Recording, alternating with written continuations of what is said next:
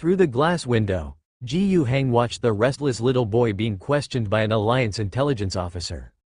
To soothe his mind, they had specifically chosen a lady for the task, who was comforting Cisne's emotions while speaking to him. Their conversation, amplified by loudspeakers, was audible to those outside. Although Cisne didn't know much, a 5 or 6-year-old child, no matter how clever, modified, or mature, could hardly summarize and extract all sorts of intelligence like a well-trained espionage agent. After all, he had lived in that city for 2 or 3 years. Many things he mentioned might seem like insignificant details, but when gathered and deduced, they might yield an important piece of intelligence. However, those were all trivial matters, the core piece of intelligence. Blackbird Heavy Industries violated the smart mechanisms ban, and Blackbird City has become a nest of smart mechanisms. Ji Yu Hang already knew this. All other matters were just details under this major piece of intelligence. Not insignificant, but Ji Yu Hang didn't need to consider them further. He could just look back at what the intelligence officer compiled. Ji Yu Hang was thinking about how to make use of this entire piece of intelligence. Lambert Hodgson, who accompanied him, also dared not to speak and disturb him.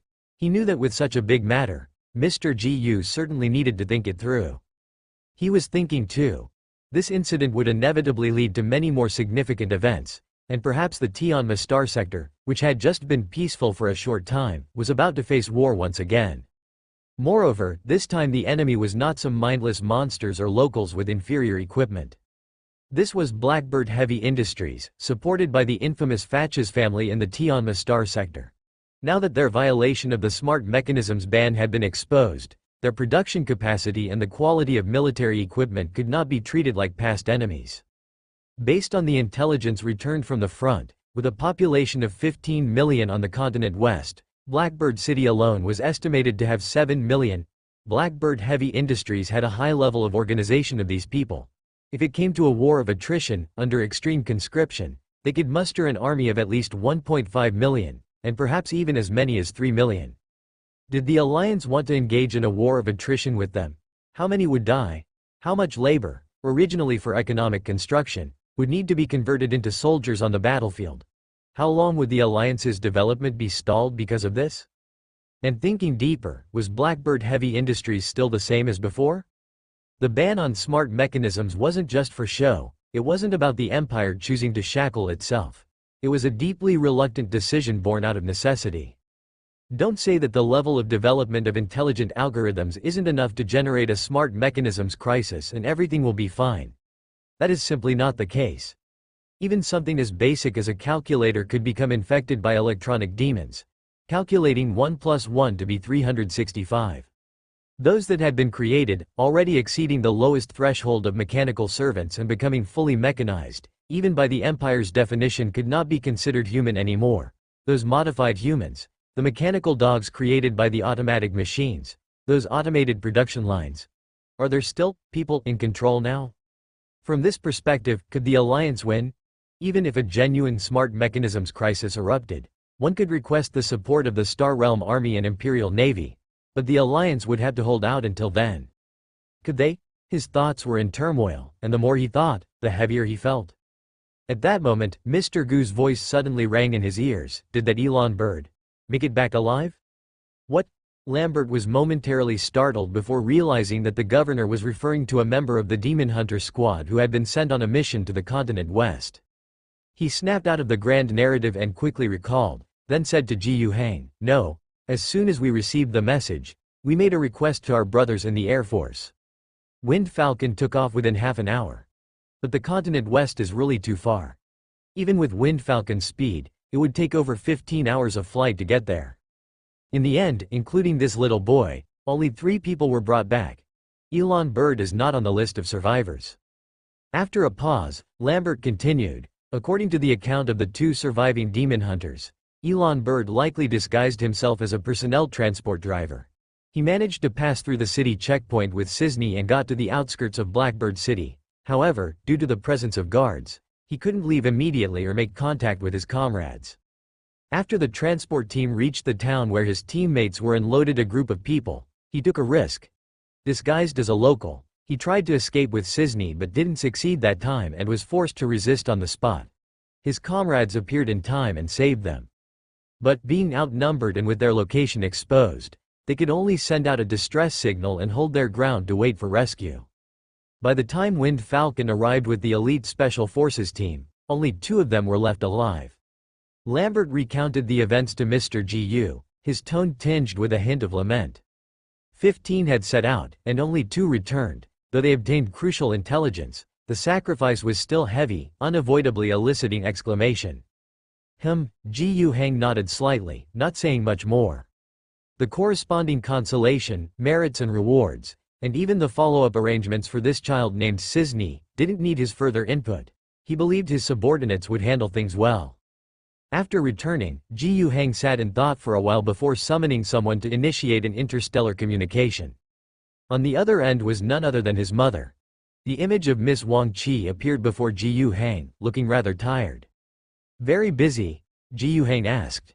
"Yes," Wang Qi nodded, without elaborating further. After the Heijian Star incident, Wang Qi lived, Gu Ming died, and Gu Hang formally became the nominal Gu clan head, but he had not yet met the most important powers of the clan, nor the most important group of power holders, the remaining 12 fleet leaders. All such matters were being managed by Wang Qi. Gu Hang was fine with this, as it had been agreed upon with his mother.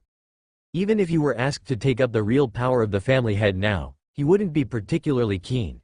His focus was solely on the actual governance and development. He had no time to manage the family's business. Although the family business was large in scale, in his view, its foundation was not solid enough and its potential for future development was limited. It was not the path he wished to follow. Moreover, he did not understand the workings of interstellar commerce. After the recent events, his perception of Wang Qi had changed. Handing everything over to his mother, he felt quite at ease. And his mother, Miss Wang Qi, was truly exhausted during this time. They won, indeed, but the victory had left a huge fissure in the Gu commercial firm. The whole firm, being franchise in nature, teetered on the verge of disbanding. The staff were unsettled, business was unstable. Eradicating Gu Ming's line completely, restoring the related business operations, appeasing the people, reconnecting the star sectors, and even the various political landscapes beyond the star sectors kept her extraordinarily busy every day. She would have liked her son to help, but he fended her off with, not understanding, not familiar. So much so that now, when Gu Hang's call came through, she did not show her lazy son any good expression, asking stiffly, "What's the matter?" Gu Hang had some understanding of his mother's current state and mentality. He was very considerate of this, and he told his mother all about the situation in Blackbird City. After hearing the news, Wang Qi's virtual image remained motionless before Gu Hang for a long while, making Gu Hang wonder if there was some problem with the signal. It took a good while before Wang Qi let out a long sigh. What is this mess? One problem after another. It took her a long while to come back to her senses. After that sigh, she forced the tiredness out of her mind and faced her son seriously, saying, "You do realize the seriousness of this, don't you?"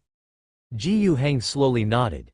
"Then let me add 2 pieces of intelligence for you," she said. Wang Qi pondered, considering her words, before speaking. "The first piece of news is from within the star sector. The situation on Coralia 3 is deteriorating. A nest capital with a population of 1 billion has fallen. Countless residents have been turned into plague zombies under dark magic, and many more have been displaced, spreading the plague everywhere.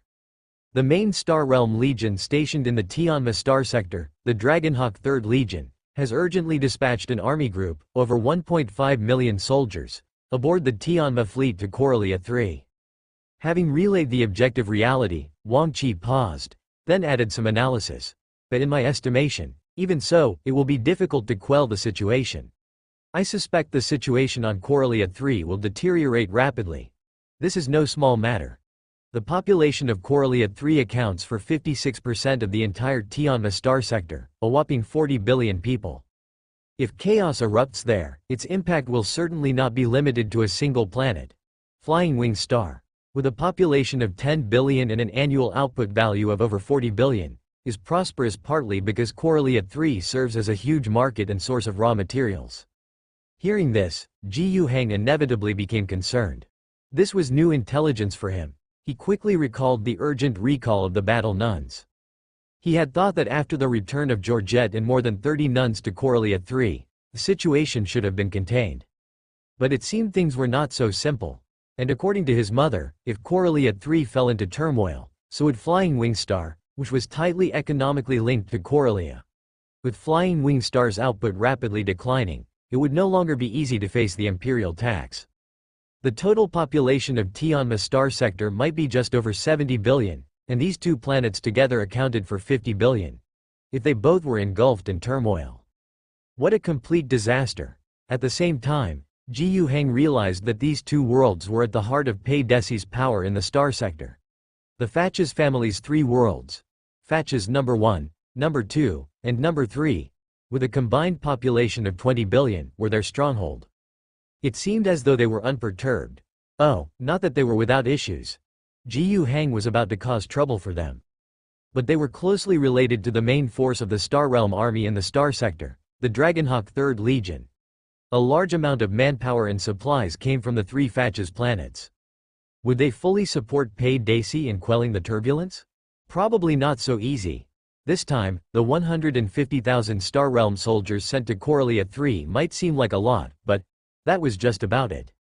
Now, Ji Yu Heng has exposed a scandal about Blackbird Heavy Industries violating the intelligence ban, which will give Pei Desi an opportunity to attack the Fatches family, and it is a very serious reason. What can Fatches do? Sever the relationship? Or, in order to clear themselves of the connection, might they declare it as Blackbird Heavy Industries independent action? On one hand, they manage relations, and on the other hand, might they react extremely vehemently, willing to promote a large-scale arrival of the Star Realm army to destroy Blackbird Heavy Industries and incidentally destroy the evidence? By the way, this also gives the Fatches family an excuse to reduce support from the Star Realm army for Coralia 3. Dark Magic Plague and Smart Mechanisms Crisis. Comparing the two, which is more severe and which is lighter, how can one say? The Dark Magic Plague could infect tens of billions of people, and if the Smart Mechanisms Crisis is ignored, there might not be much of a population on Rage Owl Star to get infected. But if the Smart Mechanisms reached a certain level of control, they would autonomously mine, produce machinery, and muster an army. This is something that humans cannot compete with, as it takes more than a decade to mature a human population. Who knows how many combat machines would come off the production lines in a single day? For now, let's not consider whether this is alarmist or not. After all, it is an argument. From this perspective, it doesn't seem like good news for the head of Pei Desi. And being involved, what should one do? The Ji Yu clan has always been an ally of Pei Desi, and Ji Yu Heng himself has benefited quite a lot. But compared to Fufana and the Pei brothers, the ties between the Ji Yu clan and Fatches have been the most relaxed, with some cooperation in recent years. It's just that last time, in order to save his mother, Ji Yu Heng promised Pei Desi to fall out with the Fatches family. Hey, if you let me hit Blackbird, wouldn't that give me a legitimate reason to fight? It might even be possible to drag the Fatches family into the fight as well. As for falling out with Fatches, the Ji Yu family's corresponding trade embargo is already in effect. Ji Yu Heng had discussed this matter with his mother before. The Ji Yu family would definitely carry out the agreement with Pei Desi. Not to mention the actual benefits, they couldn't afford to lose their political reputation. The Ji Yu clan is in business, and reputation is as important as life itself. But there were also some gray areas. It didn't make sense to completely isolate the three planets of Fatches. That's Empire World, and the Ji Yu commercial firm is a subsidiary of the Empire Commerce Guild. How can you say you won't do business when you won't do business? That would be against imperial law. This was a legal rationale that could stand up. Wang Qi had had many communications with Pei Desi, appearing to be in a difficult position. The Fatches family was complaining to a higher-level institution within the Commerce Guild, making it hard for the Ji Yu commercial firm to operate. They could only try not to violate the guild's regulations by reducing trade volume and prohibiting the circulation of certain categories of goods. This was on one hand to explain themselves to Pei Desi and on the other hand to appease Fatches by showing them their helplessness.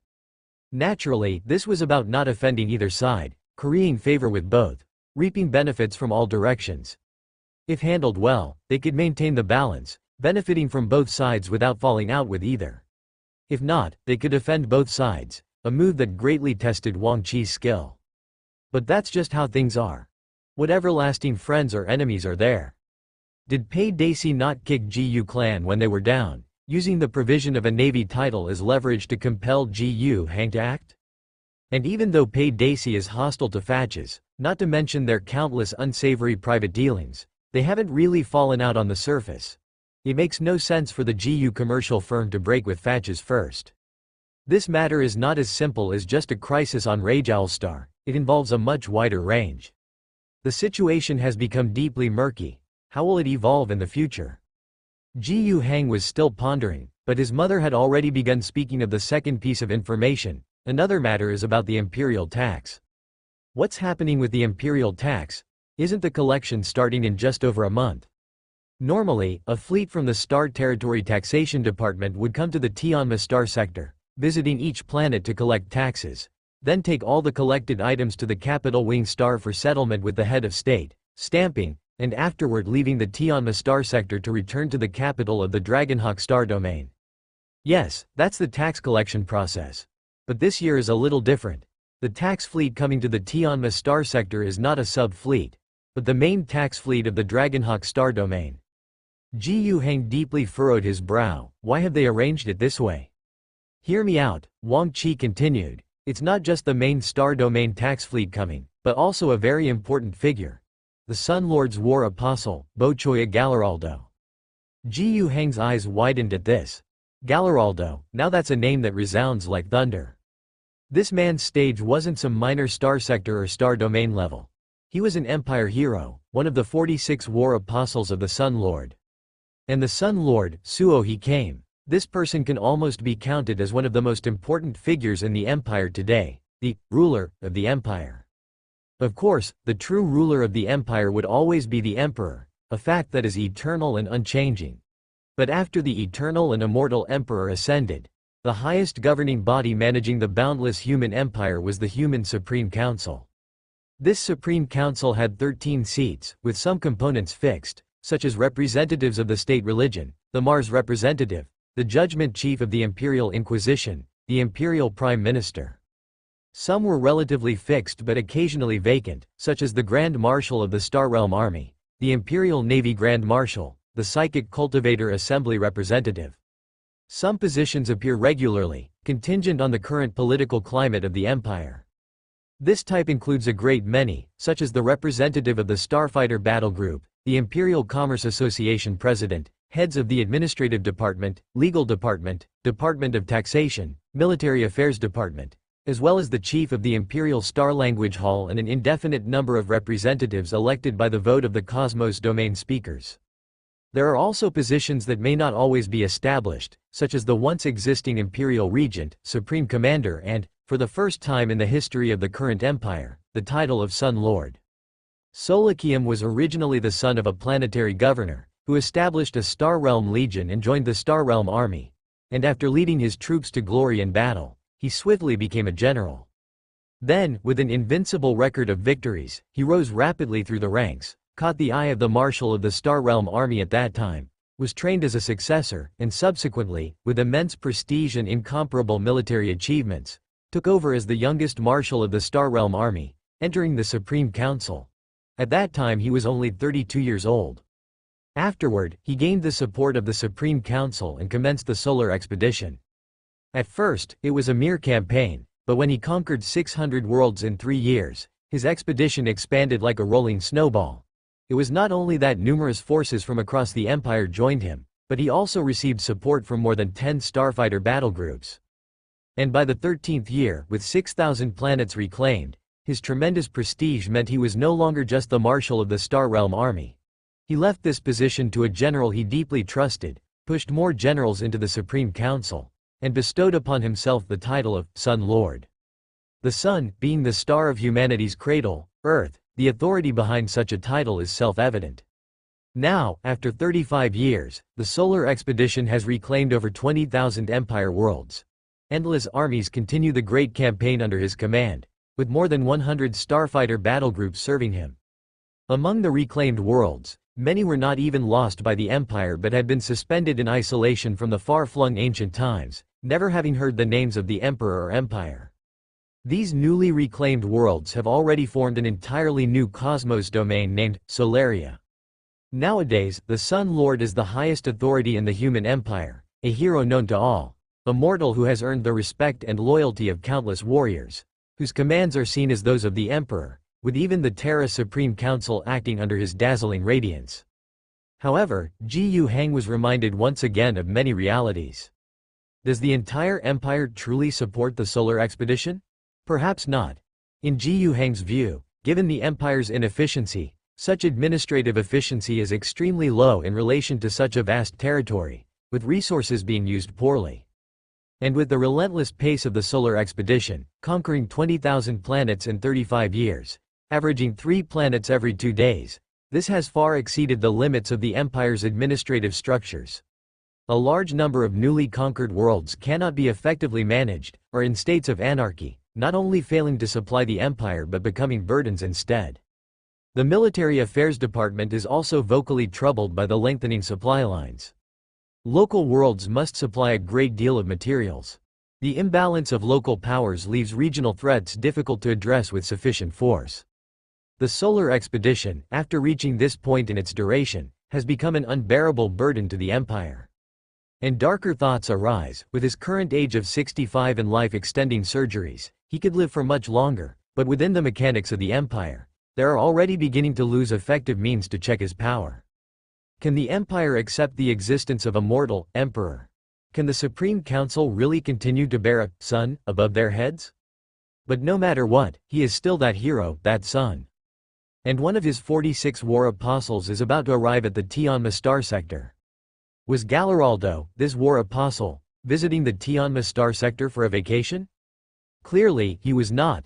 The Solar Expedition Army was in the midst of its vigorous campaign, and as one of the 46 apostles, Galaraldo was very busy.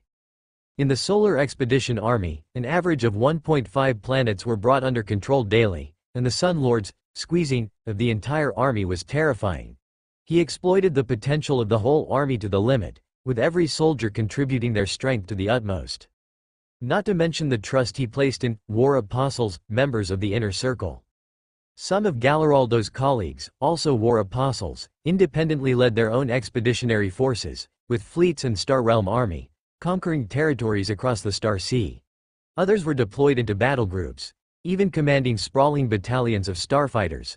Some took on additional roles like bishops of the state religion, mobilizing the church's power, especially the battle nuns, to assist the legions in combat. In the competition for honor and military achievements, apostles, marshals, and generals divided themselves into numerous branches. Upon arriving at a planet, with a grand show of force, those who surrendered were enlisted as planetary governors, and the collection of imperial taxes would follow, marking the planet as reconquered. Those who did not surrender faced orbital bombardments that lasted days, destroying military and civilian structures alike. Regardless of whether the job was done thoroughly or not, then the army would land and swiftly sweep through, appoint a planetary governor, or temporarily find an officer, even a staff officer, to assume the role. Once this was done, aside from a small contingent left to garrison, the army promptly moved on to the next battlefield. When encountering civilizations spanning multiple star systems, the conflict tended to last longer. But even against such expansive civilizations, a single space battle, a destructive assault on their capital planet, could sometimes suffice to subdue several or even a dozen worlds. Of course, there were battles that dragged on, with the enemy demonstrating particularly fierce resistance. In such cases, more troops would be summoned for reinforcement, and sometimes even nearby starfighter battle groups were called to action. With 1 or 2 battle groups, thousands of starfighters, any civilization would be flattened. Currently, the main legions branched off from the Solar Expedition Army numbered over a dozen, and there were probably hundreds of squadrons operating and fighting simultaneously. It was this kind of efficiency that fostered a rate of 3 worlds conquered every 2 days on average. And Galaraldo, as a war apostle, if he wasn't on the battlefield, what was he doing here? His duties are quite important. Gu Heng listened as his mother's voice rose, laced with a hint of a sneer. The grandeur of the Solar Expedition Army requires astronomical amounts of material support.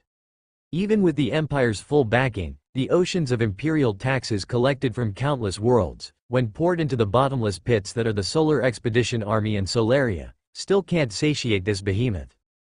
Galaraldo's duty is to secure new reinforcements for the expeditionary force beyond what is obtained from imperial taxes.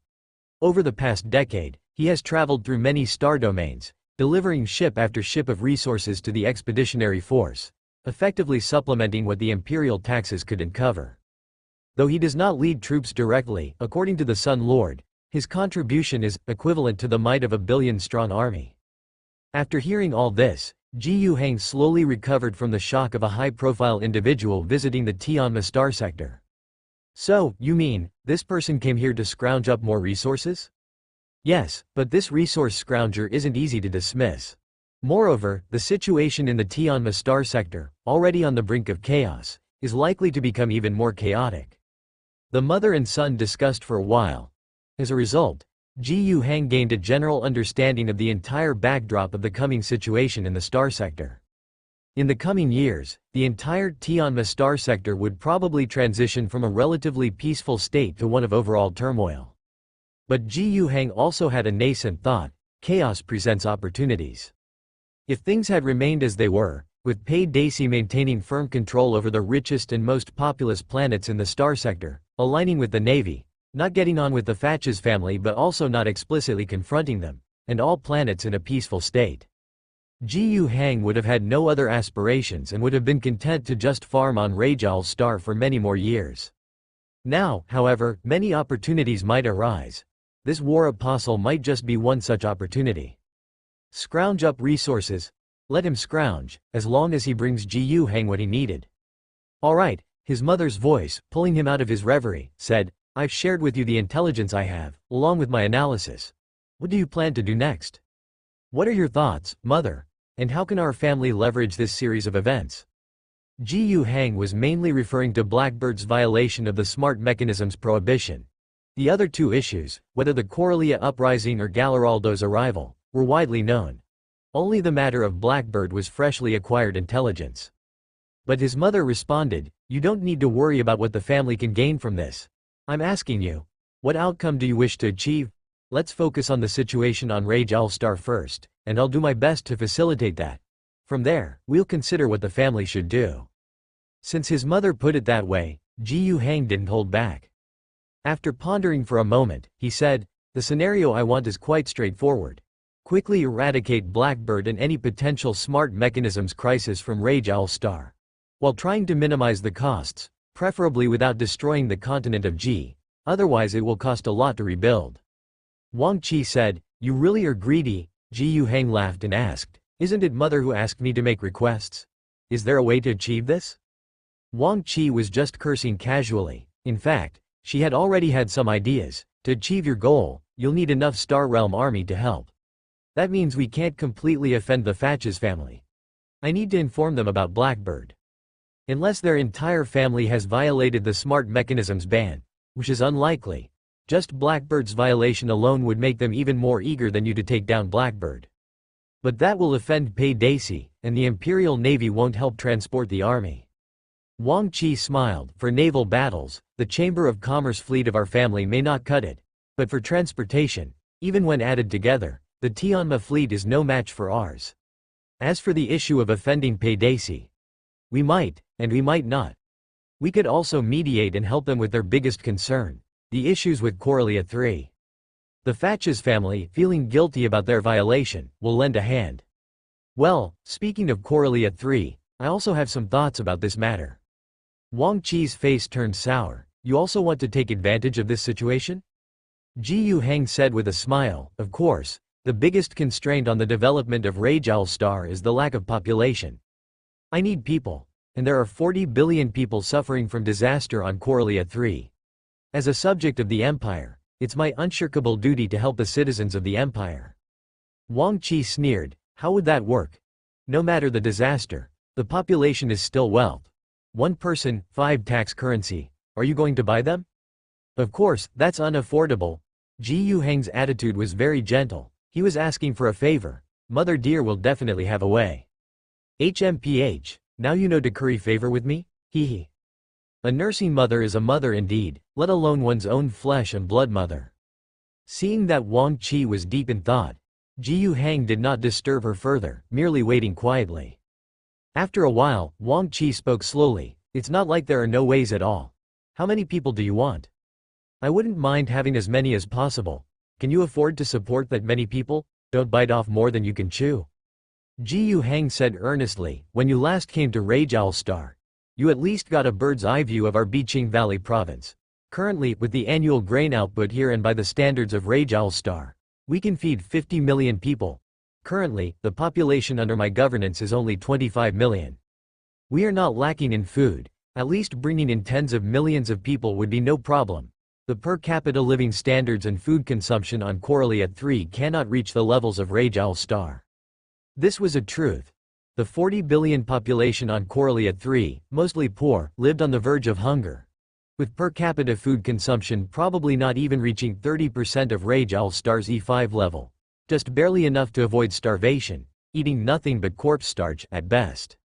The corpse starch on Rajal Star was now even used to feed livestock. In an extreme scenario, it wasn't just another 25 million that could be supported, 50 million wouldn't be a problem. Moreover, Ji Hang continued, the Biching Valley region has a vast amount of farmland yet to be developed. The reason it hasn't been developed isn't due to anything else but a lack of population, a lack of agricultural workers. If all 12 billion acres of arable land were developed, considering other aspects of food production, I could support 300 million people without any issues. You sure are capable, she said sarcastically, but actually Wang Qi knew this was praise, although she wasn't used to complimenting her son.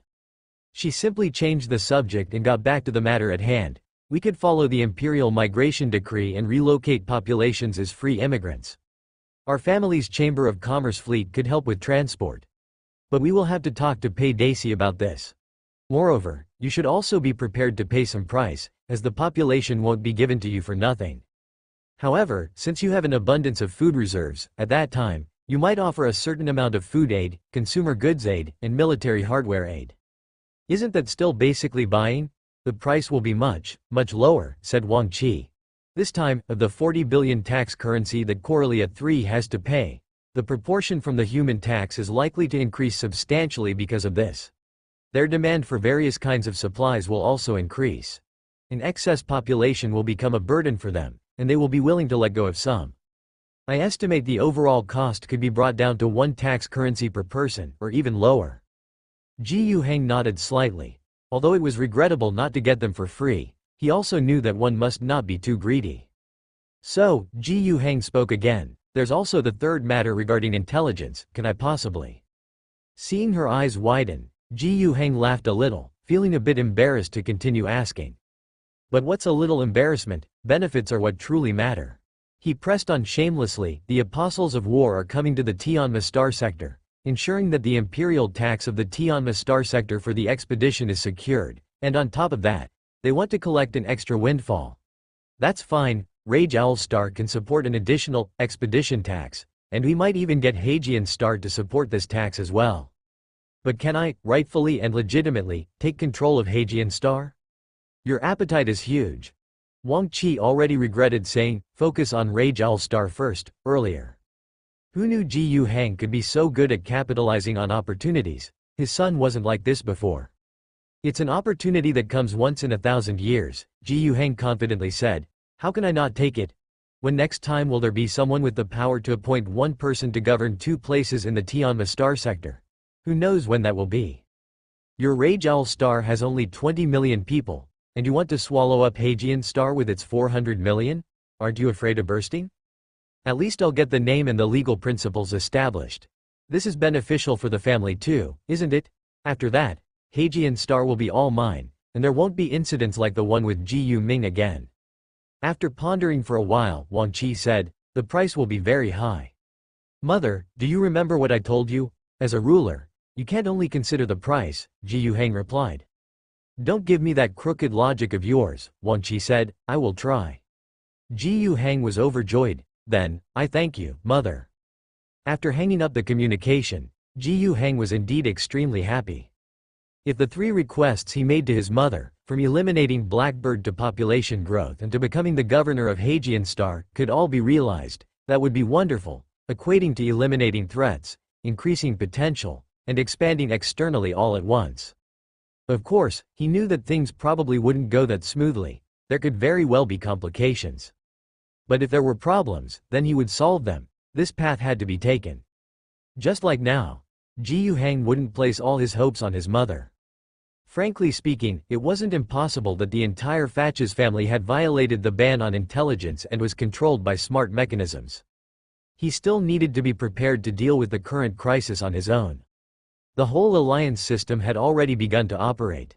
Firstly, the ambassador from Blackbird Heavy Industries stationed in the alliance had already been taken for tea by Lambert's special agents. There was no longer any talk of turning faces. The Demon Hunter squad had made quite a ruckus to the west of the mainland, and Blackbird Heavy Industries was probably prepared for this.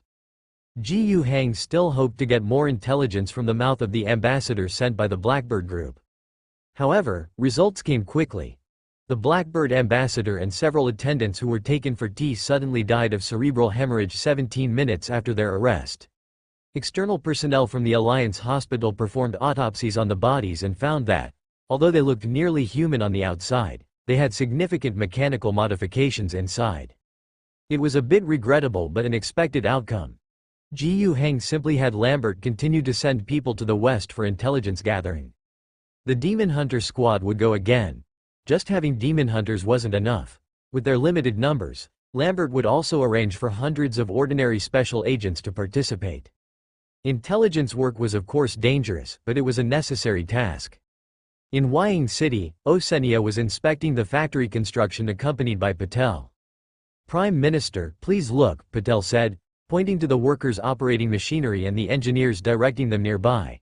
"This factory used to produce electrical appliances, and as per instructions, it is anticipated to be quickly converted for the production of electrical components for the Lion tank."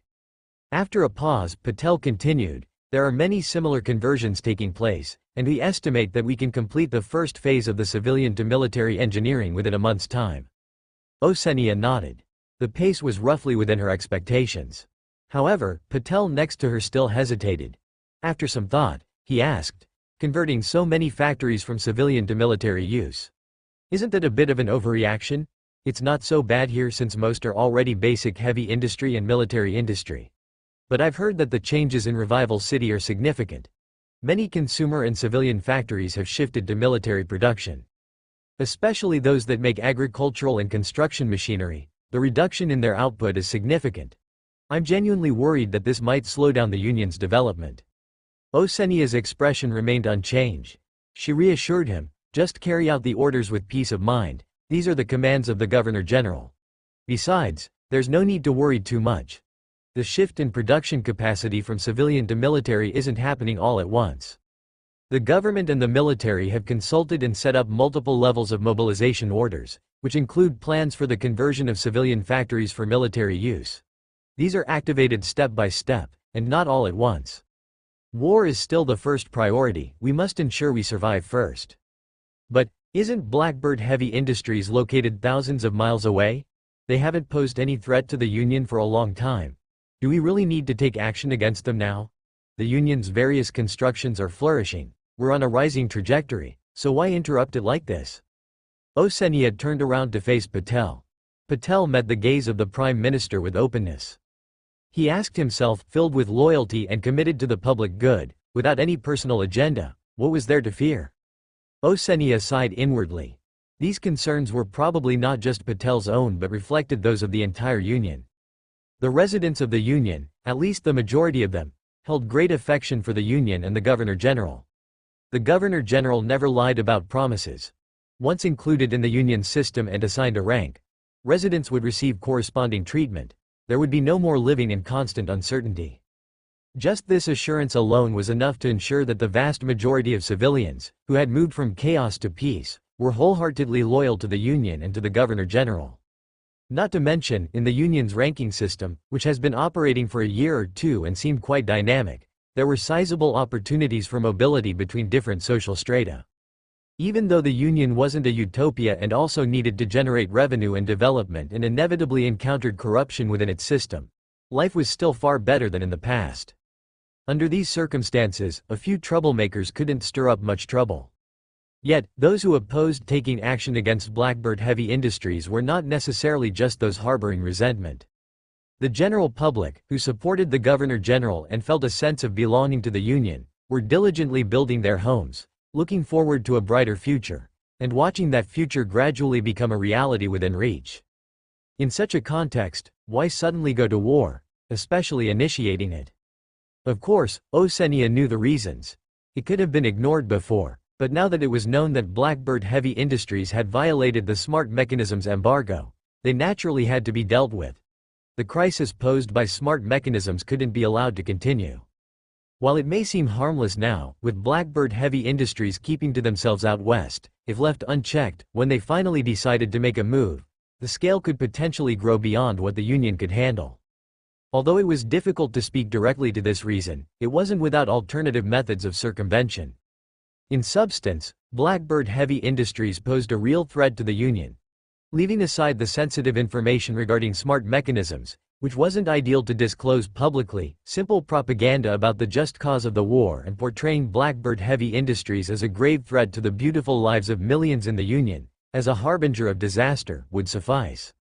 In fact, related foreign propaganda efforts were already underway when the decision was made. But looking at it now, it seemed the efforts weren't sufficient, as even a high-ranking official like Patel wasn't convinced. While verbally reassuring Patel and encouraging him to focus on his duties, Osenia also made a mental note.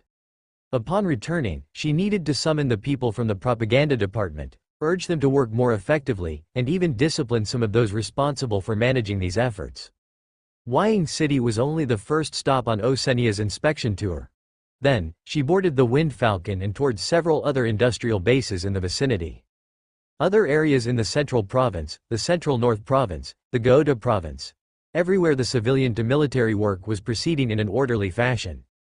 The scale wasn't very large, but this was a dress rehearsal. The time for full mobilization of war potential hadn't come yet, just as Patel had said. As the Union's Prime Minister, Osenia did not wish to disrupt the Union's current booming development trend too much because of a war. However, the alliance must possess this capability for mobilization. Currently under a Level 2 mobilization order, it should not significantly impact residents' lives. Corresponding welfare and allowances will not be cut. The consumer goods market and the food industry market will be affected to some extent, but not severely, with a lesser variety available. Yet, moving to the next tier with a Level 1 mobilization order, maintaining an unaffected state would become challenging. At that point, there would likely be a significant drafting of troops. A wartime economy would be initiated, cutting welfare and allowances. And civilian factories would be further converted into military ones. With a total mobilization order, it would be as if the entire alliance was deploying all its strength in response to war. All population, all production and living, would revolve around the war.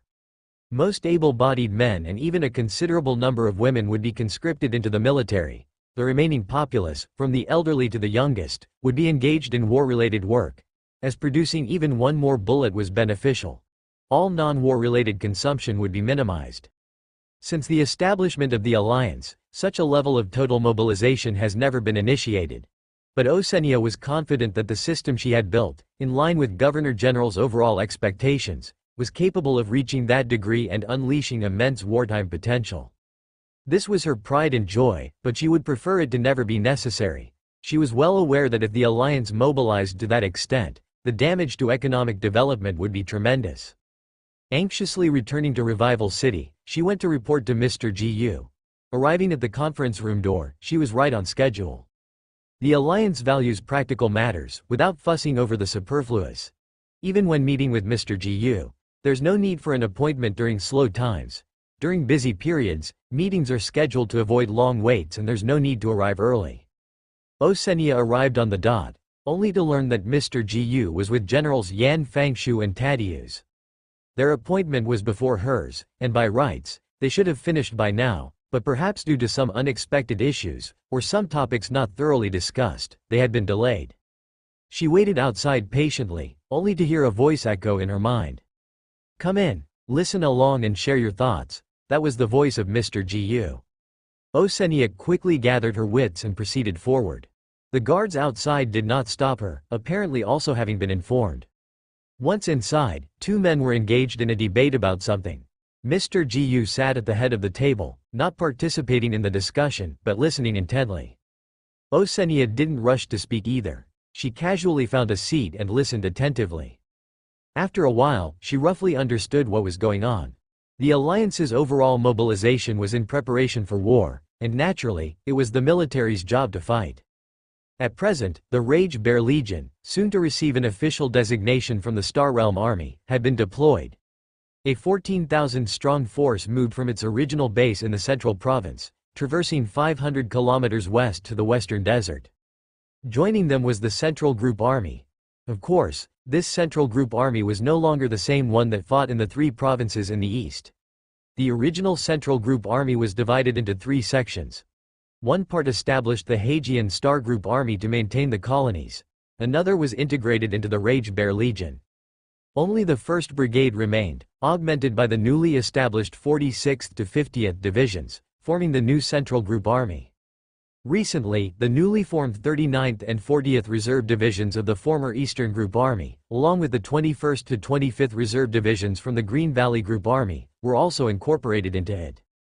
As a result, the current Central Group Army also consisted of 13 divisions, totaling 100,000 troops. Combining these two corps equaled 250,000 troops. This represented the alliance's main maneuverable force, available without initiating further mobilization and without affecting the defense of each region itself. Meanwhile, the new recruit camps across the alliance had recruited around 100,000 people in total. They were in training and would supplement the frontline troops in accordance with the progress and needs of the war, ensuring that the two Western armies would always have ample personnel. These new recruits were the result of the mobilization order, which Osenia was aware of. Although conscription wasn't under her jurisdiction and belonged to Tadeusz's military administration's draft office, it still required close cooperation with local governments. Under the second-level mobilization order, the number of reserve forces would continue to increase. It was estimated that the military personnel pool could reach 5% of the total population, which meant about 1.25 million people. Aside from the more than 400,000 already in service and the 100,000 in new recruit camps, there was still recruitment space for approximately 700,000 more. If that wasn't enough, it might be necessary to issue a first-level mobilization order, which would raise the total number of people mobilized to 10%. And if that was still insufficient, reaching the point of an alliance-wide mobilization order, the ceiling could go up to 20% of the population, but that would be quite exaggerated. The strategic goal of the 250,000-strong legion gathering in the west during the first phase was the West Desert region. It wasn't about occupying the entire vast western desert, for that was too large. Scattering 200,000 people across it would be like sprinkling water on a desert, meaningless. The main objective was still to control the oasis in the eastern part of the West Desert region that already had more contact with the Alliance and, especially, to secure control of the main thoroughfare that ran across the Western Desert straight to the Western continent. This main thoroughfare was likely a remnant from the pre-war era, originally a solidly paved road. However, due to environmental changes, warfare, and the collapse of the unified government, this thoroughfare was in particularly poor condition without maintenance. It was barely passable thanks to the self-maintenance efforts of itinerant traders and the oases along the way. Most crucially, there was nowhere else to go if not through here. All sorts of heavy equipment and vehicles, although possessing excellent off-road capabilities, crossing 10,000 kilometers of wilderness to embark on an expedition to the west, would still be too much. This barely usable highway not only needed to be occupied but also required engineered troops to further repair and maintain it. At the moment, the troops were not far from the Western Desert. The point of contention between Yan Fangshu, the Major General Commander, and Tadeusz, the military governor, was how to deal with the many oasis powers in the Western Desert. There was no unified government in the Western Desert. Each oasis and the plantation factories beneath them were like independent city-states, with their own political systems and armed forces. Coming from a military perspective, Yan Fangshu did not wish to conquer through sheer force alone, as this would heavily burden his troops, making it difficult to complete the task of pushing the front to the central region of the Western Desert and establishing the main defense line within a month and a half. His troops would spend a lot of time and effort suppressing resisting forces. He would rather see diplomatic measures employed as long as the oases on the eastern side caused no trouble. Tadeusz, on the other hand, was concerned about the uncertainties regarding the plantation factories beneath those oases. A lengthy supply line with too many third-party forces possessing their own military might along the way was extremely dangerous. Both had valid points. Of course, their disagreement wasn't particularly fierce, as no one was a fool. Both understood that the other's concerns were justified, and they were constantly discussing possible solutions. They discussed a range of topics, from the intensity of diplomatic measures to how to deal with local armed forces, which strategic points along the way definitely needed to be secured for safety, which could be left for later, and how to arrange troop defenses and suppression. Osenia listened and noted many things. She also came to understand why Mr. Gu had wanted her to listen in. The Alliance Foreign Affairs Department was a relatively independent institution outside of the government, and it had not been given much attention. There hadn't been much need for diplomacy until now. Conversely, the Alliance Commerce Department under Osenia had more capacity to play a role in this area. She slowly joined the discussion, mainly contributing to discourse about the political attitudes of the oases and their relationship with the alliance, as well as potential starting points for engagement. During the discussion, a plan gradually took shape. Throughout the process, Gu Heng seldom spoke, only making decisive judgments when matters were left unresolved. This was precisely the situation that Gu Heng desired.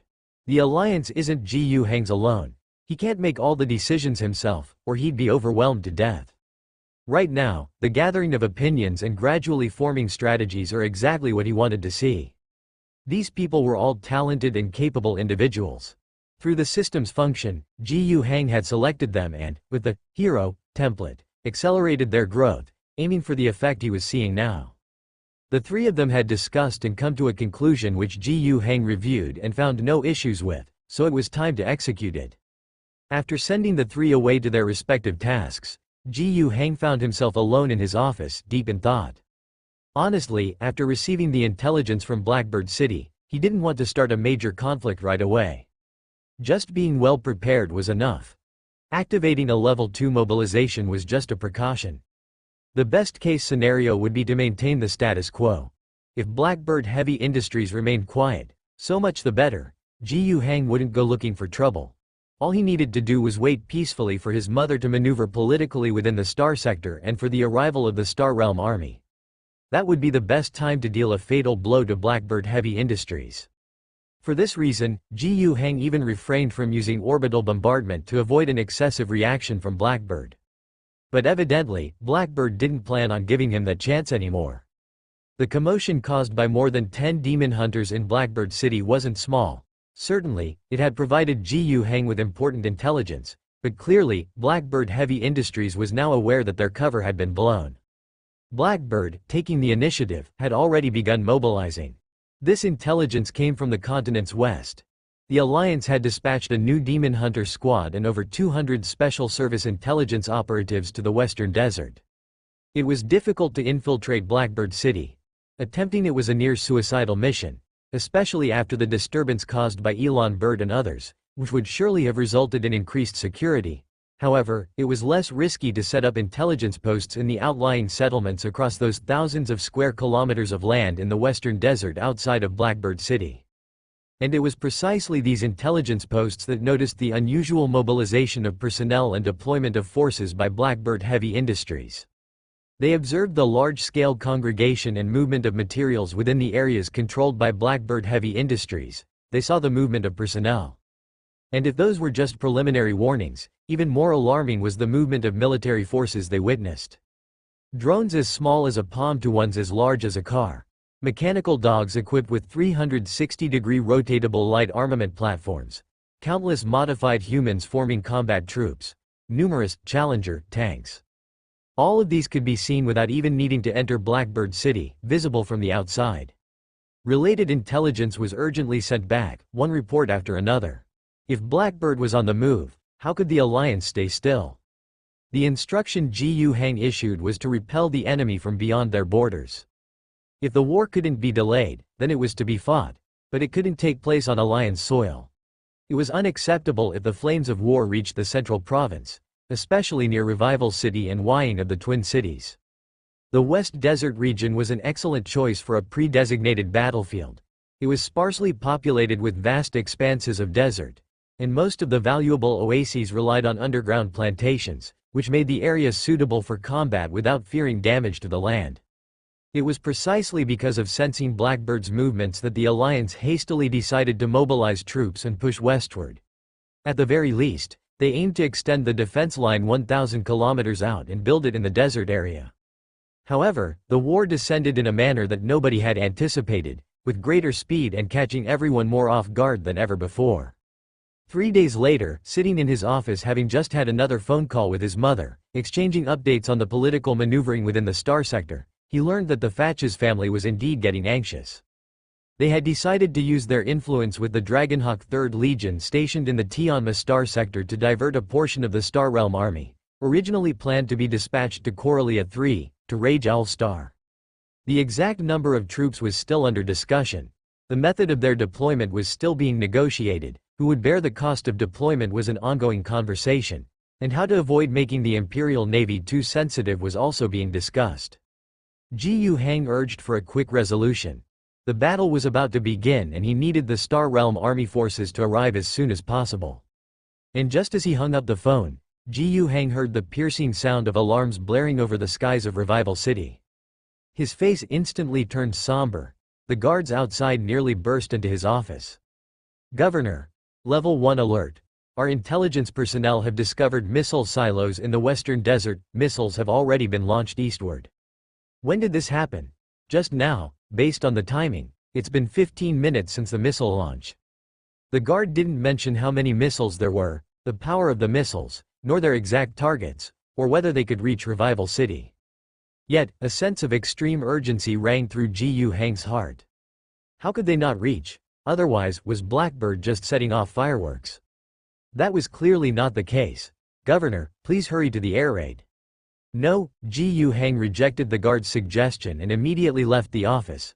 Harnessing his spiritual energy, he levitated and soared into the air, gazing westward with keen eyes. He didn't need to hide in an air raid shelter, the missiles wouldn't claim his life. But for the residents of the Alliance and the Alliance's factories, it was a different story.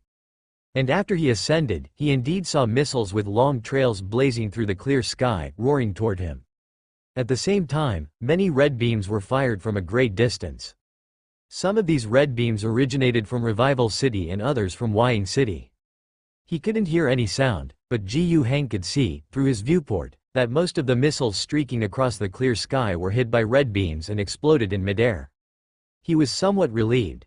These red beams came from the reflector laser cannon, which is essentially an anti-aircraft weapon. Its most common uses are twofold. Placed on the ground for air defense and long-range anti-orbital bombing. And on starships, to blast approaching landing craft, incoming live munition firepower, and counter-collide with energy attacks from enemy ships. Even if they couldn't intercept all, they could reduce the power of the enemy's energy attacks. Originally, Ji Hang had acquired the technology for the reflector. The Alliance also had sufficient resources and prerequisite technologies to produce them on a large scale. But earlier on, the Alliance didn't have a strong demand for reflectors. On one hand, the Alliance didn't have starships, so there wasn't a need to produce hundreds of reflectors for starships all the time. On the other hand, the enemies the Alliance had encountered up until then didn't have any notable air force, so there was little need for air defense firepower. Most of the produced reflectors were castrated versions, with reduced size, power, and energy consumption, and were placed on Lion tanks as main or secondary armaments. Featuring a full suite including radar, interception, servo-skull computational recognition systems, and precision interception firepower, the production numbers for the complete reflector systems were indeed not many. It was only through the use of black boxes, which guaranteed the production of a complete set each time, that some were made. The mass production lines set up by the Alliance produced very few of these full system suits. These produced air defense systems were mainly installed in Revival City and Wying City. And at this very moment, such deployment played a tremendous role.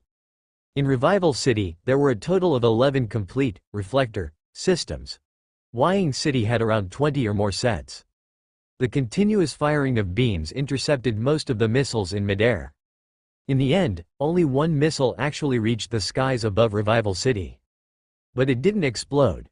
With a wave of his hand, Ji Hang used his spiritual energy to capture it, crushing it into scrap metal in midair. But his expression remained extremely grave. Revival City here may have just had a false alarm, but What about the other places? Wying City didn't have a top-tier spiritual energy user like Gu Hang to perform this final line of defense. Although the number of reflector systems was more than double that of Revival City, could they intercept all the missiles? The situation in Wying City was still manageable, at least with its 20-plus reflector systems. But what about other places in the Alliance? The front lines, where the main forces of the Alliance were assembling and acting, what about them? But worrying now was useless. After confirming that no more missiles were coming from the horizon, Gu Hang slowly descended and returned to his office. Then, relevant intelligence started to pile up in his office like snowflakes. The first to report were the air defense systems of Revival City and Wying City. These systems detected 45 incoming missiles, 15 aimed at Revival City and 30 at Wying City. Revival City intercepted 14, with one unknown, crushed by Gu Hang. Wying City, on the other hand, intercepted 29, with one exploding in a factory, destroying a production line for alloyed plastic steel, killing 7 people and injuring more than 30. All the injured had been sent to the hospital, and the damaged factory had already been scheduled for emergency repairs. The second piece of intelligence came from the troops assembling on the front line. At least 50 missiles launched an attack on them. But the frontline troops had their own air defense firepower. In the 5th generation Walker series armored vehicle that Gu Hang had previously allocated, although the most produced were the Forwarder armored transport vehicle and the Strider infantry fighting vehicle, there was also the Defender series of anti-aircraft combat vehicles in this series.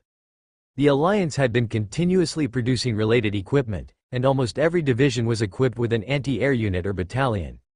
These field air defense vehicles were equipped with actual anti-aircraft guns, which were not as accurate as the reflector, nor did they have servo skulls for assistive calculations, significantly reducing interception efficiency.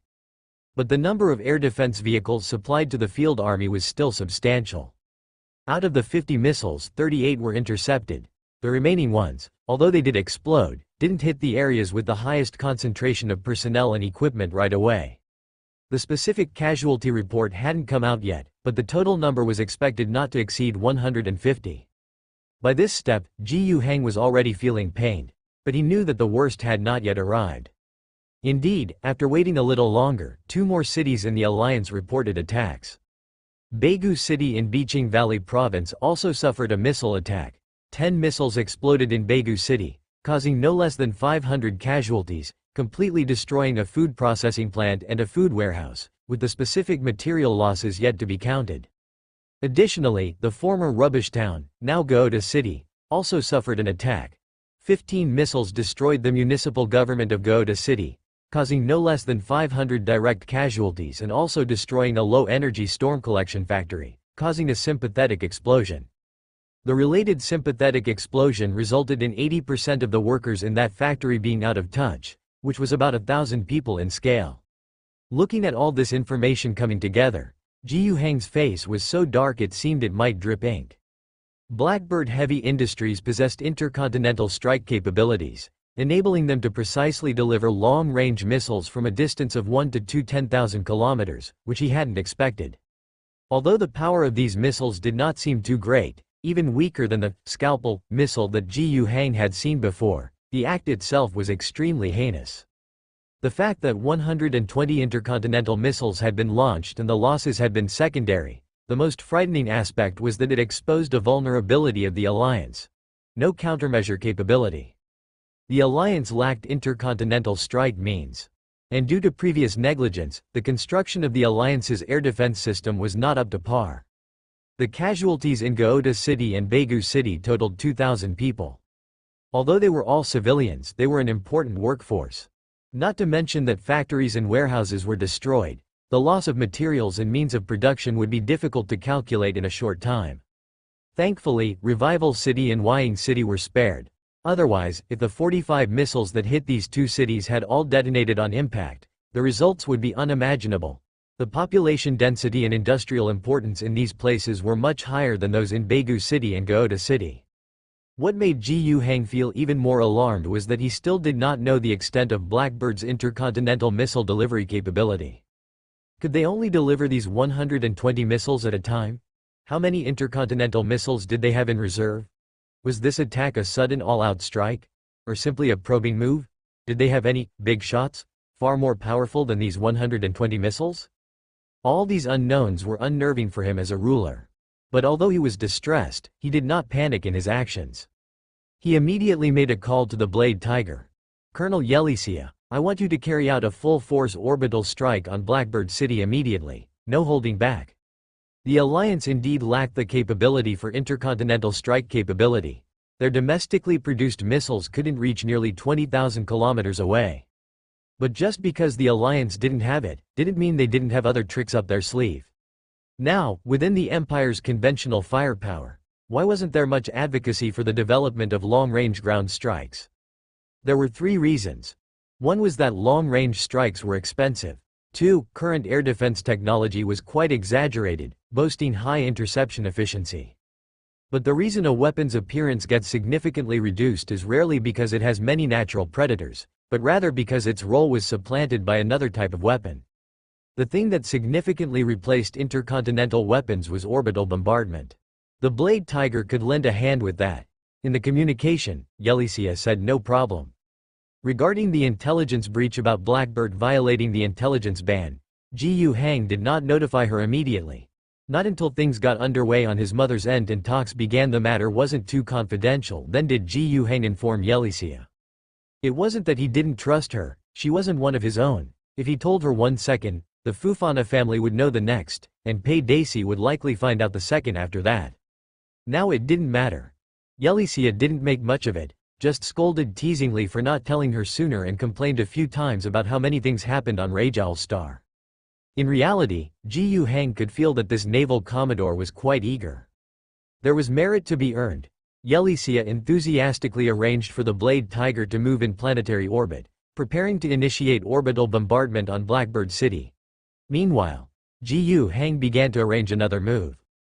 Before Blackbird Heavy Industries launched the missile attack, the Alliance had received a warning from an intelligence agent at the front. Although the warning came a bit late and didn't serve as a pre-warning, as the missiles arrived shortly after, Ji Hang didn't forget what they mentioned. Missile silos detected. Since that was the case, it was time for tit for tat. True, the Alliance lacked the means for intercontinental strikes and couldn't directly bombard the missile silos. Blade Tiger's target was also Blackbird City, not the missile bases specifically. But the Alliance had other means.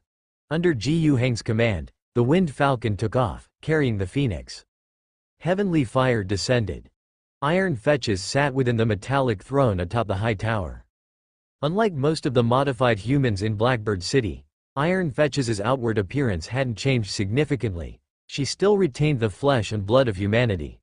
Only her deep blue eyes twinkled with an inhuman electric light. Atop the mechanical tower, connected to the observation monitor at the top, her viewpoint elevated and extended. In her gaze, a strike from beyond the planet's atmosphere descended from the heavens. The equipment on the escort ship consisted of the all-firepower versions of Reflector and Defender. This was an entirely different concept from the anti-air reflector produced by the Alliance or the laser cannons mounted on tanks. While the technology was the same, the power and intensity were more than tenfold. The force of the Scalpel missile was also several times more ferocious than those launched by Blackbird Heavy Industries that had attacked the Alliance's intercontinental missiles. These weapons were hurling towards Blackbird City without holding back. A layer of azure light appeared over the skies of Blackbird City. This was a massive energy shield generator, and the first wave of strikes from space was stalled. The second volley met the same fate. The shield generator flickered but did not turn red. The shield generators equipped in Blackbird City were strong on their own, and simple bombardment from S-grade ships couldn't easily shatter them. However, this was after all a situation of passively taking hits. Blackbird City lacked adequate anti-orbital firepower to directly attack from the ground to space. There were some orbital air defense installations, but they were insufficient to intercept every round of bombardment from the Blade Tiger. What made matters worse was that although the shield generators of Blackbird City weren't small, they couldn't cover the entire city. They shielded only about half of the city's area, barely managing to cover the core district, but many peripheral areas remained unprotected. The Blade Tiger above sensed this too. After 2 rounds of ineffective bombardment, they changed tactics, beginning to target the areas outside of the energy shield's coverage. Soon, apart from the central district, the peripheries of Blackbird City began to blossom with explosions, and flames shot into the sky.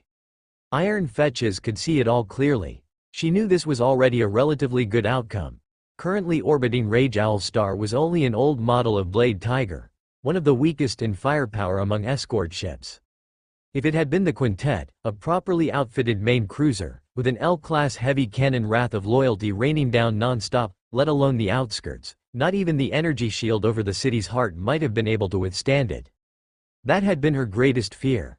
Within the family, she was an overlooked member. She had no outstanding abilities, nor a particularly valued position. 6 years ago, a freshly adult Iron had just taken a job in the government of Fetches 2, where she worked decently and without mistakes for 3 years. Just as she began to wonder if her life would simply pass by on Fetches 2, no different from any other ordinary member of the family, an opportunity presented itself to her. The family was recruiting someone to head Blackbird Heavy Industries at Rage Owl Star. The previous manager had retired, and the family needed a direct descendant to take over the operations there. What was Rage Owl Star like 3 years ago?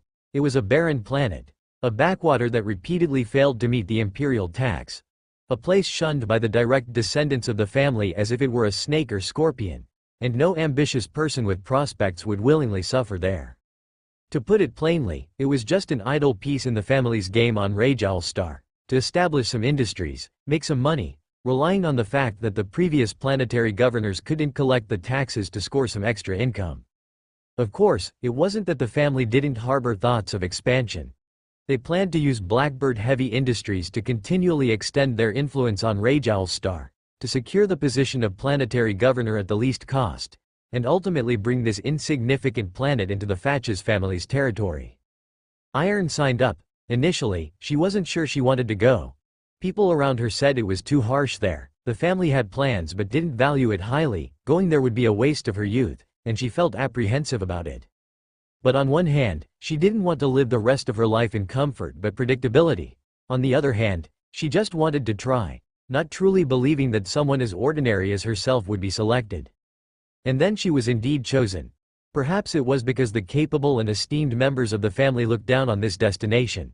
Yet she was a Fetches by blood, and her past record was one of honest and obedient service.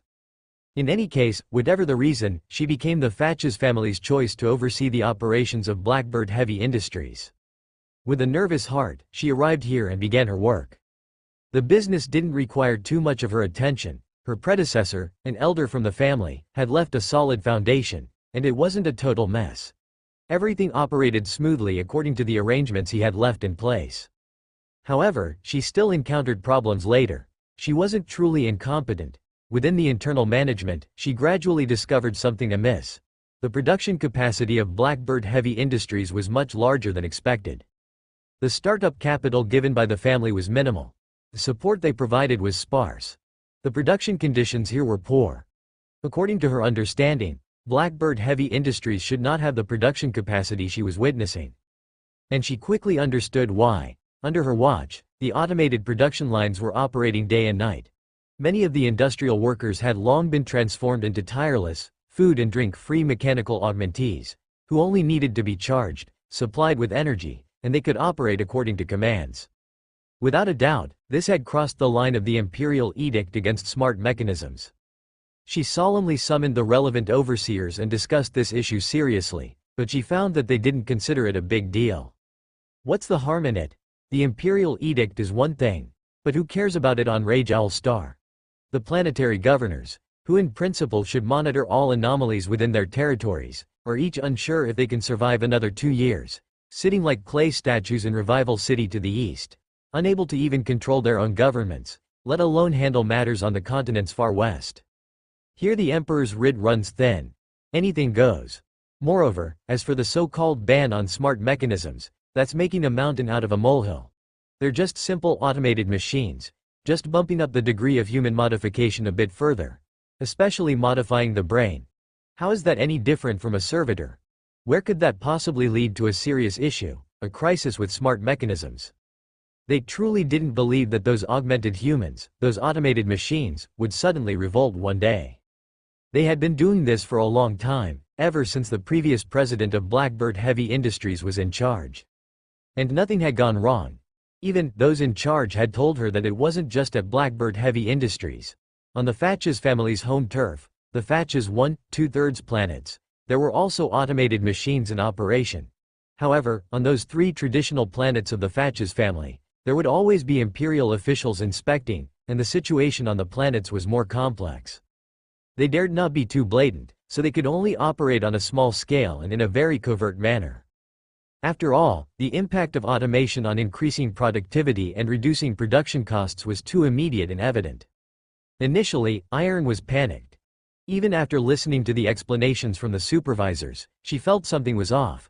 She was afraid that the events she'd read about in history books and some legendary tales would befall her one day. Imperial wrath descending from the heavens, burning away all traitors, and she, herself, would be that imperial traitor. But she dared not put a stop to it all. She could see that the specific officers in charge would not agree easily. She felt that if the violations were reported to the family, she, as the person in charge, would be the one to ultimately take the blame and be ostracized by the family. The production quotas set by the family, the expansion targets, they couldn't possibly be met without strong production capabilities behind them. Even the control over the entire Western continent might not be maintained. She consented to it all, only asking that they not delve deeper. Then, during an inspection, she accidentally fell from a height of 2 stories, sustaining a comminuted fracture of her left foot, making recovery difficult, so she accepted the mechanical augmentation of her left foot. This was a common occurrence. In many parts of the empire, similar mechanical augmentations took place, and as long as the brain wasn't altered, there shouldn't be much of a problem. After the augmentation was completed, her mechanical left foot, although very useful, sometimes gave her the vague feeling that it had its own consciousness. In the time that followed, she began to see some cold illusions before her eyes. She found her logical thinking ability had become extremely strong, but as a consequence, she began to feel she was slowly losing some human emotions, becoming more and more indifferent. One day, a year ago, she felt that she was about to be driven mad, yet her emotions remained strangely calm. She picked up a knife and cut open the flesh at the juncture where her left calf connected to the machine, only to see the upper part of her limb that should have been her own, that should not have been altered, and, beneath the flesh where there should have been white bone, there was a dark gray metallic substance. She should have been shocked, terrified, but she wasn't. She just calmly cut open the flesh on her arms, which, by all accounts, should show no trace of modification, to see that inside were still metallic bones. Then she broke her left hand, and inside the skeleton, there were mechanical structures, cables. In her mind, knowledge that shouldn't have belonged to her surfaced, giving her a clear understanding that these cables and mechanical structures were what supported her body's operation. The modifications to her body had not stopped for a moment over the past 2 years, starting with her left foot, gradually replacing her bones, the structure of her blood. Now, she might still appear outwardly indistinguishable from a normal human, but in essence, she had become another species. But Iron Fatches wasn't panicked. She just calmly repaired her broken arm, watched as the falsely fleshy exterior regenerated completely, and went back to whatever she was doing. She had heard that a new planetary governor had arrived from the east, who had even sent envoys. After learning about the various deeds he had done on the planet, she began to make some additional preparations silently. Building intercontinental missile silos, constructing shield generators, adjusting the production capacity of Blackbird Heavy Industries from producing products required by the Fatches family to producing military goods, increasing the number of augmented humans. She was preparing for a future that her logical mind deemed inevitable, and now, that future had arrived. Iron Fatches knew that she couldn't possibly stay hidden in the Western continent forever, and quietly develop according to her past plans, slowly building up force before sweeping across the entire planet. The new governor was different from all his predecessors. He rapidly unified the entire eastern side of the continent and turned what was once a nominal alliance back into a tangible entity. And even went a step further. The so-called alliance was in name only. Its unification bore no resemblance to an alliance. It was essentially a highly efficient centralized government. And with the governor's actions in the eastern part of the continent, it wouldn't be long before he reached out his claws. She was prepared, just hoping that it would happen as late as possible. The later, the stronger the forces she could accumulate. The leaking of intelligence was inevitable. Blackbird City was airtight but not a completely enclosed space. As long as there were material and personnel exchanges with the outside world, the leakage of the city's situation was unavoidable. She also knew that she could not win. If she only had to deal with Jiyu Hang and the 25 million humans gathered on the eastern continent, it might still be manageable.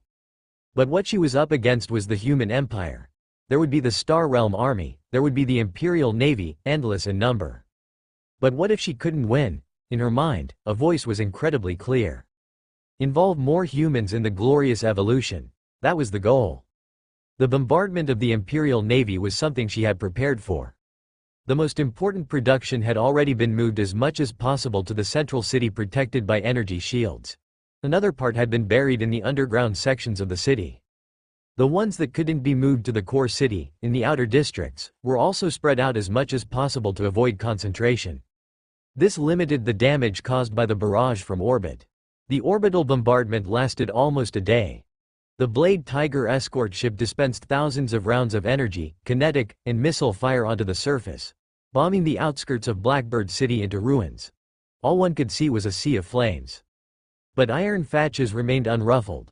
Her cold eyes flickered with electricity. Her brain, now adapted to instruction plus logic thinking mode, coldly calculated the losses.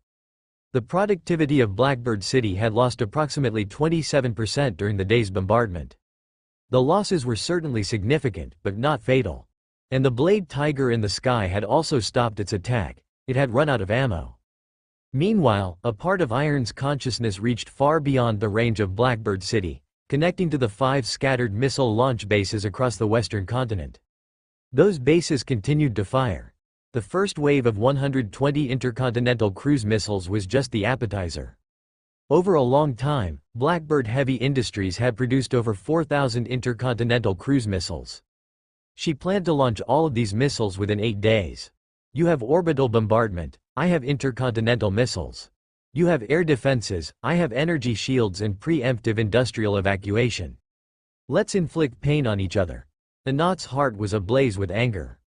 Before departing, he and his battle brothers were in the Phoenix Monastery, engaging in routine training and prayer. He saw with his own eyes the roaring intercontinental missiles barreling toward Wying City and Revival City. Although most of the first wave was intercepted, there was almost a frequency of 4 missile volleys every hour as Blackbird Heavy Industries continued to launch attacks on the Alliance. The main targets were the large cities, especially Revival City and Wying City, the political and industrial hubs. The Alliance's air defense system, the never-before-used air defense, reflectors, had never been as busy as now. Crazy beams of light shot into the sky, blowing up the missiles mid-flight, but there were always some that slipped through. He was very worried about his parents. Though, after becoming an angel of the Emperor and Governor, he hadn't yet visited his parents who had fled from the Green Valley region. The old veterans in the warband always cautioned them to cut the emotional ties and concerns from their time as mortals. They had given themselves wholly, becoming death angels, and should no longer harbor the emotions and thoughts of ordinary people. Anat told himself the same, but he soon realized there was no need to be so extreme. His mission was to bring destruction to the Empire's enemies, to the Alliance's enemies, to protect humanity, the Empire, and the Alliance. His parents were certainly subjects of the Empire, citizens of the Alliance, and there was no conflict between the two. The threat to his family from the missiles flying in from the west, as well as the damage they caused to the Alliance, were completely aligned, even overlapping. This stoked the flames of his fury.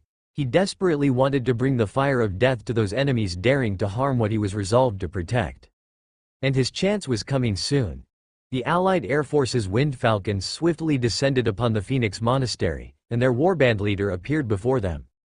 No pre-battle mobilization was needed, not a single extra word had to be spoken, just a simple command, and the interstellar warriors boarded their respective rapid assault crafts. The reason mobilization wasn't necessary was that the old soldiers didn't need to be told. As for the new recruits, all conscripted from the Rage Owlstar Alliance, no one needed to fuel their rage toward enemies daring to harm their homeland. Rather, it had to be slightly tempered to prevent the warriors from acting impulsively. All the interstellar warriors were divided into 5 squads. In fact, the current Phoenix battle group had well over 50 members. However, among them, quite a few had their superhuman organs still maturing. Additionally, another group had matured organs but no sufficient power armor to wear. In the end, those who donned power armor and were truly of use numbered only 27. Commander Mattins, Priest Rizzo, and 2 other veterans each led a team of 5 to a location, with the mission objective of destroying the missile silos there. The squads with veterans at the helm were not a concern, but that left only 4 old-timers, including Commander Mattins and Priest Rizzo, making it impossible to spare a 5th person to lead a team.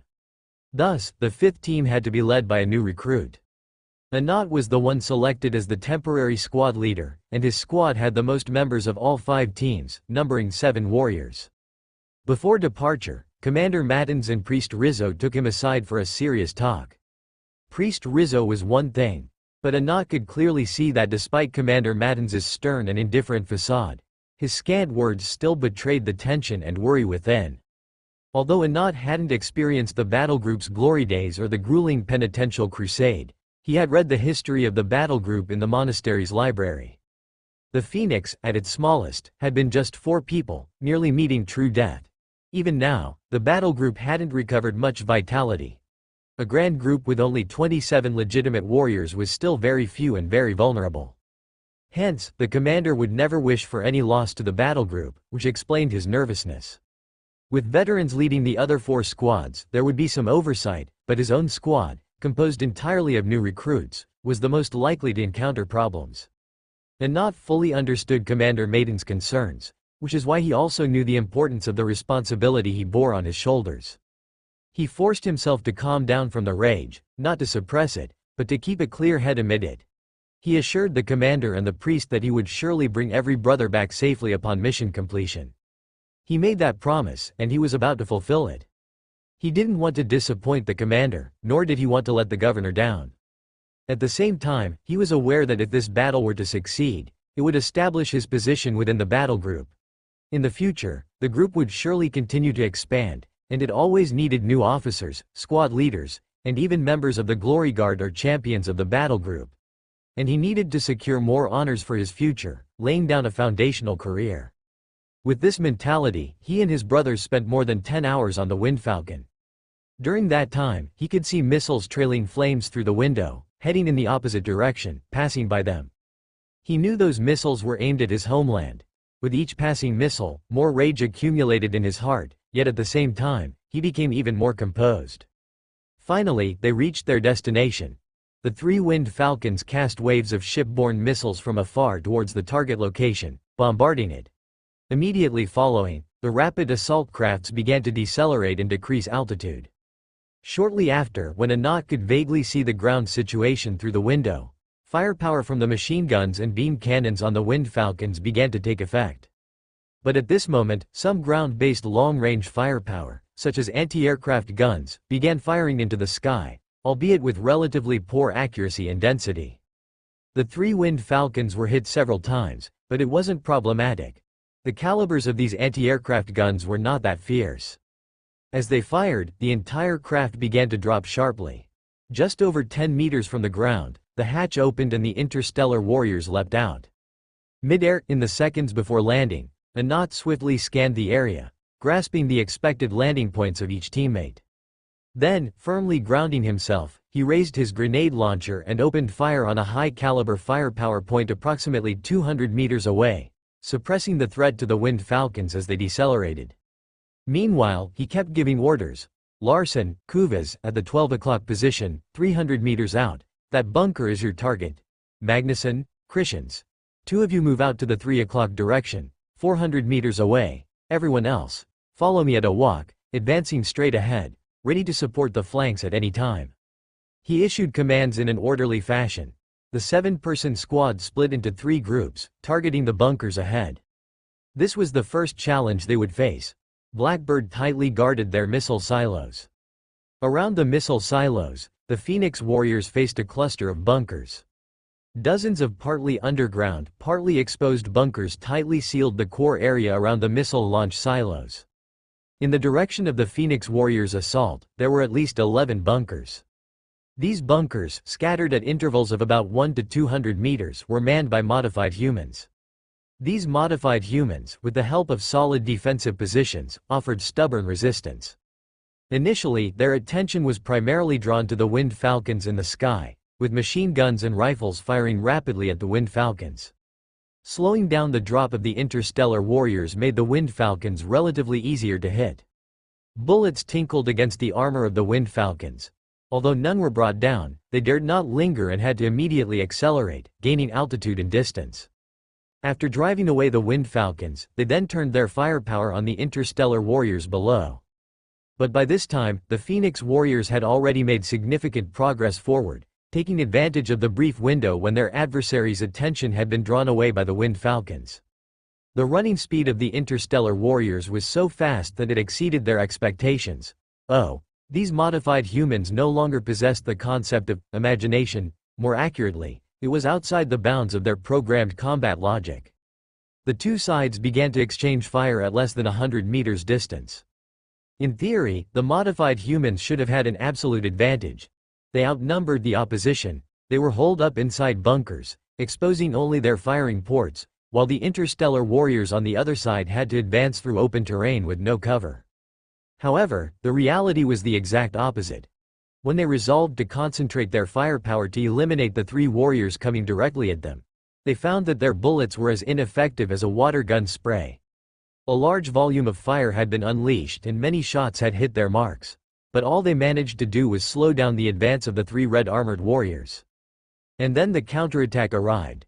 Anat turned sideways, intentionally using the broad shoulder plates to block the bullets aiming for his upper body. He retracted his forearm to protect his armpits while also aiming his gun. Bullets tinkled against his armor, causing his body to tremble slightly. But he held firm against this force, taking steady steps forward while accurately aiming and pulling the trigger of his grenade launcher. Despite the quivering of his body from the impacts because the firing ports of the enemy bunkers were quite small, he still managed to fire off 13 grenades, with half of them blasting into the bunkers. This silenced the bunker right away. They no longer just foolishly stood taking hits, but quickly moved, using the silenced bunker to shield themselves from attacks from several other firing points, avoided the line of fire, and rapidly advanced to the position of the now vacated bunker. And at that moment, after the attention was mainly drawn to them, the two pairs of soldiers on the flanks also successfully completed their missions. The outer three bunkers had been captured just like that. What followed was simply continuing to advance in the same manner as before. Anat found this to be quite simple, like a drill, a sort of armed outing. Caution was necessary, but under the Phoenix's cold fury, Blackbird's defenses posed no threat. Although they had only taken down 3 bunkers for the moment, Anat believed that the hardest step of the battle had already been completed. Even though there were 8 enemy bunkers remaining in the direction they faced, if they could take 3 out of 11 without much cost, what was so difficult about following the same tactic to take down another 8 after the firepower had been reduced by nearly a third? It was simply a matter of 2 to 3 more assaults with diminishing pressure. And indeed, that's exactly how it happened. Not only did the squad led by Anat advance unstoppably, but similar situations were also unfolding at the other 4 battle locations. While the squad led by Anat was making an unstoppable advance, breaking through one bunker after another, and heading toward the core area of the missile silo, inside their target location was Iron Fetches, seated amidst it all. There, she only had the upper half of her body, head, and face that still resembled a human. The lower half, however, had completely become a mechanical monster, akin to an 8-legged mechanical spider. Her lake blue eyes flickered with electric light. Her logic brain wove one battle command after another, issuing them to the modified human combat troops on the front lines. At the same time, a stream of frontline battle messages were transmitted into her mind. Her battle logic system quickly processed these pieces of information. All of this should have been very methodical. Logical computation, issuing commands, frontline action, feedback of information, and then back to logical computation. This cycle should have been going on continuously, with the entire battle situation running in Iron Fetch's mind like a cold yet oddly beautiful machine. But the reality was completely different. The information and the process of logic computation in her mind were filled with chaos and errors. HID detected, 3 Wind Falcon rapid attack vessels spotted, anti-aircraft fire engaging. Wind Falcon slowing down, suspected to be deploying ground forces. Prepared to strike with full force when they are stationary for deployment. Feedback received, Wind Falcons not stationary. ground forces have jumped from 13.2 meters in the air while the flyers were in motion, surpassing expectations. Recalculating. Target confirmed as Interstellar Warriors. Calculations for frontal bunker firepower distribution underway. Support troop movement calculations underway. Expectation that the outer bunkers could hold for over 30 minutes. Modified human combat troops movement route confirmed. Error. Reinforcement troops eliminated. Revising the firepower assessment of the Interstellar Warriors firearms. Error. Bunker lost in 6 minutes, unable to achieve expected defense effect.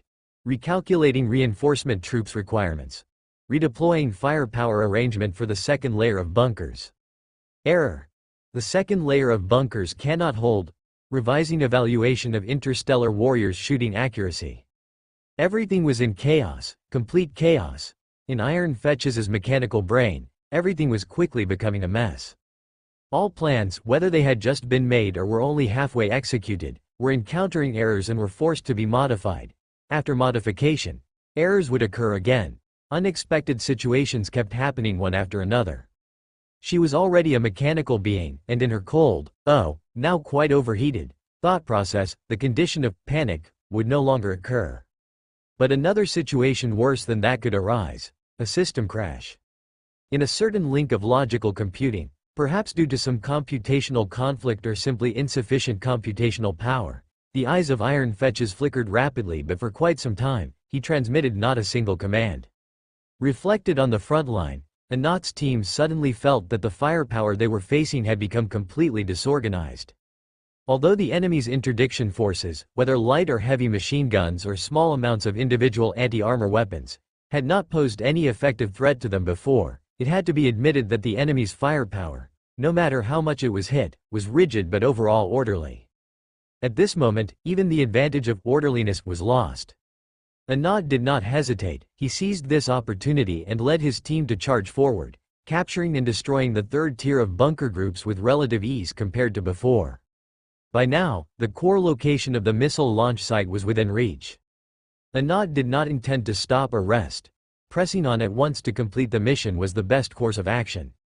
4 Interstellar Warriors, relying on 2 cleared bunkers, covered from both the left and the right with gunfire, inflicting heavy casualties on the disorientated and inexplicably exposed mechanical modified human soldiers. Anat and 2 other brothers-in-arms were running towards the missile launch shaft at high speed, staying roughly 2 meters apart from each other. Each of them was carrying a high-yield hot melt explosive. A single one was enough to destroy a large area. Anat estimated that he and his brothers-in-arms only needed to install 2 hot melt explosives in the right locations to destroy the missile launch site. And this was not difficult for them at all. The enemy could no longer stop their advance, and Anat had also identified the most suitable installation sites, which he communicated to his 2 brothers through the communication system in their helmets. What followed should have been simple: reach the destination, install the explosives, then retreat. However, at that moment, a sound like swarming bees reached Anat's ears. He immediately became alert. Yet, he did not slow down. After all, his mission target was ahead, and no matter what appeared, he had to go there. He merely heightened his vigilance and warned all his brothers-in-arms. And in the next moment, swarms of flying drones emerged from the missile launch shaft. A massive swarm of unmanned drones, each with a diameter of less than half a meter, and their black bodies did not even carry any reliable weapons. Yet, a prolonged alarm sounded in Anat's mind. With his superhumanly modified vision, he could clearly see that almost every drone was strapped with a bomb. Clearly, the attack method of these drones was not to utilize any sophisticated weaponry. All the fancy stuff was useless. A robust kamikaze drone attack was the most reliable. Regular bullets indeed could not penetrate the power armor of the Phoenix Warriors, but what about kamikaze drones? If one didn't do the trick, what about 10? What appeared before them were far more than 100. A grave challenge had finally arrived. Anat's expression became stern and tense. He immediately alerted his brothers in combat about the change in situation and requested fire support from the 4 teammates in the distance. The Space Warriors encountered a swarm of drones flying out from the launch wells at a distance of about 40 meters, a range at which their shooting accuracy was fully guaranteed. With a diameter of generally 40 to 50 centimeters, hitting these drones with a bomb gun would guarantee their destruction. However, the distance between them continued to close in a very short amount of time. Although drones were being blown up in the air, the numbers were still too great. The hundreds of drones flying out were destroyed at the exit, causing a chain of secondary explosions, and in a moment's time, more than 30 had been lost. This was the limit of the Phoenix Warriors' superhuman shooting precision. Bomb guns also needed to be reloaded. During the lapse in firepower, the remaining drones would be able to reach their faces. In the blink of an eye, Anat made a startling decision. He pulled out a thermite bomb, activated it, and then threw it with all his might at the drone swarm. Then he took a big step back, even jumping backward abruptly, lying halfway back, but tilting the gun barrel high, accurately hitting the thermite bomb in mid-air. The thermite grenade exploded with a bang, spewing deep red heat flow in all directions, and the significant blast area destroyed a dozen drones. The suicide bombs carried by the drones caused a chain explosion, which propelled the hot, high-temperature incendiary fluids even further outward, thereby destroying even more drones. At least 40 suicide drones disappeared in that wave. But the situation was still not safe, with 30 drones still heading their way. "Draw your swords," Anat shouted, quickly getting up and drawing his close-quarters weapon, the chainsaw sword. The Alliance had a production line for imported chainsaw swords. Although the output was very small, the demand wasn't very high to begin with. 27 space warriors, one sword each, posed no problem. The roaring of the chainsaw started as he struck down 2 nearby drones, not allowing them to get close. The destroyed drones didn't even manage to detonate their bombs before losing their ability to move. However, there was no such opportunity after that. The reach of his arm plus the length of the chainsaw sword allowed him to destroy drones at a maximum distance of nearly 4 meters, but that was the furthest extent. What about the blast radius of a suicide drone? When it became clear that getting close enough to maximize the explosive power was unrealistic, a new command seemed to have been issued. A drone exploded at a distance of 7 or 8 meters from Anat, taking out another alongside it. The edge of the fiery blast enveloped Anat. The impact force made him stagger backward, and he felt countless steel ball bullets hitting his body. And it was at this moment, more drones passed through the flames and into the explosion, detonating one after another. Aside from the few that were slashed by the warriors in close quarters and a few ignited by the supporting fire of the brothers behind them, at least 23 suicide drones exploded around Anat in that instant. The 2 other Phoenix warriors charging with him, spaced not far apart, were of course also caught in the blast. The 4 brothers in the rear felt a tightness in their hearts. They could no longer see what was happening in the center of the explosion. They called out for the interim team leader over the comms channel but received no further response. This caused some panic among them for a moment. On one hand, the potential loss of 3 battle brothers was a concern. On the other, how to proceed with the subsequent mission was another issue. Just as they were unable to react further, a massive figure, standing at least 4 or 5 meters tall, crawled out of the missile silo. The 4 interstellar warriors providing fire support from a distance aimed their weapons at the figure and pulled the triggers. However, all of the grenade gun bullets were blocked by a layer of blue light that appeared in front of the emerging figure. Only then did the interstellar warriors see clearly what had come out. It had a humanoid upper body resembling a slender, graceful human female with only the key areas covered in copper iron structures. The rest was creamy white skin. Below the waist, though, was a massive spider-shaped body with 8 legs. In the center of the spider's body was a core emitting blue light, which must have been where the shield generator was located. This shield generator must have been the lowest grade, as just the concentrated barrage from 4 grenade guns made the blue light, indicative of the energy shield, flicker intensely. But no matter how low grade, it was still a bona fide energy shield. Breaching it would take some time. At least, the interstellar warriors emptied an entire magazine from their grenade guns in a matter of seconds, hitting the target with nearly every shot, yet only managed to make it flicker. Conversely, the spider-shaped mechanical monster was about to counterattack. Its eyes turned a penetrating blue, light condensed within them, hinting at an imminent burst. Its gaze was fixed on one warrior. The Phoenix New Blood being stared down was named Raman Kuaz. He felt the lethal threat coming and immediately retracted his gun, throwing himself to the side to dodge. But the creature's gaze followed him closely. The next moment, 2 laser beams shot out from the eyes of iron fatches. The concrete wall of the bunker that Kuaz dodged behind was immediately burned through, creating a large hole. In no more than a second or two, the bunker wall would be penetrated, threatening to burn onto the interstellar warrior. But in that split second, a red figure burst out from the smoke of the recent explosion. That was Anat. Steamy smoke was still rising from his body, which was even slightly reddened. His helmet was nowhere to be found, likely discarded by himself, revealing a young face that looked exceedingly fierce at the moment. Roar! His raging voice followed. The energy shield couldn't stop his advance. He passed through the azure shield about 2 meters in front of Iron Fatches, and his chainsaw sword, ready to strike, swung close towards Iron Fatches. Iron Fetches would never be caught off guard, but even the process of visual system detection, logical calculation, command transmission, and mechanical response. All of these still required time. And time was exactly what they didn't have. Her laser-emitting eyes had already started moving downward, toward Anat, but as the lasers burned a hole into the pockmarked shoulder armor of Anat, the light abruptly stopped. Because Anat's chainsaw sword arrived faster than even his roar of rage. The roaring chainsaw blade, filled with fury as if returning from hell itself, struck Iron Fetches' mechanical spider body with a solid blow. The external metal defense shell could not stop the chainsaw sword. Amidst a shower of sparks, a vast fissure was cut open, revealing the crackling electric light inside.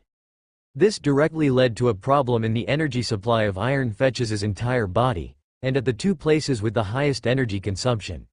The energy shield and the high energy beams emitted from her eyes, both abruptly cut off. The next moment, Anat let go of his chainsaw sword and, summoning strength in his legs, leapt up, grabbing Iron Fetches' slender neck with one hand. Her mouth opened slightly, as if she wanted to say something, but Anat ignored her completely and, with a sudden burst of strength, yanked to the side, snapping Iron Fetches' neck outright. Her attractive head fell by Anat's feet, then was ruthlessly crushed under his crimson iron boot. With that forceful stomp, the head exploded into a mess of parts on the ground. Afterward, Anat pulled out the chainsaw sword embedded in the spider's body and swung it wildly, dismembering the machine into pieces within a matter of seconds.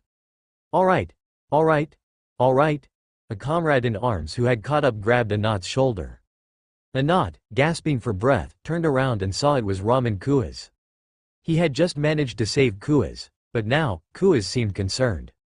He had been calling for Anat over the communicator earlier, but Anat had already taken off his helmet, and it seemed he had lost his earpiece too, unable to hear. Kuaz had no choice but to approach him. To him, Anat's state was worrisome. The earlier battle seemed normal at first. But later on, Anat's chainsaw sword maniacally dismembered the spider machine, evidently losing control of his state of mind. This was not the behavior expected from a calm interstellar warrior. Kuaz asked, "What happened to you?" Anat, breathing heavily, seemed somewhat bewildered. Had he just felt completely engulfed by a fierce rage, his mind filled with nothing but desires to destroy, to demolish, to annihilate, as if devoid of all reason? And now, as these feelings ebbed away like the tide, he felt an overwhelming weakness and a very intense pain all over his body. He lowered his head to glance at his armor, which was severely damaged. Sitting slumped on the ground, he didn't pay much attention to that. He said to Kuaz, "Never mind that, just go and complete our mission." Kuaz indeed didn't say anything more. He knew now was not the time to worry about a comrade in arms injuries. Although the drones were gone and the spider-shaped mechanical monster had been destroyed, there were still many cyborgs around. Like headless flies, acting on basic combat logic, they continued to reinforce the area relentlessly. The other three interstellar warriors formed a defensive line to hold back the enemy. Moreover, their situation wasn't much better. Aside from Anat himself, the other two brothers in arms who had charged with him lay fallen not far away. The situation had to be resolved quickly and could not be delayed any longer. Curse gritted his teeth, turned, and left to retrieve thermite bombs from the bodies of the two fallen brothers in arms. Clutching a bomb in one hand, he walked toward the missile silo. The pre-designated installation spot had already been communicated to him through the combat comm system. He set the timer on the two bombs, installed them in the correct positions, and then turned and left again. After finding Anat again, Kuaz saw that the temporary squad leader had regained some strength and stood up, which was a relief. "We won't leave any brother behind," Anat said. Kuaz nodded silently and joined Anat at the side of the two downed Phoenix warriors. Each of them lifted one and began dragging them towards the evacuation point. The other 3 warriors quickly surrounded them, pouring fire into their surroundings to defend their brothers as they retreated to the perimeter. The evacuation route was the very path they had carved during their assault, where the bunkers had already been taken out. However, the number of modified human soldiers closing in on them was increasing. It was just bullets which would have been manageable, but the appearance of enemies with rocket launchers and hand grenades could not be ignored. Moreover, even the most ordinary bullets were now lethal. Anat had lost his helmet. With a helmet on one side and supporting a fallen brother with the other, Kuvaz fired at the enemy while also calling Wind Falcon over the built-in communication channel in his helmet. "We've completed the mission and are breaking through to the designated evacuation point, but we have casualties and are surrounded by the enemy. We request air support," he called. Wind Falcon received. "The new evacuation point has been adjusted and will be closer to you. Air support is on the way. Hang in there," came the reply. Phoenix Squad received. After the communication was over, Kuvaz was still full of doubts, but now was not the time to ask questions. They had to reach the evacuation point first. Fortunately, they didn't encounter any major issues along the way, especially after Wind Falcon arrived. By providing continuous strafing runs along the secure channel they had opened on the ground and facing weak anti-air fire, it helped alleviate a lot of pressure for the interstellar warriors. Eventually, they successfully reached the evacuation point and all boarded a Wind Falcon that was waiting there. They took off, leaving the area behind. Once on the aircraft, back in a safe environment, they finally had the opportunity to check the condition of the other 2 warriors they had dragged back. The outlook was not optimistic. They weren't dead, but their armor was severely damaged, and their bodies inside, though protected, were critically wounded. Heavy blood loss and brain damage had left them comatose. The medical systems integrated into their armor, which should have been active, had failed to function because these devices were the first to be damaged. But fortunately, they had not died on the spot. That was the best news. Brought back with medical assistance, given the superhuman physiques of the interstellar warriors, they should be able to recover. First, he gave his brothers 2 injections to sustain their vital signs. After finishing these tasks, Kuvaz finally had a moment to turn to Anat with the question he had been holding back. What exactly happened back there? The question was loaded with meaning. Why did you go crazy towards the end? Why were the other 2 brothers blown away, but you seem to be fine? But Anat looked perplexed. He didn't know how to respond. Although it's difficult to explain, not knowing exactly what happened, Anat had no intention of hiding it. He clearly shared with his combat brothers the events of that split second. Along with the explosion came countless steel ball projectiles. Packing steel balls into the bomb was a rather insidious move but undeniably effective. The steel balls, scattered by the explosion, carried massive kinetic energy, greatly expanding the lethal range, turning any lightly armored unit into mush under such intense shrapnel bombardment. However, it was obvious that the space warriors, although infantry, could not be considered lightly armored. The specially treated sursteel armor provided defense at certain points that was even on par with that of the Lion tanks. If a steel ball hit a vulnerable area, such as the armpit, the inner thigh, the waist junction, or the tactical visor of the helmet, it could be very dangerous, with the potential to penetrate. But to prevent this, Anat still made the correct response. He immediately squatted down on the ground, curling up his body as much as possible to reduce the area exposed to the blast. During this process, he used the thickest parts of his power armor to shield against the damage. He squatted down, bringing his legs together to protect the weaker inner thighs from attack. He tightened his body and joints to shield the critical parts. He clenched his arms to safeguard the armpits. He hunched his shoulders, using the sturdy shoulder armor, often served as a shield, to protect the sides of his helmet. These actions effectively ensured his safety. Not to mention, under the chainsaw sword, those drones couldn't get close and had to choose to explode from a distance of 6 to 7 meters, reducing their potency. However, if there had been only one kamikaze drone, with all these measures in place, he might have emerged unscathed. But after all, what exploded around them were over a dozen. In that extremely brief moment, his armor suffered too concentrated an assault. Metal fatigue pockmarked his armor, and the impact of the explosions, one after another, was not to be ignored. Theoretically, his fate should have been no different from the other 2 combat brothers also caught in the blast. However, in the midst of serious injury and unwilling to succumb, a raging fury erupted from his two hearts. He felt a surging warmth coursing through his entire body. This heat brought him incomparable strength and, in that brief time, he not only subjectively felt no pain, but also objectively ignored the severe internal injuries that the shockwaves had caused to his body.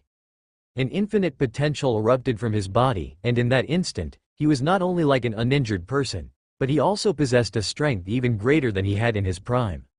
He tore off his helmet, which had been damaged by the explosion, where many integrated combat systems had failed and which had become an impediment to his vision and hearing, and then, following the power surging within him, he lunged forward, unleashing that strength upon the enemy, ultimately taking down the spider-like mech. But this power came quickly and left just as quickly. It lasted for less than half a minute before it faded. Even though the strength from within had dissipated, leaving him weak, his condition was still much better than the other two combat brothers who had suffered the blast. At least, he was not unconscious and even had the strength during the withdrawal to help drag a brother out of danger. The things Anat had recounted made Kuvaz feel somewhat incredulous. "I have never felt anything like it.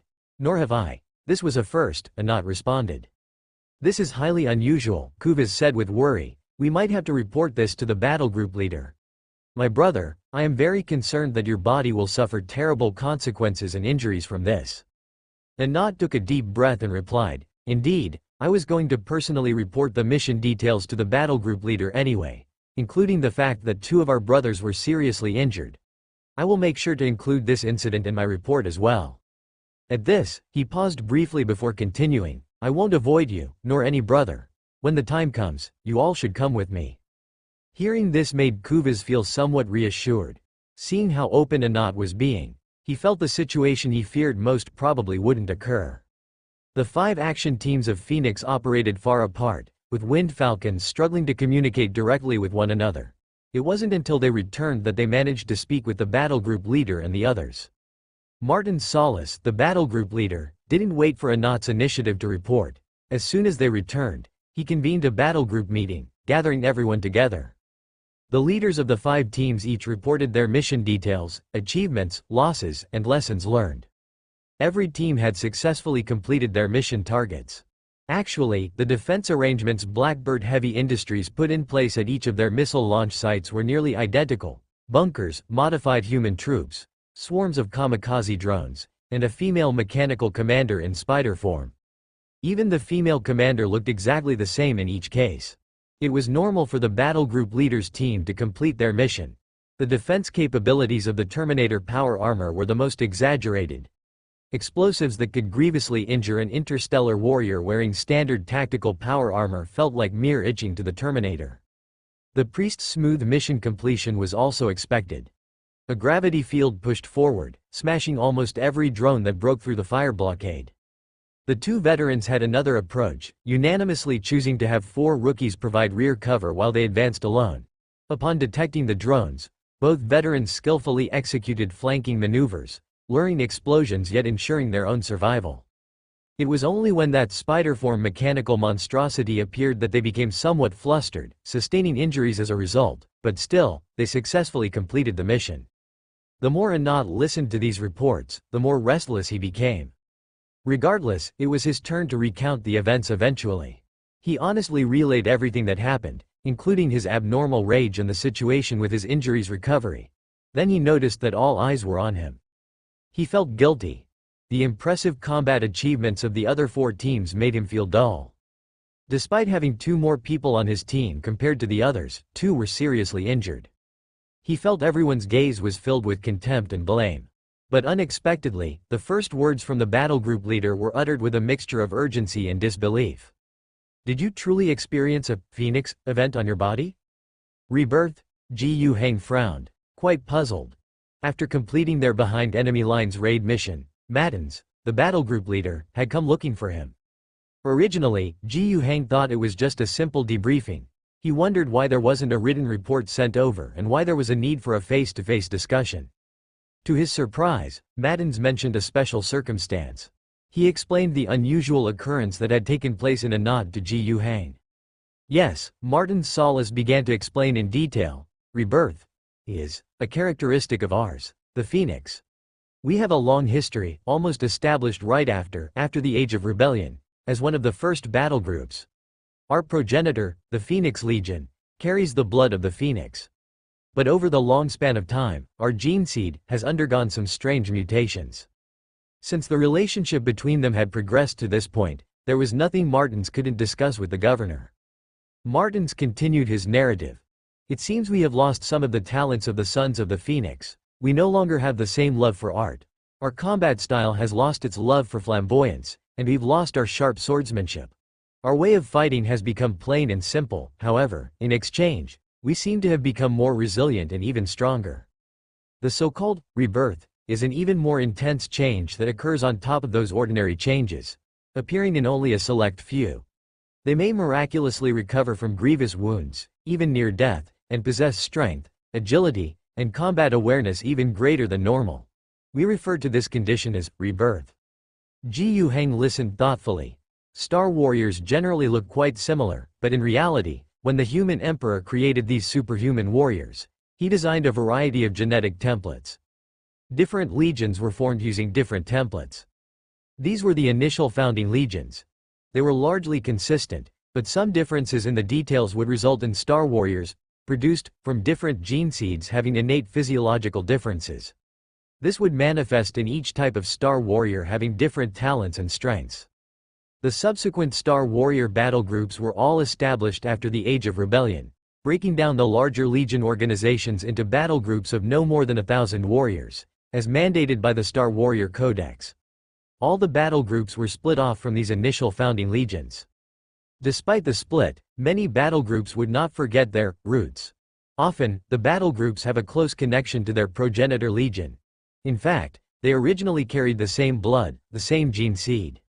Just as the Phoenix battle group was divided from the Second Legion Phoenix Legion. All descendants of the Phoenix Legion were called Sons of the Phoenix, some staying closely unified with the progenitor legion, while others were more independent and distant. But their genetic origins were the same. From this perspective, the incident occurred within the Phoenix was quite special. Ji Hang spoke. Is it caused by a mutation in the gene seed? That's one possibility, but it's not very likely. At this point, Ji Hang studied Martin's expression, not seeing any change. So he plainly stated, a more likely possibility is that the Phoenix's gene seed repository has been contaminated during the inheritance process. Please forgive my use of the term, but the characteristics you're describing resemble those reportedly possessed by the Blood Angels in battle. Not when they're dying, but during intense combat. Nonetheless, this shouldn't be something characteristic of the Sons of the Phoenix. Martin sighed and said with a wry smile, now I am utterly convinced that the gene seed you've discovered truly belongs to the Phoenix, possessing even the unique genetic abilities of the Phoenix. Who could argue otherwise? Ji Hang smiled, that should never have been in question. But there will be trouble, Martin solemnly said. The battle group has already concluded its redemption mission, and by rights, we should be paying our gene seed tithe. Upon hearing this, Ji Hang remembered there indeed was such an issue. Star Warrior battle groups also have to pay taxes. However, their taxes are a bit different. They don't pay in material goods, but in gene seed. The amount required is 1/10 of the battle group's collected gene seed over a certain period. These gene seeds are sent to the capital, Holy Terra, and Mars. They serve two main purposes. First, to inspect the state of the battle group's gene seed, preventing contamination and corruption, ensuring they do not become traitors or join the Chaos Forces. This situation, although not publicly reported, actually happens quite frequently. After the Great Rebellion, with the exception of the 13th Legion, Infinite Legion, almost every legion had traitors. The 10th Legion, once known as the Commuate Guards and now as the Chaos Sword, almost completely defected. The chaotic Starry Warriors gang is always a significant enemy of the Empire and a central force of chaos. Over the centuries since the Great Rebellion, there have also been numerous instances of battle groups becoming corrupted and joining chaos. The Empire is very vigilant about this, and regular inspection and control of the battle group's gene seed is naturally a top priority. As for the second purpose, naturally, it is to collect enough gene seed to establish new battle groups. From this point of view, the mutation in the Phoenix's gene seed is a very concerning matter. How did you deal with the gene seed tithe in the past? Ji Hang asked. Martins fell into reminiscence. When the battle group still had a pharmacist, we would examine each gene seed, selecting the ones that seemed most like the Phoenix to submit. And we've always kept in touch with the Progenitor Legion, explaining the situation to them.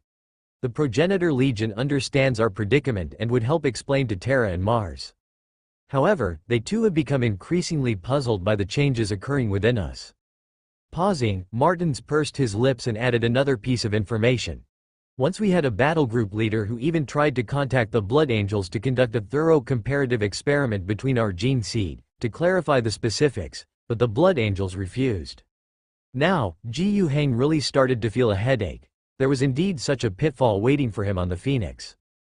The most likely situation with the Phoenix's genetic seeds issue was that at the time the warband was established, although most of the genetic seeds belonged to the Phoenix Legion, for some unknown reason, some of the Blood Angel seeds got mixed in.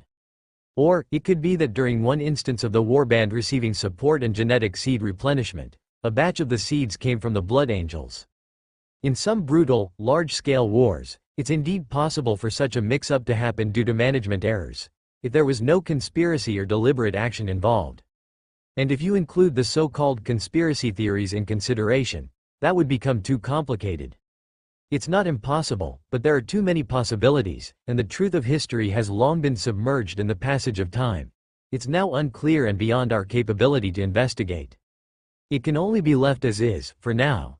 According to Martins, before the Sin Redemption expedition, the Phoenix wasn't too worried about inspections from the Empire government and the Mars Cultivation Association. On one hand, they had an abundant supply of genetic seeds from which they could select the ones most resembling the Phoenix Legion for inspection. On the other hand, they themselves were formidable, had considerable political influence, and had the support of the parent Legion for cover. But now all these advantages are gone. The genetic seeds that Gu Xing exchanged were all standard Phoenix seeds, without any that were more similar to the Phoenix. And the Phoenix itself was no longer the powerful second-generation warband it used to be. It was fortunate not to have been annihilated. Also, because of the great mistake made in the past, they had long been severed from the parent Legion, with no contact for over 100 years. Although they could try to re-establish this connection, over 100 years have passed, and whether the Phoenix still acknowledges the Phoenix that is suspected to be a wild breed, mongrel, sub-legion is uncertain.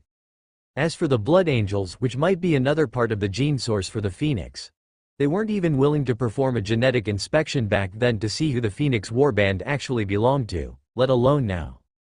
These original warbands, each with its own independence and because they have glorious combat records in the millennia-old inheritance, with extraordinary influence over many political entities of the Empire, coupled with many close sub-warbands surrounding them, nearly every one of them is an independent political force within the Empire. And with their formidable military power and influence, almost no one dares to provoke them. And the Phoenix is no longer the relatively strong second-generation warband of the past. There is no longer a question of being unwilling to offend them. The Phoenix also underwent a Sin Redemption expedition, fought many dangerous enemies, and visited a lot of highly contaminated areas. It's uncertain whether, under such circumstances, after paying the genetic seed tax, the Empire would determine that there's a problem with the Phoenix's seeds and consequently provoke a major review targeting the Phoenix and the Rage Owl star harboring it. When it comes to the affairs of an interstellar warrior warband, Gu Heng, who could barely be considered a newly established planetary governor, truly has no means to influence such matters. This isn't as simple as a political struggle within a star sector. But soon, Gu Heng stopped dwelling on this issue and even tried to comfort Martins, saying, "There's always a way when you reach the mountains, no need to worry. The collection of the warband's genetic taxes isn't related to the Imperial Taxation Department. It's the Combat Corps Administration Bureau established jointly by the Mars Cultivation Association and the Empire government that's in charge. Since the Phoenix Legion ended its expedition, it has only been a short while. They couldn't possibly know where you all are and how much tax you need to pay so quickly. I'm not looking down on the Empire's management abilities, but their efficiency in managing these details is a complete mess. Who knows when the trouble will actually come?" Martins did not feel reassured after hearing Gu Heng's comforting words. Instead, his bitter smile became even more pronounced. Tax evasion. This is not something to be taken lightly in the Empire. Of course, interstellar warrior warbands have a bit more leeway compared to a planetary governor, especially those so-called fleet-based warbands without a home planet or conscription planet. Perhaps during an expedition, they might lose track of where they are amidst the fighting, and in the meantime, they may overlook paying taxes, and the Empire might not be able to find them, which is quite normal. The Phoenix now claims to be loyal to Mr. GU, but this is just an agreed-upon relationship between them, formed by Mr. GU providing genetic seeds, with all new blood of the warband pledging first loyalty to Mr. GU, creating a strong binding relationship. But there is no such record in the official records of the Empire. Theoretically, finding Phoenix has nothing to do with Gu Hang. But, even though that's what he said, it wasn't that he couldn't do it, but Mattins just felt somewhat disloyal. Gu Hang continued, if push comes to shove, just hand over the seeds. If they want to start trouble, let them. It's not that we can't explain. Let them compare the seeds we're handing over now with those given by the Phoenix in its heyday 100 years ago. Can they really turn white into black? Mattins was still not at ease. Turn white into black? They really could. If it came to that, it would be too much of a last resort. Mattins started to consider the slightly disloyal suggestion previously made by Mr. Gu. Gu Hang only felt a slight headache about the Phoenix's predicament for a short while before he stopped worrying about it. It didn't make much sense to dwell on things he couldn't change or that would happen in the future. Gu Hang, whose strength was gradually filling out, wasn't made of clay either. He would never be like some planetary governors with inadequate foundations or lacking strength, who could be simply overthrown by the Empire sending a few agents from the legal department or judges from the tribunal.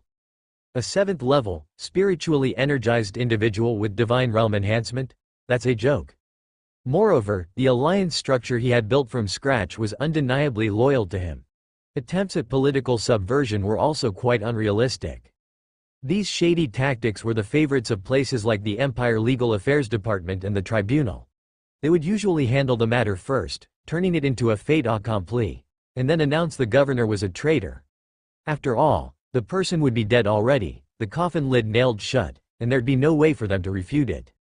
But once these efficient methods failed, dealing with a planetary governor became troublesome, especially if that governor was paying taxes diligently. Following the proper administrative channels required evidence, multiple departmental reviews, and then a declaration that the planetary governor was a traitor to the Empire, followed by mobilizing the appropriate Empire troops for suppression. The respective declaration would also need to convince the action forces to accept it. The process would be long, troublesome, and would fully reflect the Empire's slow, rigid, and corrupt system. If the system wasn't this slow, rigid, and corrupt, to the point of being nearly irreversible, why would organizations like the legal department and the tribunal turn assassination and subversion into their most commonly used standard operations? That's because, by doing so, they can't handle the situation. And Gu Hang, his resistance to these tactics was already extremely high. He refocused his attention on the current conflict at hand. The Phoenixes behind the enemy line's special operations had achieved a complete victory. Although 2 had been severely injured and 3 sets of tactical power armor were damaged and would take months to repair, the Blackbird Heavy Industries intercontinental missile bases were all gone. Blackbird Heavy Industries had lost their intercontinental ballistic missile launch capability. Not only had the 5 ballistic missile silos been destroyed, but many of the intercontinental missiles around the silos had also been destroyed. It wouldn't be easy for them to rebuild this capability in the short term, and there was no need to worry about this problem for at least a few months. Whether rebuilding the missile silos or replenishing the number of missiles, it was not something that could be completed overnight. Before the Star Warriors destroyed those missile silos, at least 500 intercontinental ballistic missiles had been launched toward various locations in the Alliance.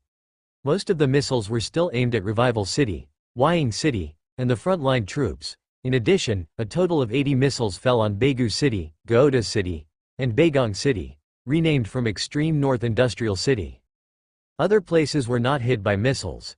It was estimated that regions further east, such as Skaro City and Shangya City, were beyond the range of Blackbird's cruise missiles.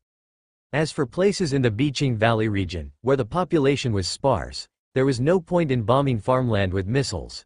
Areas in Central Province, Gaota Province, and Central North Province, although some had industrial value and absolutely no air defense forces, the industrial distribution was scattered and intelligence was unclear, so it was not cost-effective to bomb them, and they were not attacked. Wying City and Revival City faced the highest frequency of attacks, but most missiles headed their way were intercepted, especially Wying City, which wasn't hit again after Gu Heng personally went there to help intercept the missiles that the reflector air defense system failed to block. However, when he went to Wying City, Revival City became unlucky, and despite the bombardment in several waves, a few missiles still fell, hitting blocks, residential areas, and factories. But all in all, the loss was still relatively controllable. Air raid warnings were sounded over both cities early on, with evacuations where needed, and those who could stay home did so. Even if some residential areas suffered war damage, destroying 2 buildings, casualties were kept under 50 people. The worst situations were in Daegu City, Gaota City, and Baegong City. Although Baegong City had some air defense systems left over from the Extreme North Industry Group, they were certainly not comparable to the reflector in quality, and the interception efficiency was not very good. As for Daegu and Gaota, they lacked any air defense systems at all and were purely subjected to the bombing. According to post-attack statistics, these 3 cities, hit by dozens of missiles, had a total of over 5,000 casualties. This was after every city that raised an alarm after the first wave of missile strikes had evacuated people, ceased production, and hidden in bomb shelters if they could, or shivered at home if they couldn't. Despite that, the casualty toll was still heavy for the alliance. Current preliminary, rough estimates indicated losses totaling millions tax currency, from population to buildings to industry to goods. Gu Heng was deeply pained by this. What he found most distressing was the loss of population. With 5,000 casualties, even if more than 3,000 were only injured and at least half of them could, after some time of medical assistance, eventually recover their ability to work, it was still a huge loss. But he nonetheless had to be grateful that the Star Warriors had done an outstanding job. In the shortest time possible, they had eliminated the threat of Blackbird's intercontinental ballistic missiles to the alliance. The bombardment from 500 missiles had resulted in a loss of 1 million tax currency. Of course, Blackbird's ammunition reserves were far more than that. If they really let that number multiply by 10, then a loss in the tens of millions would be inevitable. Daegu City was the capital of the Biqing Valley Province, an important hub for food processing and distribution in the alliance. Gaota City was a significant base for resource collection and primary processing, and also an energy base. Just the destructive attacks on these 2 places alone resulted in losses far exceeding 10 million, not to mention that Baegong City, having inherited the assets of the Extreme North Industry, was nearly the alliance's second largest industrial center. It could be said that the Star Warriors' sortie had saved the alliance at least 20 million tax currency in losses and saved countless lives. This incident also served as a wake-up call to Gu Heng and provided a profound lesson for the alliance. Under his directive, Wying City had already begun to focus on expanding the production lines of the reflector. 4 models, vehicle-mounted, air defense, naval gun, and orbital, all were to be scheduled for production. The models were arranged from smallest to largest. The vehicle-mounted model was already in mass production, used on Lion tanks and Wind Falcons. The air defense model had previously been produced in small quantities, but now production had to be ramped up. The naval gun model was also entering production, needed for the future Voyager ships of the Alliance, even if these ships didn't even qualify as patrol vessels, but at least they could be equipped with 1 naval gun-type reflector. The orbital model was both for ground-based anti-orbit warfare, capable of shooting laser cannons from the ground into space, giving the Alliance a means to respond to orbital strikes in the future, and for construction on starports, transforming them into armed star fortresses. Even Tadius had already received a task from Gu Heng to start preparing a cover for the Alliance's whole orbital air defense system, primarily relying on the reflector. And right now, the Alliance isn't just taking hits from Blackbird without fighting back, they've made an equivalent retaliation. The Blade Tiger spent a whole day bombarding Blackbird City from orbit until they ran out of ammunition, and only then did they cease. Blackbird isn't like the missile silos the Alliance targets, they have no countermeasures against orbital bombardment. They neither possess anti-orbital firepower capable of exchanging blows with the Blade Tiger, nor the ability to deploy an elite land force to board the starship. So, they just had to endure the bombing. It's a pity that it's the Blade Tiger, not the Quintet, otherwise, the damage to Blackbird City wouldn't be limited to the outer city. The entire core city would be blasted to ruins, and energy shields would be useless. But it's okay if they can't blast it to ruins at once, they can always resupply ammunition and continue bombing a few days later. Some of the larger shells, like the Wrath of Loyalty and Heat Hammer, used to be on the Quintet, are beyond the Alliance's manufacturing capabilities. But Reflector and Defender types are no problem at all. Especially the Reflector. The Reflector on the Blade Tiger is a shipborne weapon, but its technology specifications are standard. The Alliance is fully capable of supplying the Blade Tiger with high-quality energy cells, allowing them to continue the bombardment unreservedly. What does it matter if the core area survives? There's a Blade Tiger flying in orbit. If they detect a large-scale transport of materials going out, then bomb it. If they detect the enemy's frontline troops amassing, then bomb it. With the orbital advantage on our side, the war becomes much easier to fight. In fact, the war at the front lines had officially begun. The Alliance's army had already encountered the enemy's vanguard in the desert. However, up to now, the scale of the battle hasn't been large. The Alliance's 250,000-strong army had already established a long, south-to-north defensive line in the desert. The entire western desert region, stretching from the sea on the west side of Green Valley in the south to the northern sea in the north, spans a great distance. Just 250,000 soldiers are insufficient to cover such a massive defensive line. If they attempted to do so, spreading the forces too thinly across such a vast expanse would be disadvantageous, and the terrible roads would spell disaster for the Alliance's logistic supply line. Under this premise, Major General Yan Fangshu, the highest commander at the front line, adopted a comprehensive guard, key defense strategy. The so-called comprehensive guard involved deploying a large number of dispersed small units patrolling in vehicles, along with establishing numerous outposts, which covered a decent area. Coupled with the airborne brothers piloting the Wind Falcons on all-weather patrol and reconnaissance, the hope was to prevent the enemy from crossing the defense line. The so-called key defense referred to concentrating forces primarily along the Western Desert Avenue, partitioned into multi-tiered, layered defensive lines constructed by multiple divisions, controlling the area with key points. Using this method, Yan Fangshu controlled the 3,000-kilometer-long north-to-south defensive line with 26 divisions, totaling 250,000 soldiers.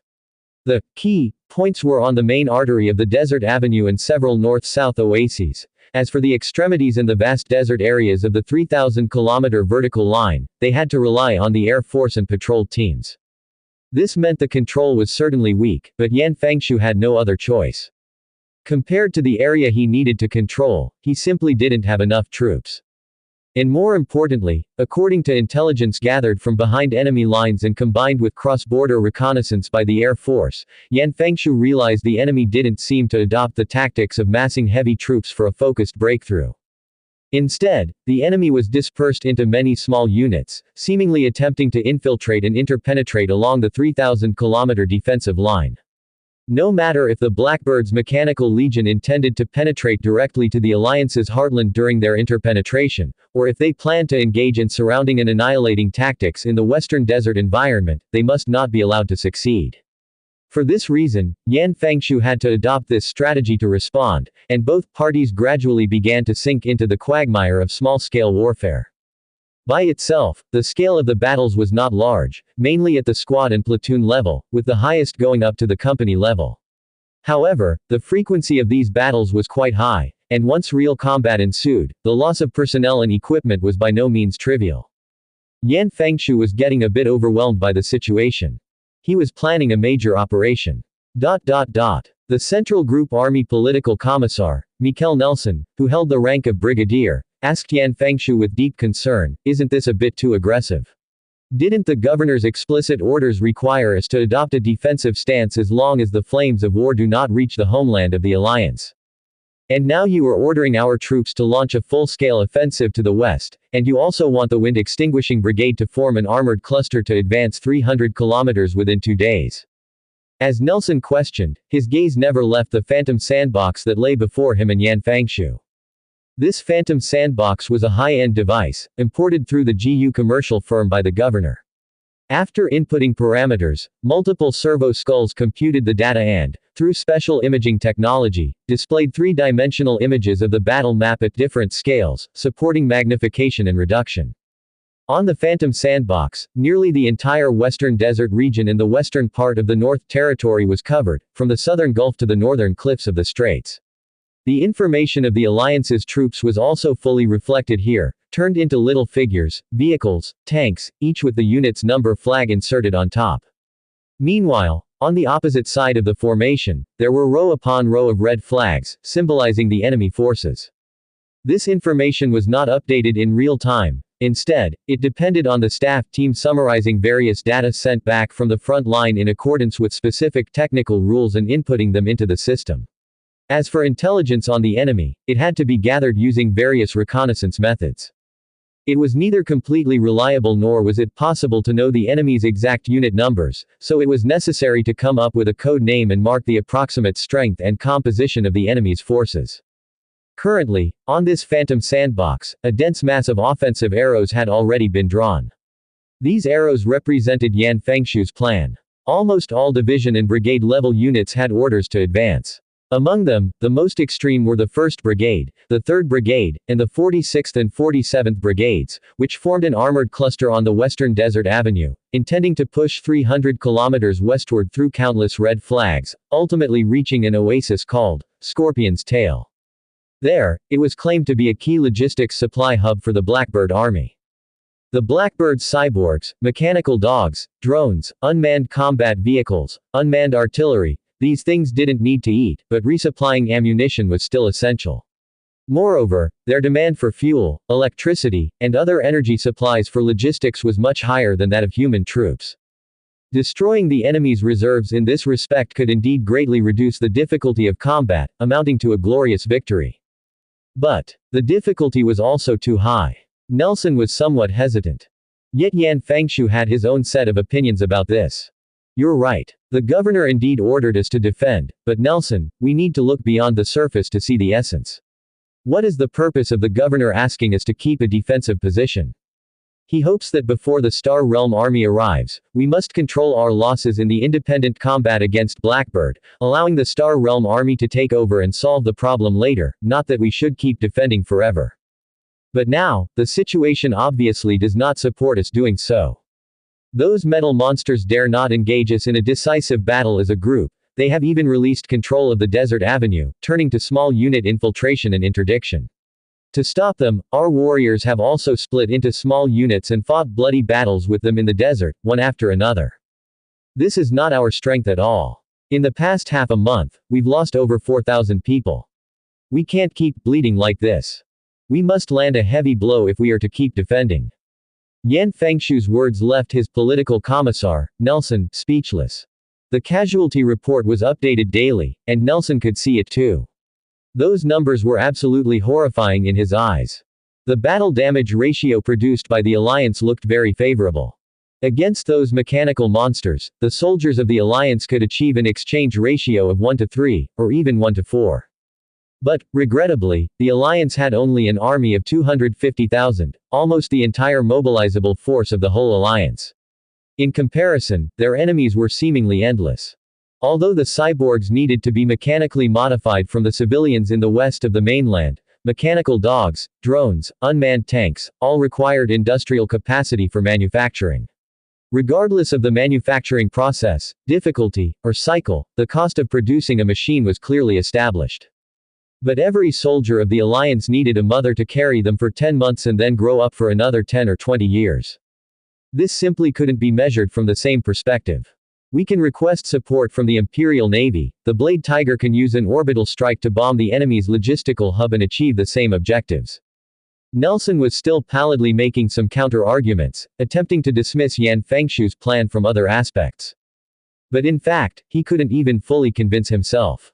Because deep down, he actually agreed with what Yan Fengshu was saying. Sure enough, as the conversation went on, Yan Fengshu just added one more reason, which finally made Nelson give up resisting. Just bombing alone cannot solve all the problems. The Blade Tiger's firepower has its limits in terms of coverage area, and at the logistical center centered around Scorpion Tail Oasis, our intelligence officers have reported back that all logistical supply points there are camouflaged and dispersed, making the conditions for orbital bombardment extremely poor. Bombing for an entire day might not yield any significant results. Our intelligence officers do not have an easy time surviving behind enemy lines. They can't possibly have the conditions to investigate every supply distribution point to distinguish the real from the fake. Being able to outline the approximate areas is already quite commendable. That's not the job of the Imperial Navy, nor the Allied Air Force. They can't do this, only we can. Only our most valiant warriors can carve out a broad road with a torrent of steel and a surge of artillery fire, marching right into the face of the enemy. By then, the mechanical monsters, logistical supplies, whether dispersed or camouflaged, will be unable to hide from us. After hearing all this, what more could Nelson say? In the end, all he could do was sigh heavily and tragically choose to sign his name on Yan Fengshu's plan. Then, he went out eagerly to assemble the troops. Watching his retreating figure, Yan Fengshu smiled silently and helplessly. He was actually very clear about the morale of the entire army. From generals to officers, and then to the ordinary non-commissioned officers and soldiers, the alliance had fought many wars, big and small, since its establishment, achieving victory every time. Victory nurtured the warriors' mindset, allowing them to fear no hardship, believing in the significance of their sacrifices, trusting that victory would eventually arrive, but it also bred a group of arrogant and fierce warriors. Over the past half-month, they had grown thoroughly tired of engaging in small-scale combats with those mechanical monsters. Although they were always able to gain the upper hand, this was not the certainty of victory they desired. The strongest weapons in the soldiers' hands, steel and discipline, couldn't be maximized in such battles. They could neither drive the powerful steel chariots, forming a torrent that would overwhelm the enemy, nor could they rely on steel-like will and discipline to fight the enemy on a large-scale battlefield, battling at the front lines within the firing range of cannons. Now, they could only split into small groups and engage in limited combat with those mechanical monsters, which was truly pitting flesh and blood against steel. Feeling stifled was quite normal. The warriors needed an opportunity for a frontal assault, to vent this repressed frustration. The morale was high, and there was indeed a strategic need, hence Yan Fengshu proposed such a grand strategy. He made a backup of the relevant documents and then boarded the Wind Falcon returning to Revival City. At the appointed time, he reported to Mr. Gu. Such a significant matter obviously required reporting.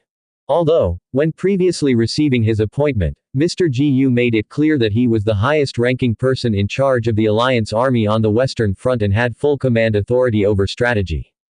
This symbolized Mr. Gu's trust, but Yan Fengshu couldn't really take advantage of it irresponsibly. How to fight, the specifics of tactical arrangements, these of course were not Mr. Gu's concern. However, the core question of whether to fight or not was something he couldn't decide lightly on his own. He must obtain explicit authorization. This presentation in Revival City lasted a full hour and a half, and he spoke with a tinge of nervousness. No matter how solid his reasons were, it was indeed a strategic approach contrary to Mr. Gu's initial plan, and he also feared that Mr. Gu would be displeased, deny approval, and reprimand him severely. But none of that happened. Even the operation codename was left unattended, as Mr. Gu simply signed the document titled, Operation Flash Tail, with a flourish. Throughout the process, Mr. Gu just asked a few questions before nodding, telling Yan Fengshu to hurry back and prepare the battlefield. As he was leaving, Yan Fengshu also saw Mr. Gu pulling his old partner Tadius into a secret room, presumably to discuss logistics support and how to ensure a precise supply of the materials needed for the operation. On the return trip on the Wind Falcon, Yan Fengshu's resolve became even firmer, feeling that the upcoming operation was even more within grasp. David Valenzuela was a lieutenant in the Central Group Army's 3rd Beast-Slaying Brigade, and the commanding officer of the 9th Company in the 2nd Battalion. 3 days ago, his unit received orders to take part in an operation codenamed Flash Tail. At first, he thought it was just a routine operation, but when he and his company boarded their vehicles, he realized it was anything but. The entire brigade had mobilized. And it wasn't just their brigade. Watching the many Lion tanks, armored combat vehicles, and countless trucks towing artillery advancing on the same main road, he realized that this Flash Tail operation was meant to be a big deal. He became excited. Finally, he no longer had to control a defense perimeter spanning several kilometers with just one company, deploy numerous patrols, respond to ground patrol support requests sent by the possible enemy spotted, from their Air Force brothers, and because of the risk of being lured away, could only send out at most one platoon at a time. Most of the time, these sorties ended in a wild goose chase, and on the rare occasions when they encountered small groups of the enemy, they would return victorious but with some personnel losses on their side. The key issue was the strain on everyone's spirits after being tormented for more than half a month. They launched countless sorties, each time suffering losses with some not coming back. Unable to kick those mechanical monsters in the behind, the company's big guns and support from the artillery brothers in the rear couldn't be used, which left him feeling all dressed up with nowhere to go. Now, at last, they could go out for a big fight. The first day after departure was relatively calm. He heard some things from other brother units marching together and even heard distant artillery fire. Later in the evening, their convoy passed through the ruins of a checkpoint. This seemed to be a defensive point for those steel monsters, but it had already been breached by the armored forces ahead, leaving nothing but debris. It was unclear which division or brigade the Sapper brothers belonged to, but they had already cleared the road, continuing to work on either side of it, apparently to haul the scrap metal back. He heard that the Alliance's research institute needed some samples, and aside from the samples, Valenzuela guessed the remaining parts could probably be recycled as raw materials, too. Overall, the first day's journey was a calm one for his company. They didn't encounter anything significant. During that day, they mostly sat in the vehicle marching, day and night. The soldiers could catch some sleep inside, but the drivers had to take turns driving and had to keep going even at night. Sometimes, driving on the main road was the most comfortable. When the main road was too congested, they had to drive on the rough ground below, which was a bit tortuous. The vehicle jolted terribly, the speed had to be dropped to a very low level, and it was impossible for those sitting inside to rest. On the second day, however, the excitement began. Their convoy was targeted by artillery fire. 3 shells fell one after the other near their company. Sitting in the passenger seat of the troop transport truck, Valenzuela saw the shells hit the front side, with flying sand and clay smearing all over the vehicle's windshield, while the sound of gunfire was accompanied by shock waves that nearly flipped the vehicle over. Luckily, the Alliance's troop transport trucks had been modified and were no longer like the old ones with just a canopy in the back. Now, at the very least, the sides were sealed with steel plates. The shrapnel from the exploding shell didn't hurt anyone. After being shelled, Valenzuela had the soldiers disembark to take cover, even preparing to follow the trajectory of the shells to investigate, but soon new information arrived. Their own artillery unit had already shelled the opposition. Therefore, they continued to advance and, by evening, entered a battle. It wasn't too difficult. The other brother units under the 4th Infantry Battalion that Yan Fengshu's company belonged to had already gone up and fought around. The artillery brothers of the brigade had used thousands of shells to cover their advance. What they had to do was to keep moving forward within 100 meters of the artillery barrage line, keep pushing the line while ensuring the speed of advance, and eliminate the enemies that survived under the barrage. This is called artillery-infantry coordination, which is considered a basic operation in the training subjects of the Alliance's army, nothing difficult. The whole battle also had no difficult points. In his view and that of his warriors, it seemed more like a sweep of the battlefield. Most of the work had already been done by the artillery brothers. After returning to their vehicles, they camped in the wilderness. Today, they finally didn't have to travel all night. On the third day, they finally encountered a significant battle. At that time, their convoy had just reached a main road, making the drivers comfortable, and the warriors could finally rest well in the vehicles. Even under the cadence of the company instructor, everyone started singing military songs in the vehicle. But while they were singing, the sound of artillery fire landing came from a place still quite distant in front. The sound was distorted and sounded like muffled thunder. However, the veteran soldiers who had crawled in the battlefield knew that it was the sound of artillery exploding upon impact. Immediately, the atmosphere among the soldiers in the vehicles tensed up, and the singing stopped, as did the clapping. Then, a soldier riding a tricycle motorcycle came towards them with a sign to stop their vehicle, asking them to pull over. The approaching soldier glanced at Yan Fengshu in the co-pilot seat, quickly saluted upon realizing he was a lieutenant, and said, "Lieutenant Comrade, hello. 10 kilometers ahead, our marching troops have come under artillery fire. This area might become unsafe very soon. I don't know if the enemy's artillery will fire this way. Our commander has sent me to drive eastward and alert the units behind to be aware of the situation." It's best for your unit to stop quickly, get off the main road, and drive into the desert, and spreading out would be better. After finishing his words, the soldier turned to leave, but Yan Fengshu stopped him. Yan Fengshu took out a white cigarette pack from his jacket pocket, gave one to the private first class, and then asked, "Which unit are you from? What happened up front? Any specific intelligence you can share?" The private first class hesitated after receiving the cigarette and said, "I'm from the 3rd Battalion of the Wind Extinguishing Brigade. It seems there was an enemy ambush squad that broke through the 47th Brigade's blockade to the south and slipped near the main road. They have self-propelled artillery and caught us by surprise. Our commander is already arranging defense and counterattack. He told me to come here quickly and notify the units behind to be cautious, spread out, and hide." Seeing that the lieutenant in the vehicle seemed to want to ask more, the private first class hurriedly waved his hand, saying, "Don't ask any more, sir, there are still many people I need to notify. I must hurry." "Go on, then." The private first class returned to his tricycle motorcycle, sped off towards the east. The sign still on the vehicle and the horn kept blaring. Yan Fengshu looked away, picked up the handset radio, and barked orders. The entire company got off the main road and moved onto the adjacent bare ground. The whole company, with about a dozen vehicles, indeed spread out to avoid being bombed if it indeed happened. At the same time, he also picked up the handset radio to contact his superiors, inquiring if there was any specific intelligence. But before he could ask, his communicator rang first. The call was from the battalion staff officer, issuing them an assignment. "Our marching column has come under artillery fire. The 2nd Battalion of the Wind Extinguishing Brigade is already starting to counterattack. Command your unit to immediately move 35 kilometers to the southwest, interpose behind the enemy forces, and ensure this enemy group is blocked off, not allowing them to continue to roam." Received. After repeating the order, the vehicle radio was hung up. Yan Fengshu then picked up the handset radio again, switched to the company's channel, and bellowed, "Brothers, we've got work to do. We're going to cut off those Iron Ghosts' escape route. 35 kilometers, I want us to blitz there in 2 hours. Any problems?" The channel erupted with a cacophony. Valen Zuan's 9th platoon needed to cross a 35-kilometer stretch of barren desert within 2 hours, 3 at most, to reach the designated battle location. While there was a relatively ample amount of time, it was still impossible to cover the distance on foot. Loaded down with heavy equipment, they had to drive.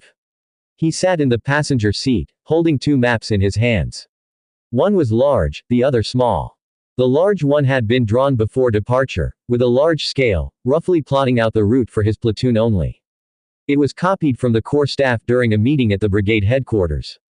The small map, on the other hand, was just created following the large map and scaled down according to the mission briefing given by the Corps Chief of Staff during their recent communication. He examined the maps while directing the driver beside him to adjust their course. Marching in the desert, even with vehicles, was difficult.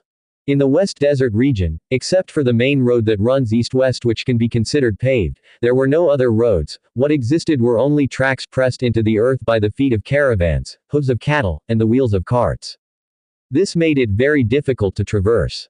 Although the terrain here could be described as flat and endless, in reality, when driving, all the loose stones, sandy areas, and small pits and slopes posed obstacles, severely testing the vehicle's off-road capabilities.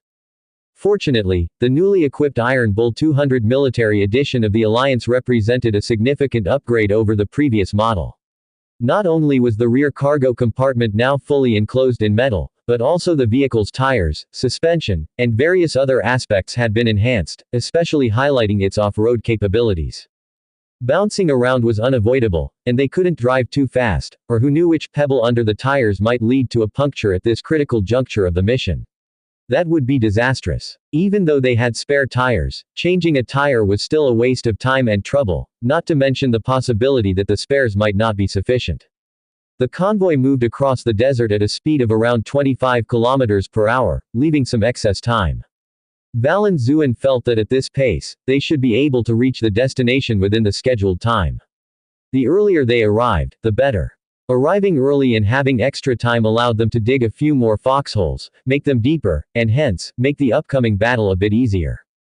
Being eager for battle did not mean recklessly sacrificing the lives of his brothers when the combat began. During their march, they weren't simply moving blindly. Valenzuela had long sent out a reconnaissance squad, driving several tricycles from the platoon to scout to the west. The Alliance's army had already equipped communication devices down to the squad level. The reconnaissance team transmitted a piece of intelligence back every so often. They also encountered scouts from other brother platoons, and based on these reports, as well as the battles scouted ahead, Valenzuela roughly pieced together the current situation. The number was unknown, but a significant mechanical legion was under fierce attack by a composite camp of the Wind Extinguishing Brigade. That must be the brigade's second camp, which, after being bombed, was counter-attacking amidst the artillery fire. It was definitely not enough just to have their forces, even though they had Lion tanks, armored vehicles, and elite infantry, the problem of numbers remained. However, while the frontline assault forces were significantly outnumbered by the enemy, the firepower they wielded was exceedingly fierce.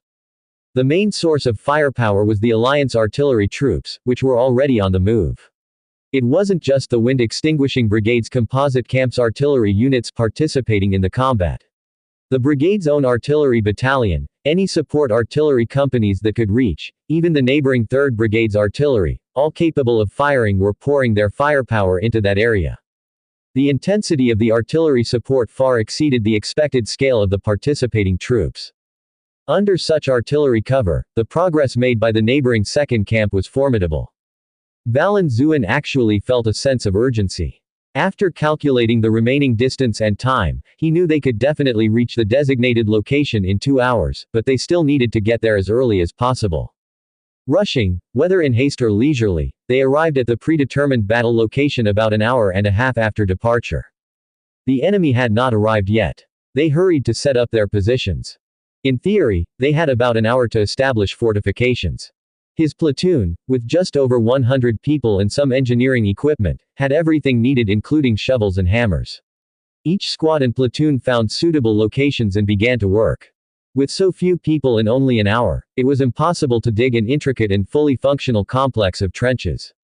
Bomb shelters, tunnels, bunkers, command posts, rest areas. All these amenities were absent. But it also wasn't possible to stand on the barren ground and exchange fire directly. They would temporarily dig some foxholes, pile up any loose stones that could be found at the front of the holes as cover and firing points. If conditions allowed, they would also dig another hole next to the foxhole, a covered hole to act as a bomb shelter. But this was not easy.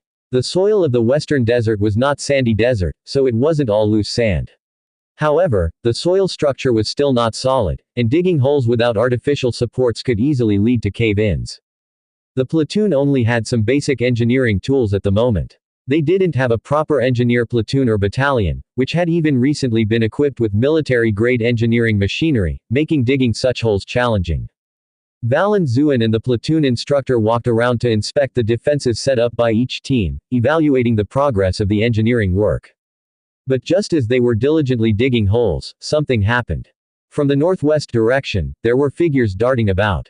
The soldiers immediately became tense. Their holes weren't finished yet. In fact, there were still 20 minutes to go until the 2-hour mark they were supposed to reach. But on the battlefield, anything unexpected can happen. The enemy won't coordinate with your actions and arrive just when you say. They might have retreated early, or possibly sent out scouts or vanguards to ensure the safety of their rear. The soldiers still had to hurry and get ready for combat, crawling into the unfinished and quite shallow foxholes. Those who really had nowhere to hide could only crouch behind the Iron Bull trucks.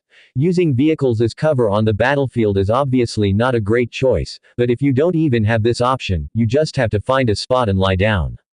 However, what happened next? It's uncertain whether it was a false alarm or the arrival of even worse news.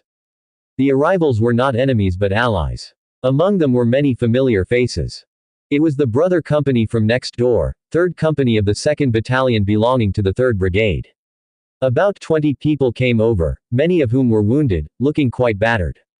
From a distance, when Valenzuela saw these guys, a very bad thought crossed his mind. He called out to his brothers to keep doing what they were doing while the company instructor had already led a team to meet them. Valenzuela, with his binoculars in hand, took a look. The voices in the distance couldn't be heard clearly here, but it was visible that there seemed to be some conflict between the two sides. The good-tempered instructor from 9th Company appeared to be furiously scolding something and even drew his pistol and chambered around. The soldiers on the other side were crestfallen. A few argued back for a moment, but ultimately there was no further commotion. In the end, the instructor and the soldiers of the company escorted this group back. Fortunately, no greater chaos erupted, and it didn't come to the point of disarming those people. Once they brought the people back, the instructor arranged for them to find a spot and temporarily integrated them into an extra squad to dig holes and prepare for battle. Meanwhile, he himself returned to find the company commander to report the situation. Valen Zuan asked, "Deserters?" The instructor's face looked a bit grim. He hesitated for a moment, but then chose a different word. More accurately, they should be routed soldiers. Valen Zuan was noncommittal about this. The instructor had softened somewhat. Deserters and routed soldiers have completely different natures. The former would have to face a military court, or on the front line, any military officer or civil military officer has the authority to execute them summarily. But as for the latter, it was a choice made out of desperation, with no other options. If they were routed soldiers, then that was still manageable, they could be rallied and used. But if they were deserters, Valen Zuan dared not trust these people. If they could desert once, then there could be a second time. At a critical moment in the battle, if a part of his own defense line directly deserted during combat, it could cost the entire company their lives. Observing the company commander's expression, the instructor hastily said, "Really, they are routed soldiers. Look, there's no officer among those guys, the highest rank is just a sergeant." Afterward, he relayed the intelligence they had gotten from the mouths of these routed soldiers. Third Company was to the northwest of their current position, and they were assigned a mission similar to Ninth Company's, encircling the rear to conduct a blocking battle. But their situation and luck were both quite unfortunate. First, they ran into trouble on the road, encountering a small group of enemies and were forced to dismount and fight. This made them arrive late at the battlefield, and their planned area was too close to the enemy, so they collided with the main enemy force without having time to prepare. According to their story, they were attacked by artillery before even dismounting, with vehicles blown up, a whole truck of people killed. Just after getting out, they had no cover and had to rely on the vehicles to fight the enemy, but with artillery raining down and combat drones striking from the sky, they couldn't hold out, and their firepower points in the company couldn't be deployed, suffering heavy casualties from the start. When the mechanized dogs rushed in, they couldn't stop them. The unit suffered heavy losses, and the remaining people had to fight and run at the same time. We'll not talk about those who died, but the surviving, they all scattered. They now don't even know where their other comrades fled to, even unsure if anyone else survived besides themselves. Valen Zuan showed considerable empathy, sympathizing with the plight of Third Company. A battle, being prepared or not, the outcome is drastically different. He stroked his chin and said, "That does indeed sound excusable, but still, to have them join the upcoming battle, we'll need to keep a close watch on their will to fight. I'll keep an eye on them." The routed soldiers had already arrived, so naturally, the enemy would not be far behind. In fact, just a few minutes later, the scouts on the front line relayed information that they had spotted the enemy presence, and they even shot down 2 combat drones. And soon, those men returned to the ranks as well. There was no need to continue forward to scout, the enemy had arrived. Valen Zuan, binoculars in hand, could already see them himself. "Fire!" he ordered. There was no need to wait for the enemy to come closer before firing. This was not an ambush. On this wide, desolate plain, there were no conditions for an ambush. It was best to eliminate the enemy at a long distance and prevent them from getting close. However, the guns in the hands of ordinary soldiers did not fire. At present, the enemy was still over 3 kilometers away, and firing ordinary rifles at this distance would be purely a waste of bullets. For the moment, the only weapons firing were the mortars owned by companies. The upgraded 80mm mortars had much more firepower than before and hadn't sacrificed much in terms of portability. 5 such mortars, operated by mortar crews, launched a fierce barrage forward.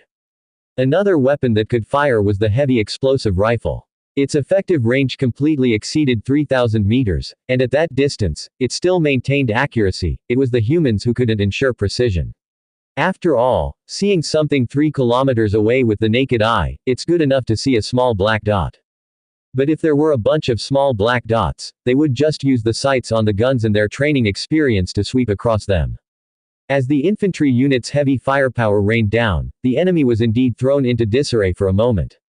It seemed they hadn't expected to encounter such an intense firestorm from an infantry troop. They had just annihilated and defeated the unprepared 3rd Squad. At that time, the warriors of the 3rd Squad hadn't even managed to set up their heavy weapons before they were suddenly thrust into close combat. But now, facing the firepower of a prepared human infantry position, they suffered heavy losses. Valen Zuin, lifting binoculars, saw many cyborgs, mechanical dogs, and even another type that had been less common before, machines with 4 mechanized legs that could move sideways like crabs and were equipped with firepower platforms, were also blown apart by a burst of heavy explosive rounds.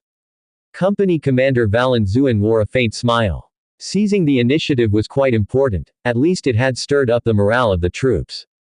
But soon, the enemy's counterattack arrived. Whistling through the sky, artillery shells approached. The shells were launched from beyond where eyes could see, definitely from a position they couldn't retaliate against. The enemy also had large caliber, self-propelled heavy artillery that could hit targets tens of kilometers away, with firepower at least as devastating as the Alliance's 155mm howitzers. As these shells fell, they struck 9th Squad's position, raising dust and dirt in an instant. Upon hearing the whistling of incoming artillery, Valen Zuin shouted, "Artillery!" and then ducked his head, wishing he could bury himself in the foxhole dirt. The intense shaking of the ground, the almost deafening explosion, and the splattering of sand, soil, and pebbles on his helmet and uniform. These were all profoundly shocking. But as soon as the bombardment ended, Valen Zuin immediately raised his head and surveyed the area. The damage was difficult to assess. One bull vehicle had been flipped by the explosion, and the other foxholes were still with no one popping up their heads, so their condition was unknown. But he clearly saw, at the position where the heavy explosive rifle had been mounted, the bodies of the original gunner and ammunition feeder twisted unnaturally, obviously dead.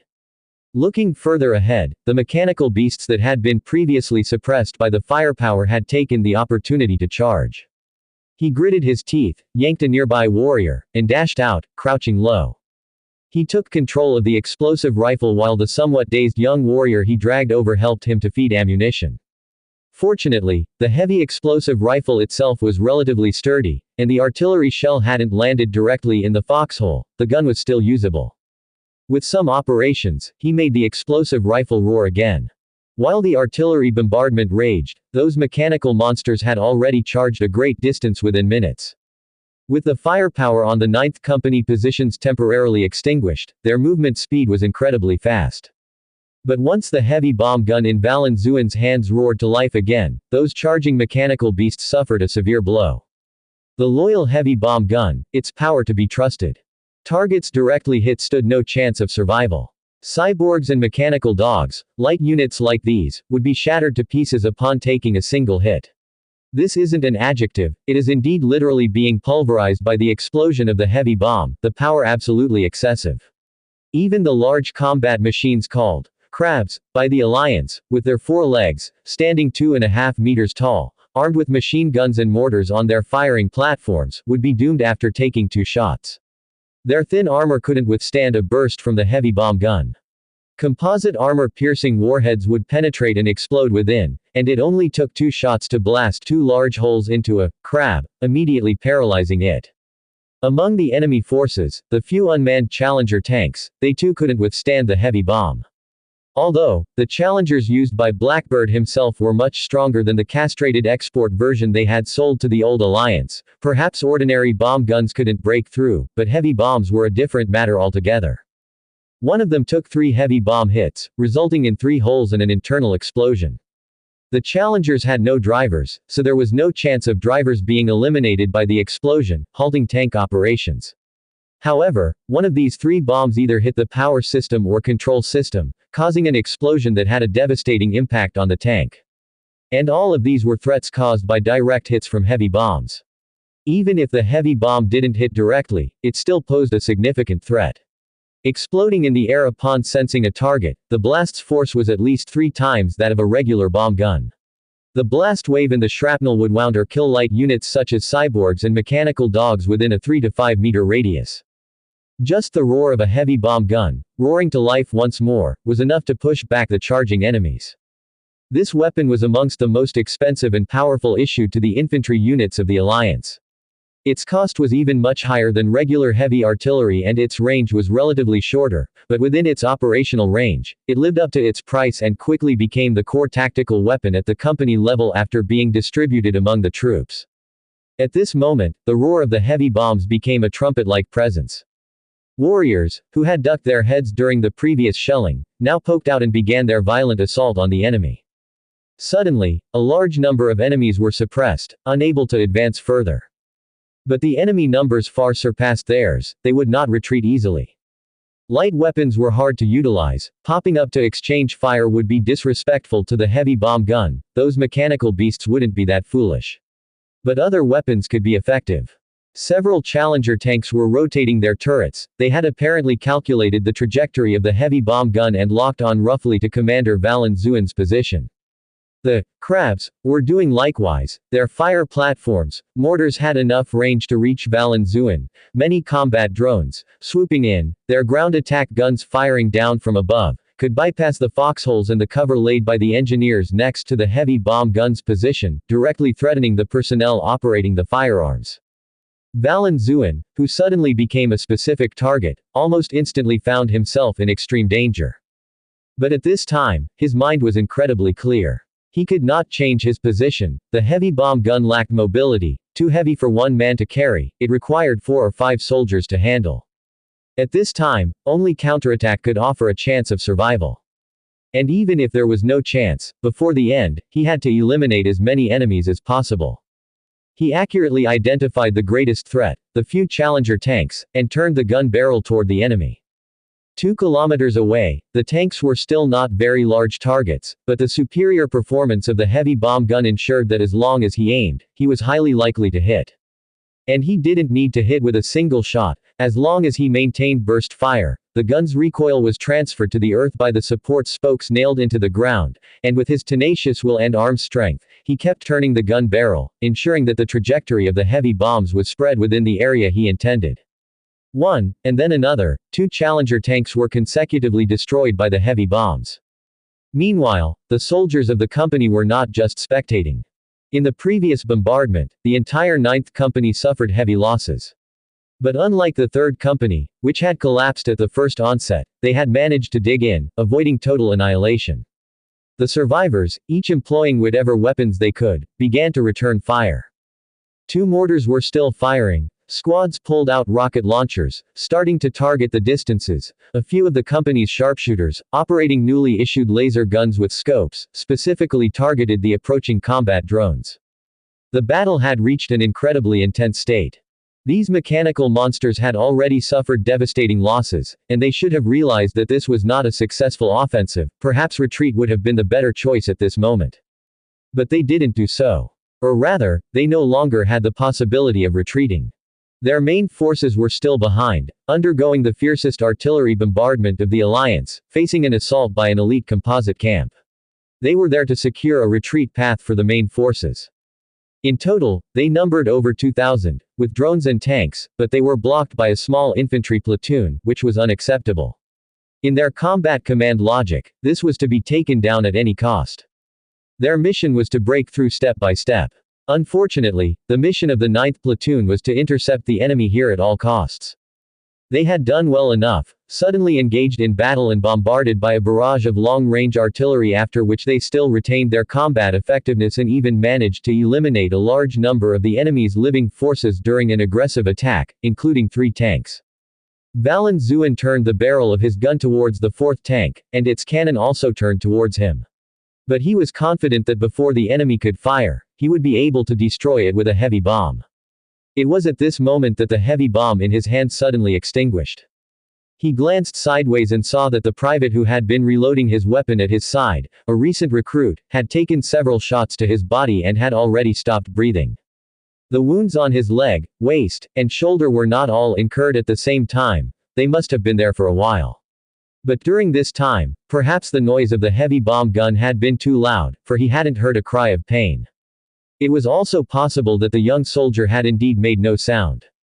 He had just silently endured the pain and persisted in his task until a combat drone in the sky drove a bullet into his skull, causing his death and ending his duty.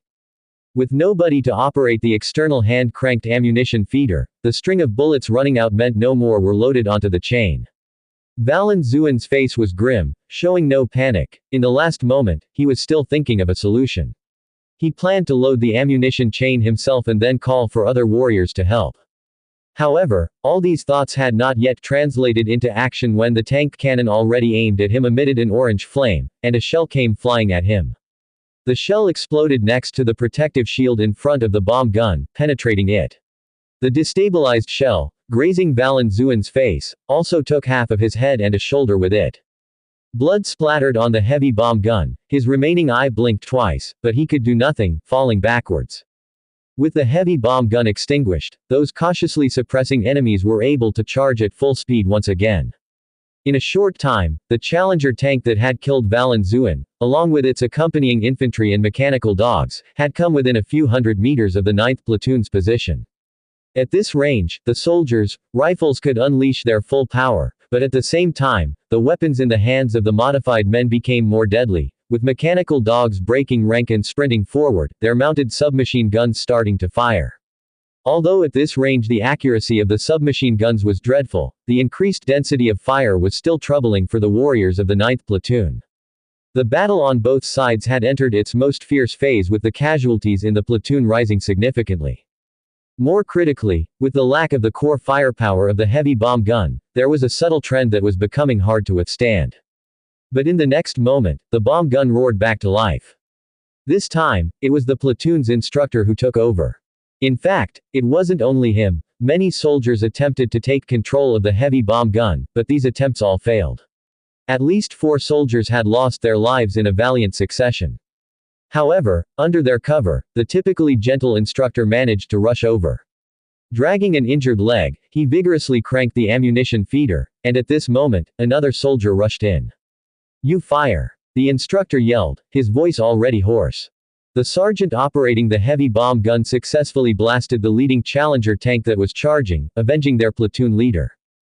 But before they could fire for long, multiple drones attacked. The platoon's sharpshooters, already taxed, shot down several with red laser beams, but one still got close to the heavy bomb gun's point and rained down a burst of submachine gun bullets from above. When the bullets ceased, the 2 men in the foxhole were motionless. Then came the third group to take over.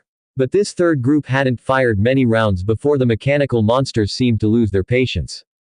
New whistling sounds came from the sky, signaling yet another barrage from enemy artillery positions at least a dozen kilometers away. And this time, the duration of the bombardment was particularly long, and the number of shells dropped was particularly high. After the explosions, the entire position of the 9th platoon fell silent. The foxhole that housed the heavy bomb gun, the tactical core of the platoon, had been filled with bodies, but the bomb gun that should have been fixed in place was still there. The metal shield in front of it was severely deformed, its stand was skewed, but it itself remained intact, only now it was stained with the blood of who knows how many.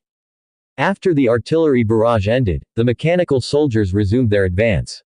For a long while, no gunfire came from the human soldiers' position. But their movement was still cautious. To take down this position, the mech assault team of over 2,000 had already lost more than a third of their number. Originally there were 6 Challenger tanks, but now only 1 remained. The cost of victory was so great. No, victory had not yet been achieved. When the first few mechanical hounds rushed forward and got within 100 meters of the position, the familiar sound of heavy explosives burst forth again. From the 2nd Battalion, 3rd Company's disintegrated troops, Sergeant Demetrio manned the miraculously undamaged heavy explosive weapon, not only wiping out the advancing mechanical dogs but also blowing up the last Challenger tank. Demetrio didn't know where he found the courage. Earlier, when the 3rd Company had been breached, they were sent scurrying in all directions, only managing to flee. After being stopped by the 9th Company, they were almost mistaken for deserters. His morale, and that of the dozen or so other defeated soldiers, was very low at that time. The panic of a narrow escape, the confusion of not knowing what lay ahead, filled their hearts. They had seen with their own eyes the enormous numbers of the Mechanical Legion paving a way to the rear. He didn't think the 9th Company could hold off these enemies, especially since the enemy not only outstripped them in numbers 20-fold but also had support from long-range artillery. How could this battle be fought? He didn't run, purely because running would mean being executed as a deserter. The subsequent development of the battle didn't exceed his expectations. The Ninth Company fought tenaciously, almost exhausting every method to battle those mechanical monsters, but the gap in firepower and numbers still led them to inevitable defeat. But Demetrio saw what happened at the explosive cannon position. When the machine gunner died, the company commander took over. When the company commander fell, the political officer took up the position. When the political officer died, more soldiers rushed forward. This kind of successive bravery deeply moved Demetrio. He couldn't help but think of his own company. If the third company hadn't been attacked and had persisted in the fight, would the same thing have happened? His company commander, his political officer, and even himself, would they make the same choices as the brothers from the Ninth Company? He asked himself this question in his heart. He hadn't found the answer yet, but his body had moved ahead of his thoughts. His actions were slow, yet resolute. Crawling, he made his way to that foxhole. There was no room left to stand, as the small pit was stacked with a dozen bodies. When he regained his senses, he found himself lying on the bodies of the brothers from the Ninth Company, his hand on the trigger of the explosive cannon. The ammo feeder was nowhere to be found, but the chain of ammunition in front of him stretched out more than half a meter long. His mind was blank, yet instinctively he raised the gun towards the mechanical hounds, towards the approaching challenger, and pulled the trigger.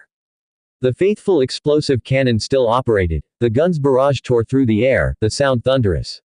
The sound of the explosive cannon seemed like a catalyst, and at that moment Demetrio's blood also boiled with the gunfire. He couldn't help but roar, venting his emotions. Fear, pain, bewilderment, all of it transformed into bullets heading towards the enemy. In the midst of gunfire, he understood at last. He was going to die, but he felt it was worth it. Who are you? Which unit are you from? Gorky Dimitrov, Sergeant, from the 2nd Group 3rd Company of the 3rd Brigade. Shouldn't this be the position of the 9th Company? Where are the others from your 3rd Company? These are all people from the 9th Company. Those from our 3rd Company, they are dead over there. Quote. I'm sorry, we came late, but we will avenge you. If possible, please take me with you. Faced with the request from the comrade in front of him, Major Raul Delou felt somewhat troubled. He was the commanding officer of the 47th Brigade 5th Composite Battalion, and the troops he led were carrying out an encirclement mission. Compared to the previously engaged units, the intelligence he now had was relatively complete. The Mechanical Legion of the Alliance Army, which had broken through from the south, bypassed the defense line of the 47th Brigade and attacked the Alliance troops advancing along Western Desert Avenue, with a possible total number of about 15,000. They were fully equipped with various types of gear, ample armored force, and a large amount of accompanying mechanized self-propelled artillery. Their attack brought significant losses to the Alliance units advancing along the avenue. But the Alliance army swiftly responded, not only launching a counterattack but also planning to move troops and set up an encirclement to trap the enemy. If you dare to attack us, then don't expect a single one of you to escape. The troops of Wind Extinguishing Brigade and Beast Slaughter Brigade carried out the first wave of strategy. Heavy artillery and armored units were thrown into the front lines, while the 2nd Infantry Regiment of Beast Slaughter Brigade split off many companies to outflank the Mechanical Legion to the south, intending to completely enclose them. But soon, the situation took a turn for the worse. The companies of the 2nd Regiment were supposed to establish numerous point defense positions, not too far from each other. The orders received by all units were commonly to reach the designated targets within 2 hours to start constructing defenses. Beyond those 2 hours, the Alliance Staff Department estimated they would have at least half a day to a full day to reinforce their positions. The forces under Major Deliou's command were there to participate in the encirclement. If the encirclement plan went smoothly, they would launch a fierce attack on the Mechanical Legion from the south, forming a pincer attack with the Wind Extinguishing Brigade in the north. If not, they could also help the Beast Slaughter Brigade's 2nd Regiment to block the southern escape route of the Mechanical Legion. But this elite Mechanical Legion reacted much faster than anticipated. Those iron beings, realizing the danger, quickly dispatched vanguard units to ensure that their path of retreat to the south was secure. This was normal, but what was not normal was the number of troops they sent out as the vanguard, far exceeding the original estimates of the Staff Department. They even moved a considerable part of the heavy artillery originally supporting the frontal battlefield to attack the infantry companies that were encircling them from behind. Now, the troops of the 2nd Regiment of the Beast Slaughter Brigade were suffering. The fates of the 3rd and 9th Companies were a microcosm of this problem. They weren't the only ones with problems. Several other companies' positions were subjected to fierce attacks, each with various degrees of casualties. However, the 3rd and 9th Companies were the worst hit, nearly wiped out. Major Deliu was filled with a deep sense of shame. His unit arrived just as those mechanical monstrosities launched their final assault. They had already conducted reconnaissance in advance and found out about the battle situation here. The artillery companies within the composite battalion deployed their artillery positions and opened fire on the enemy. The 2 quickest mechanized infantry companies came speeding through the wilderness. But they were still one step too late. By the time their artillery showed their might, the enemy had already started their final assault. By the time the Strider armored vehicles were in position, the enemies, realizing they couldn't break through, retreated like the tide. And in the positions, they found only one survivor, a sergeant from the 2nd Regiment of the Beast Slaughter Brigade's 3rd Company, who had fought at the position of the 9th Company. Faced with the sergeant who wanted to join their operations, Major Deliu, after much hesitation, still chose to refuse. Officially, the refusal was that it was against the rules, and Sergeant Dimitrov should report to his own unit and convey the events that happened here to his superiors. But, in truth, a more significant reason was guilt. Apart from feeling guilty for arriving late, there was another core element. The 47th Brigade, supposed to be guarding the south and blocking the southern enemy, had allowed such a large wave of the Mechanical Legion in, clearly indicating a major mistake. Whether it was a mishap or a question of capability, ultimately, it was their failure that led the brother units in the middle to be suddenly attacked and to have to defend their positions against such a large numerical difference. The forces belonging to Major Deliu, heading north to participate in the encirclement, were merely closing the stable door after the horse had bolted. Perhaps, for the overall state of the war, their northward action was not too late, but for the 3rd and 9th Companies, it was already too late. Under these circumstances, how could he have the heart to let Dimitrov follow along? If the only remaining survivor of these 2 companies were to also perish in subsequent combat, he would feel guilty unto death. The warriors of the 475th Battalion, upon seeing the condition of the 9th Company's position, felt much the same as their commanding officer. In their shame, they kindled raging fury. To wash away the dishonor, only the enemy's remains would suffice. After bidding farewell to Dimitrov, the 900 warriors of the 475th Battalion continued northward. 3 hours later, they received orders from the command, requesting them to launch an attack on the enemy. Hence, Lion tanks, Strider combat vehicles, and 155 towed artillery simultaneously poured the warriors' fury upon the heads of those mechanical monsters. They had to vent their shame in this manner. On the flat terrain of the battlefield, the armored troops deployed massively. Artillery had already stopped far behind, and 12 heavy guns began to fire in the direction of the armored troops' assault. Roughly every 2 minutes, a barrage of 100 shells was unleashed, and the 475th Battalion's ammunition reserves were enough to sustain this rate of fire for 20 minutes. Following the barrage, Lion tanks at the forefront kept firing their cannons, while the coaxial machine guns swept fire madly. Charging alongside the tanks were the infantry fighting vehicles, whose autocannons couldn't penetrate the opposing tanks' armor, but were deadly against other units.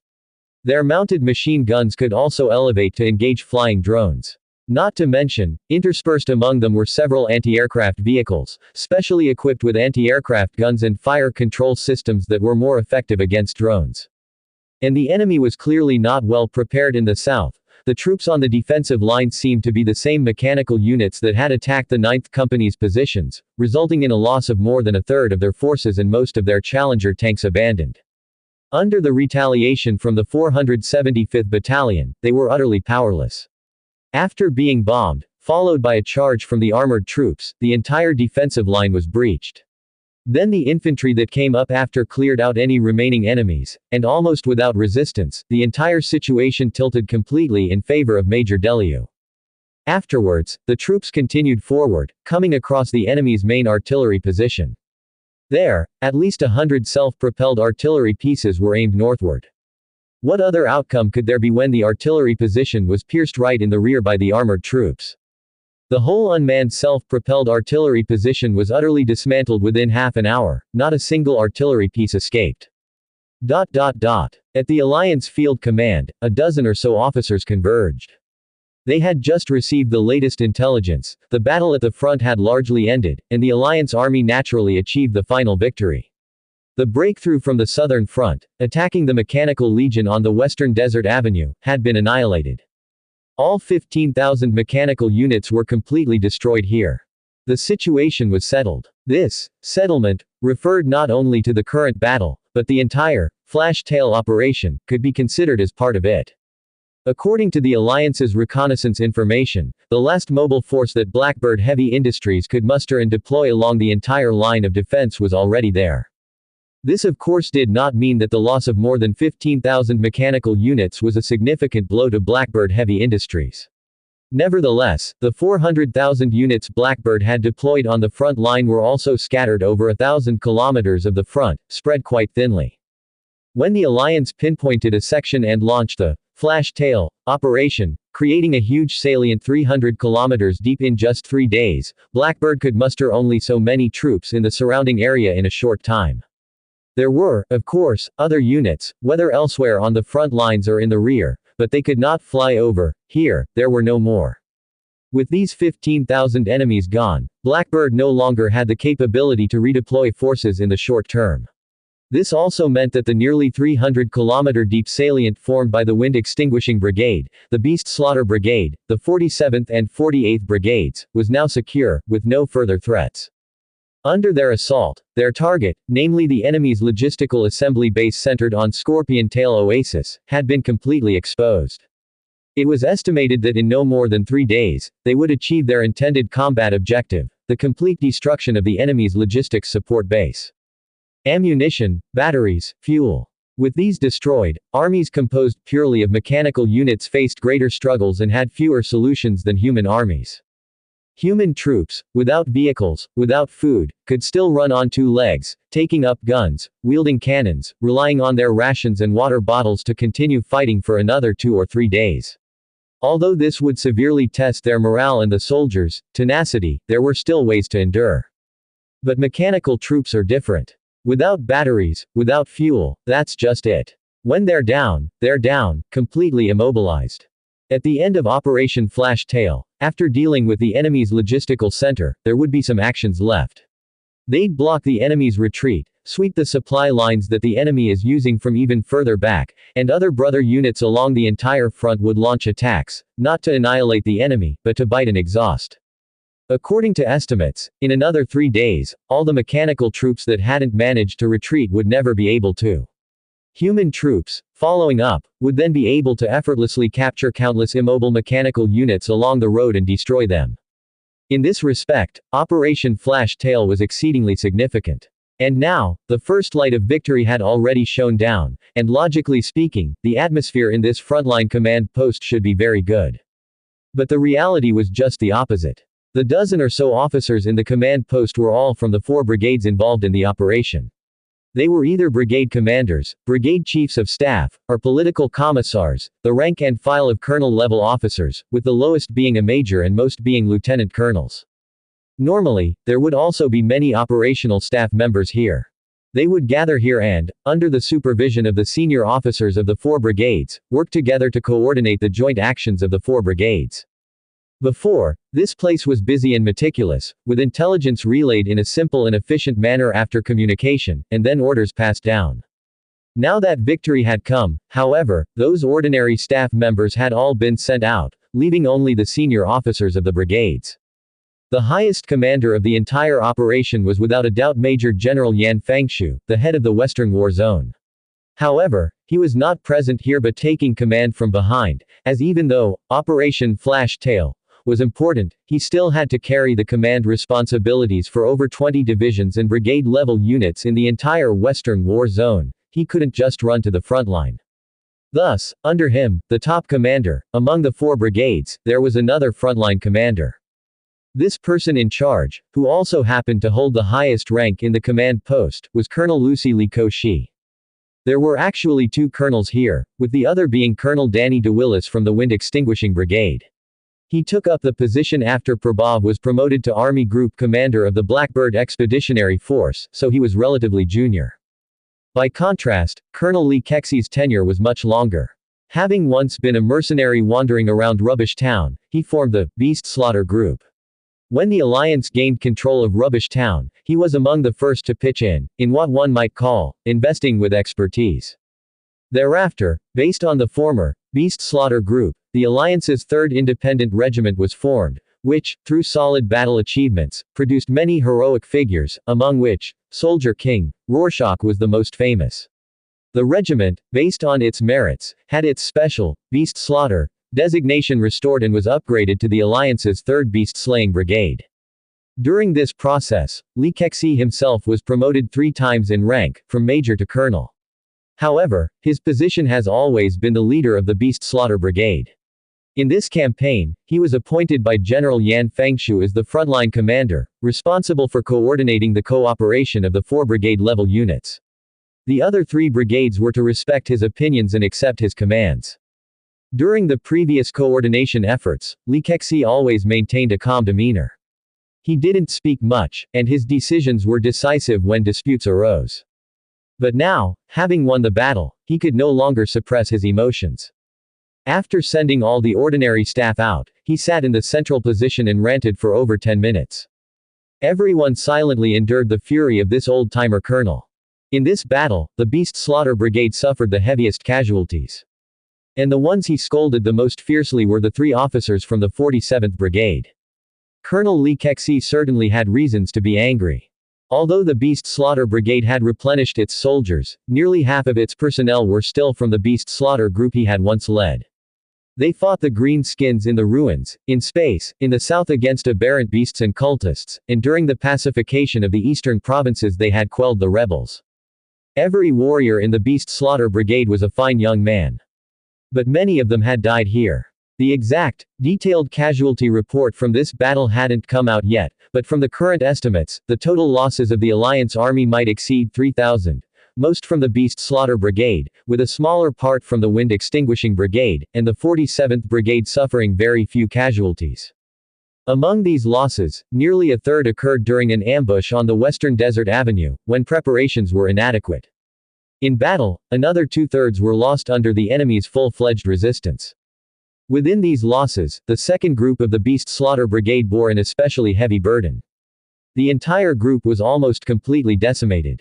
The 2nd group had only 9 combat companies, and including various other artillery, logistics, sappers, and other support troops in the group headquarters, the total force was just under 1,600 soldiers.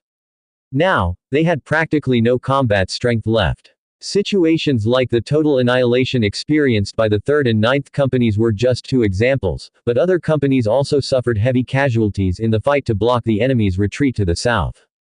Given the current situation, the whole group needed to return for rest and recuperation, then replenish personnel and equipment before they could restore combat capability. That was no different from having to rebuild the group from scratch. Colonel Lee Kexey truly loved his troops like his own children and couldn't bear to see his soldiers suffer heavy casualties. But he was a military man, a qualified commander, and if victory required the sacrifice of soldiers, he would not hesitate to pay the price. He understood the principle that kindness does not command soldiers. But was the victory they had just achieved really necessary? They had indeed achieved a critical victory, clearing the last obstacle for Operation Swift Tail. But, essentially, it was just patching up the mistakes made by the 47th Brigade in the south. If they hadn't erred, this battle wouldn't have been necessary at all. The 15,000 mechanical units, tightly locked down in the south, with the 47th Brigade keeping close watch. Had they done so, the Alliance Army advancing along the Western Desert Avenue could have reached Scorpion Tail Oasis much faster and accomplished the strategic objectives. Even if the Mechanical Legion had fiercely attempted to stop them, whether by directly attacking the 47th Brigade head-on or by circumventing to the west and standing in front of the Wind Extinguishing Brigade and Beast Slaughter Brigade, it would have been a frontal battle. Firstly, there wouldn't have been any surprises like being bombed during a march, and secondly, the warriors of the Beast Slaughter Brigade wouldn't have had to engage in a deathmatch with a far superior enemy force, composed of infantry, armor, and drones, without artillery support and having to dig makeshift defensive positions. It's a critical victory indeed, but it's a war fought reluctantly to make amends for the grave mistake you committed. The sacrifices of the warriors are honorable, and the victories won by the warriors are also honorable, but that does not wash away the disgrace on you. Colonel Lee Kexi continued to berate the lieutenant colonel from the 47th Brigade. The lieutenant colonel, about to drown in Lee's spittle, just hung his head and didn't dare say a word. If his unit had been breached by the enemy in a blood-soaked battle, perhaps he would have had room for argument. But in fact, the enemy hadn't even encountered any battle before they bypassed his defensive line, and he failed to detect it beforehand. It was the Air Force brothers, on their regular patrol, who spotted the situation and issued a warning to the command. Firstly, he should have not let the enemy break through. Secondly, he should have not been oblivious to it. And he made both mistakes. Indefensible. In the end, even Colonel Lee Kexi had grown tired of berating him. He said coldly, "I've reported the relevant situation to the headquarters. You just wait for the military tribunal." Colonel Lee Kexi, with the rank of colonel, temporarily taking the duty of frontline commander and in charge of 4 brigades, did not mean he had the authority to dismiss a lieutenant colonel brigade commander. But his mention of going to military court was not just an idle threat. He might not have the power to remove the lieutenant colonel, but Yan Fengshu did. Soon, a command from the headquarters arrived. The lieutenant colonel leading the 47th Brigade, along with a major who was the chief of staff, were directly dismissed on the spot. The acting brigade commander and the acting chief of staff stepped up. Since both of their ranks and seniority were not quite adequate, the political commissar of the 47th Brigade temporarily took over the command. The 2 relieved of duty were headed east in a car, led by a team of military police, gone without much fanfare. They were to first report to General Yan's headquarters to state their case and provide an opportunity to explain themselves regarding Colonel Lee Kexi's reports. But, there wasn't much room for explanation, and a scolding was inevitable upon arrival. Being scolded was the easy part. After that, they would have to go to Revival City to face the Alliance Military Tribunal. The Alliance Military Tribunal operates independently outside the normal legal system of the Alliance, dedicated to adjudicating active duty military personnel. It is overseen by Major General Tadeusz, the chief political commissar, with the help of Grand Judge Lambert. Having studied relevant military regulations and legislation, the one removed from duty probably had a clear idea of what consequences lay ahead. Life, it wasn't that dire. He hadn't committed the gravest of offenses, such as treason, desertion, or disobedience to a superior's orders. Neglect of duty, dereliction of duty, that was the most serious of his charges. And in fact, what happened afterward was not far off from his own judgment. He was stripped of his military post, demoted to the rank of captain, and relegated to a civilian department. Then, 6 months later, he was reassigned to a new unit, serving as a battalion commander in a garrison division in the Green Valley region, dealing daily with the aberrant beasts that still lingered in the southern Green Valley. His competence was certainly there, otherwise, he couldn't have been promoted. After making a serious mistake and taking a major hit, one often grows. Besides, merely serving as a battalion commander in a garrison, his abilities were definitely up to the mark. Surely those aberrant beasts couldn't suddenly grow brains, engage in maneuvers like flanking, reconnaissance, deception in warfare, and bypass his defensive lines, right? Half a month later, Gu Heng in Revival City received a comprehensive report on Operation Flash Tail from Yan Fengshu. The entire operation had already concluded. And before this battle report had arrived, he had already seen the settlement interface from the system panel. West Desert Campaign Settlement. Epic victory, earned 12,284 points of grace. 17,325 losses, 246,645 enemies annihilated. These figures were quite impressive.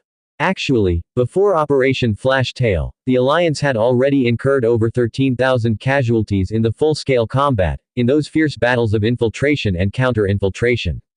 These were substantial losses, especially considering the fighting lasted less than a month. Although the Alliance had also destroyed over 50,000 various mechanical units during this process, this kind of bloodletting warfare was definitely not what the Alliance desired.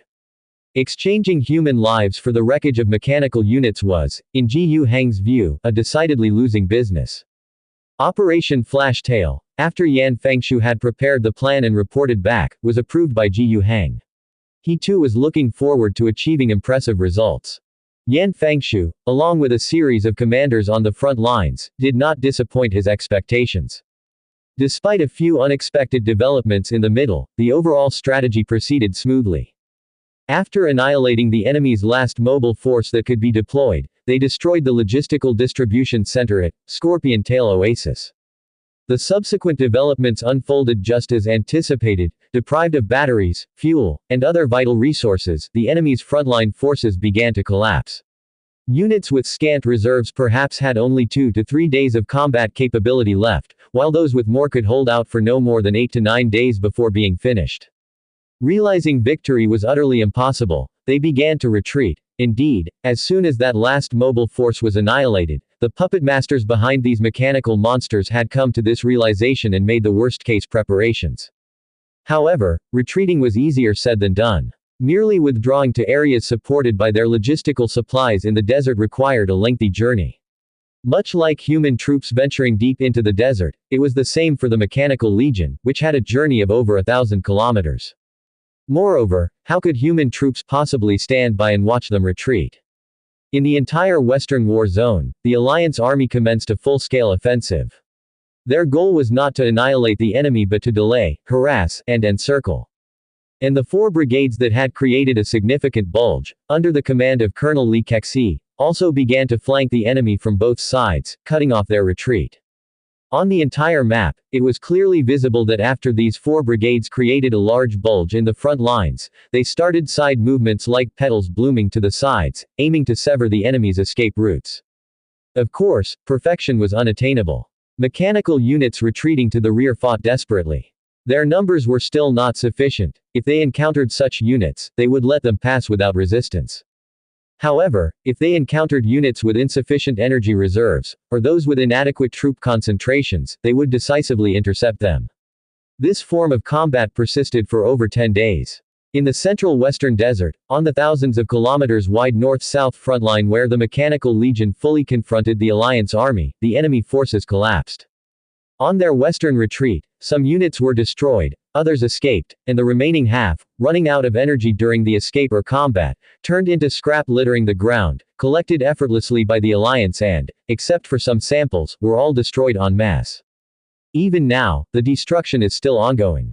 Blackbird Heavy Industries was even driven out of the West Desert region at one point. Nonetheless, Yan Fengshu maintained a clear awareness of the situation. He regrouped all his forces and strictly ordered them not to pursue beyond the West Desert region. Indeed, starting from today, the entire Western War Zone had been retracting backward, planning to shrink back to the original front lines. Ji Yuhang felt regretful about this, but he knew that Yan Fengshu's decision was correct. Of course, if possible, he also wanted to take advantage of the momentum, march hundreds of thousands of troops westward, and flatten Blackbird. But that was not feasible. Tadeusz issued a warning: our own logistics have also reached their limits. The logistics of the alliance, which had never been very robust to begin with, relied solely on the lifeline of the Western Desert Avenue. The previous offensives had consumed a large amount of ammunition, food, and medical supplies. At the same time, there were numerous wounded soldiers needing evacuation. Meanwhile, more than 100,000 enemy troops had escaped to the continental west before losing power, where they received reinforcements. Even in various parts of the continental west, there were likely many mechanical units still present. Blackbird Heavy Industries had not collapsed. If the pursuit continued, it was quite possible that they might push back normally. In the face of such risk, it was more sensible to choose stability over making mistakes. Ji Yuhang could totally understand that point. But to let go of the enemy in this wave was truly regrettable. Ji Yuhang always believed that one should face the most pessimistic plans with the most optimistic attitude. He estimated that given Blackbird Heavy Industries' degree of rebellion, their recovery would be incredibly rapid. Their production lines were probably already running at full capacity. A large number of mechanical units would come off the assembly line, not needing 9 months of gestation nor military training, and quickly replenish the front lines. In this process, the fastest production speed was likely to be for making mechanical humans using humans as material. This meant a substantial loss of human life. Ji Yuhang felt very pained about this. But what could the alliance do? He had already instructed Yan Fengshu to establish a Rescue Lifeline, along Western Desert Avenue, all the way west, and commanded the intelligence line under Lambert's charge to activate the 200 or 300 intelligence officers who had infiltrated the West. They would proclaim the Alliance's victory, denounce the atrocities of Blackbird Heavy Industries in using humans to manufacture mechanical humans, and announce the existence of a lifeline. Those who were willing could head eastward, and the Alliance Army would coordinate their rescue and help them escape Blackbird Heavy Industries' control. But, this strategy might save some people, but for the entire west of the continent, with over 15 million people, it could not act as a savior.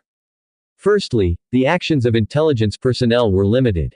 They couldn't organize large-scale evacuation efforts. Secondly, the chances of refugees successfully fleeing eastward on their own were low, as mechanical units would continuously patrol. And thirdly, the lifeline established by the Alliance was fragile, only viable during the brief window when Blackbird was heavily damaged. Once Blackbird recovered and the Mechanical Legion resumed positions on the front line, this rescue lifeline would likely break. The success of Operation Flash Tail and the conclusion of the Western Desert Campaign had awarded Gu Hang with over 12,000 points of grace. This amount, in comparison to the number of enemy mechanical units destroyed, was actually a bit meager.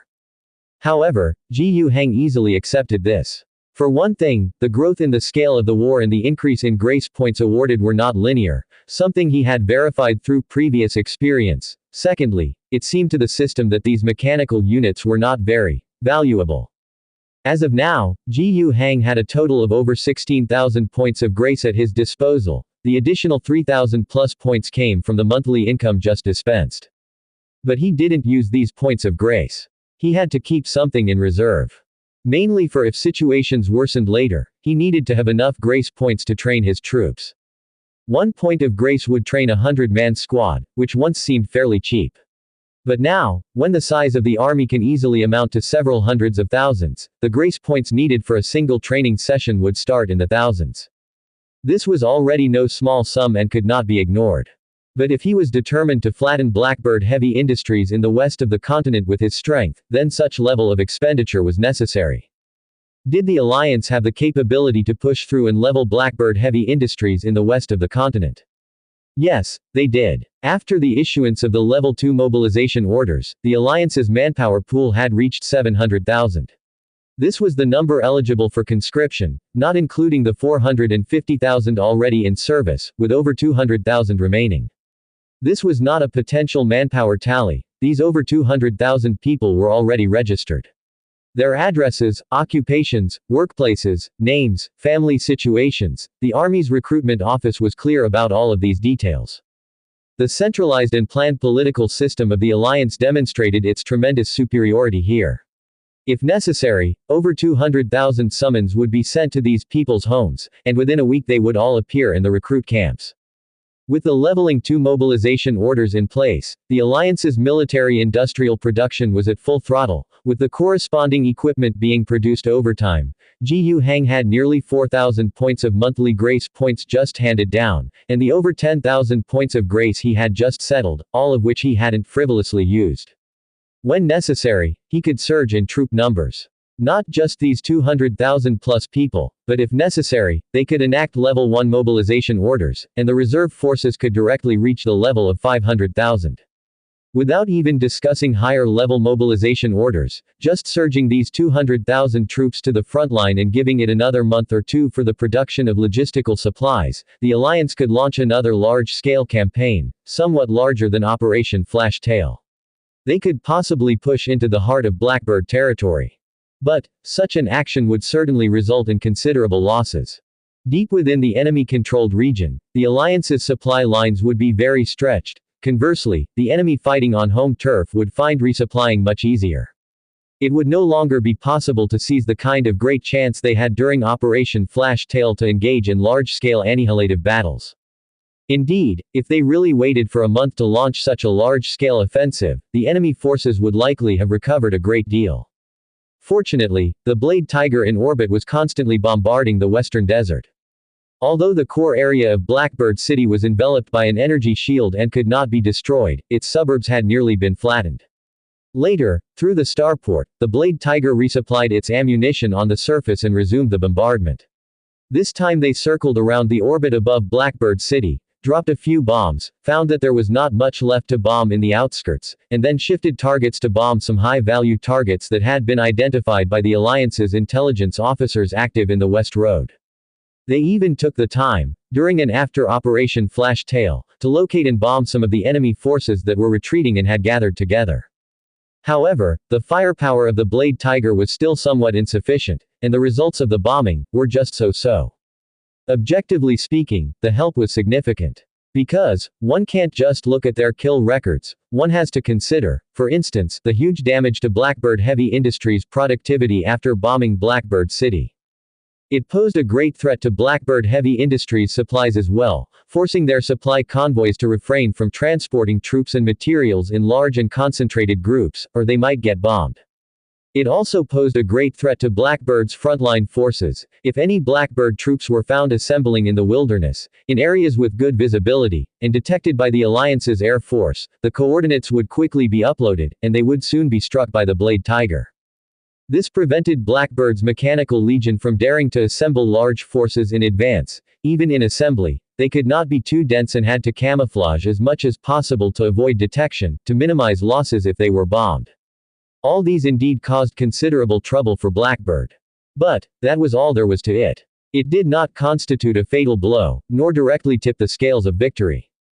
Ultimately, the Blade Tiger was not fierce enough, and the help it provided was limited. The main combat still required the bravery of the Alliance's warriors to seize victory.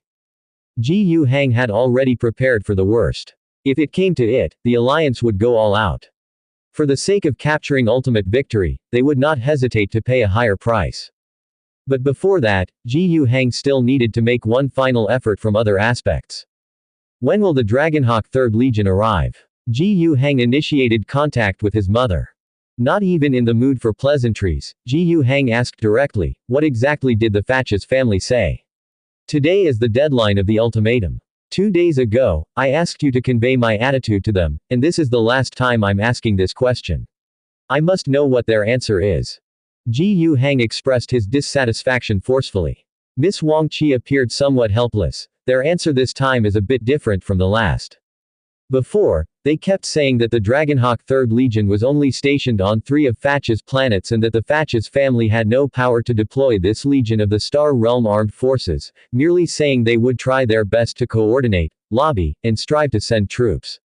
Now, at least they're not giving those excuses anymore and have firmly promised to deploy forces, with no less than 1 million. Quote. What is this supposed to mean? What about the timing? Ji Hang immediately interrupted his mother. Although it was impolite, he couldn't help it. They didn't say, my people are still discussing it with them. Ridiculous. Ji Hang angrily made a final demand. If the Dragonhawk 3rd Legion hasn't left Fatch's planets within 10 hours, then I'll take it as a refusal of our goodwill by the Fatches family. I swear, in the upcoming conflict with Blackbird Heavy Industries, I will certainly find irrefutable evidence of the Fatches family's full involvement with the Iron Men rebellion. Ah. The color drained from Wang Qi's face, and she said in a low voice, isn't this being a bit too aggressive? I've had enough of their evasions and delays. We're not allies with them, but we still informed them immediately of the connection between Blackbird and the Iron Men rebellion, allowing them to avoid being passive. We might even offend the heads at Pei Daisy because of this. This is a gesture of goodwill from me, from the Ji family. And this is how they repay us. Wang Qi sighed and said firmly, I understand. After ending the call with his mother, Ji Hang then called the head of the military department, Tadius, and Alliance Premier Osania, to inform them to be ready with contingency plans. 10 hours wasn't just empty talk or boasting from Ji Hang. If he issued a warning, he naturally had the capability to make it a reality. Blackbird was a Fatches family enterprise, and their full cooperation was difficult to clean up without Ji Hang's assistance. And if Ji Hang wouldn't cooperate and instead made trouble for them, discovering some special evidence, their trouble would become quite significant. Especially since the Ji family possessed their own political capital, and Pei Daisy would be more than happy to lend a hand. Moreover, even without the assistance of the Star Realm armed forces, Ji Hang could annihilate Blackbird despite the casualties. It would simply mean escalating the mobilization order to level 1 and reinforcing with more than 400,000. Gu Heng would have to pay 4,000 points of favor to train these 400,000 into qualified soldiers. Apart from training, equipping them with sufficient weaponry would require that the alliance's industrial power shift completely from civilian to military industry. The contingency plan he tasked Osania and Tadius to prepare was exactly this. With this approach, adding the existing forces, it was estimated that Blackbird could be overcome within half a year. There would be a huge number of casualties, not just among the soldiers, but also among the civilian population of the Western mainland. Transitioning to military industry on a large scale would also affect the alliance's industrial development. But if this price had to be paid, then it would be paid. Gu Heng would make sure the Fatch's family paid tenfold, 100-fold in return. Luckily, this situation did not come to pass. 3 hours later, Miss Wang Qi relayed the latest news to him. Wang Qi had personally communicated with the leader of the Fatch's family, Ivan Fatches. Besides fully conveying Gu Heng's stance, she also made their position clear as the head of the Gu family, with both a harsh threat and some negotiations of interest. Ultimately, the Fatch's family found themselves with no room left for delay. They promised to comply with Gu Heng's request and, within 10 hours, now 7, send the first batch of Star Realm Armed Forces troops aboard Gu commercial firms' merchant vessels docked at Fatch's II's starport. Transporting 1 million troops isn't easy. The first contingent to arrive was expected to be over 20 divisions, no fewer than 300,000 troops. They would embark on Gu commercial firms, Jumbelli, transport ships, flanked by armed merchant vessels, heading for Rajal Star. Hearing this news, Gu Heng breathed a sigh of relief. Good. It seemed the alliance would not need to issue the level 1 mobilization order after all. Of course, he didn't cancel the contingency plan immediately. The Fatch's family had a history. Gu Heng needed his mother to give him concrete news. 7 hours later, whether the Star Realm troops had begun boarding or not. If Fatches had deceived him and the matter was still dragging on, then everything would be called off, and Gu Heng would no longer count on additional reinforcements. This time, Fatches had been given ample warning and did not dare to play tricks anymore. In fact, soldiers from the Star Realm army began boarding the starport and entering the transport ships that had been waiting there, just 8 hours after the final warning had been issued. Boarding would take some time, and from the Fatch's star system to the Rajal star system, the journey also required time. Overall, this first batch of support troops from the Star Realm army would arrive at Rajal Star in 22 days. This was quite a relief. Gu Heng could finally breathe a sigh of relief and shared this intelligence with Yan Fangshu, who was commanding the operations in the Western War Zone. Yan Fangshu was overjoyed. Having strong reinforcements was, of course, very good. If possible, he did not want his own troops to engage in a bloodbath. He made up his mind that, for the next 20 or so days, he would focus on stability, reducing losses as much as possible, and wait for the Star Realm army to arrive before advancing westward. But before the Star Realm army's arrival, Rajal Star was to receive a group of other visitors from beyond the heavens. The Imperial Tax Fleet. The time had come for Rajal Star to pay its taxes. The problem was that the Imperial tax Rajal Star owed this year was still on the Western Front. The Sun Lord's Apostle of War, Bokoya Galaraldo, was aboard a destroyer, carrying a giant belly, en route to the Rajal Star system. He stood at the window, having just passed through the vibrant beauty of the Star Realm tunnel, which seemed to linger in his eyes, yet outside the window, the expanse had become an infinite starry sky. Having traversed the Star Realm tunnel, it would only take another day or two to reach Rajal Star. I've heard that this Rajal Star used to be a very rich resource garden planet. Yes, replied a no-nonsense woman standing next to him. Her name was Nell Lavis, and she was the highest authority of this tax fleet, a senior official of the Imperial Taxation Department overseeing the entire tax affairs of the Dragonhawk Star domain. Her working model involved leading a gigantic tax fleet, escorted by the Dragonhawk fleet, voyaging year-round throughout the 37 star sectors of the whole Dragonhawk Star domain. Circling the route to collect taxes typically took about a year and a half. She needed to calculate the tax collection intervals for each star sector, some being 2 years, others 5, and even 10. Then, after spending 4 months traveling, she would deliver the collected imperial taxes from the Dragonhawk Star domain to a distribution center designated by the Eastern Cosmic Realm government, the next higher level of administrative authority. These taxes would then be distributed under the directives of the government of Holy Terra, in the human ancestral star's capital, to various places in need. And after delivering the taxes, Lois would immediately head back to the Dragonhawk star domain and start over by cruising through the 37 star sectors to collect taxes, in an endless cycle. In response to the Apostle of War's question, Lois reminisced briefly, recalling some images, and said, "Indeed, when I had just started as the chief tax administrator of the Dragonhawk star domain, I came here to collect taxes. It indeed was a rare quality planet, but it's a pity, a war over 100 years ago completely destroyed Rajal star." She was qualified to say so. She had been in this line of work for 150 years.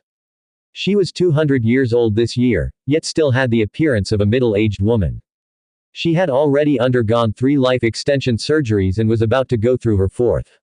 When she had just started her tax work, she had indeed seen the most flourishing stature of Rajal star.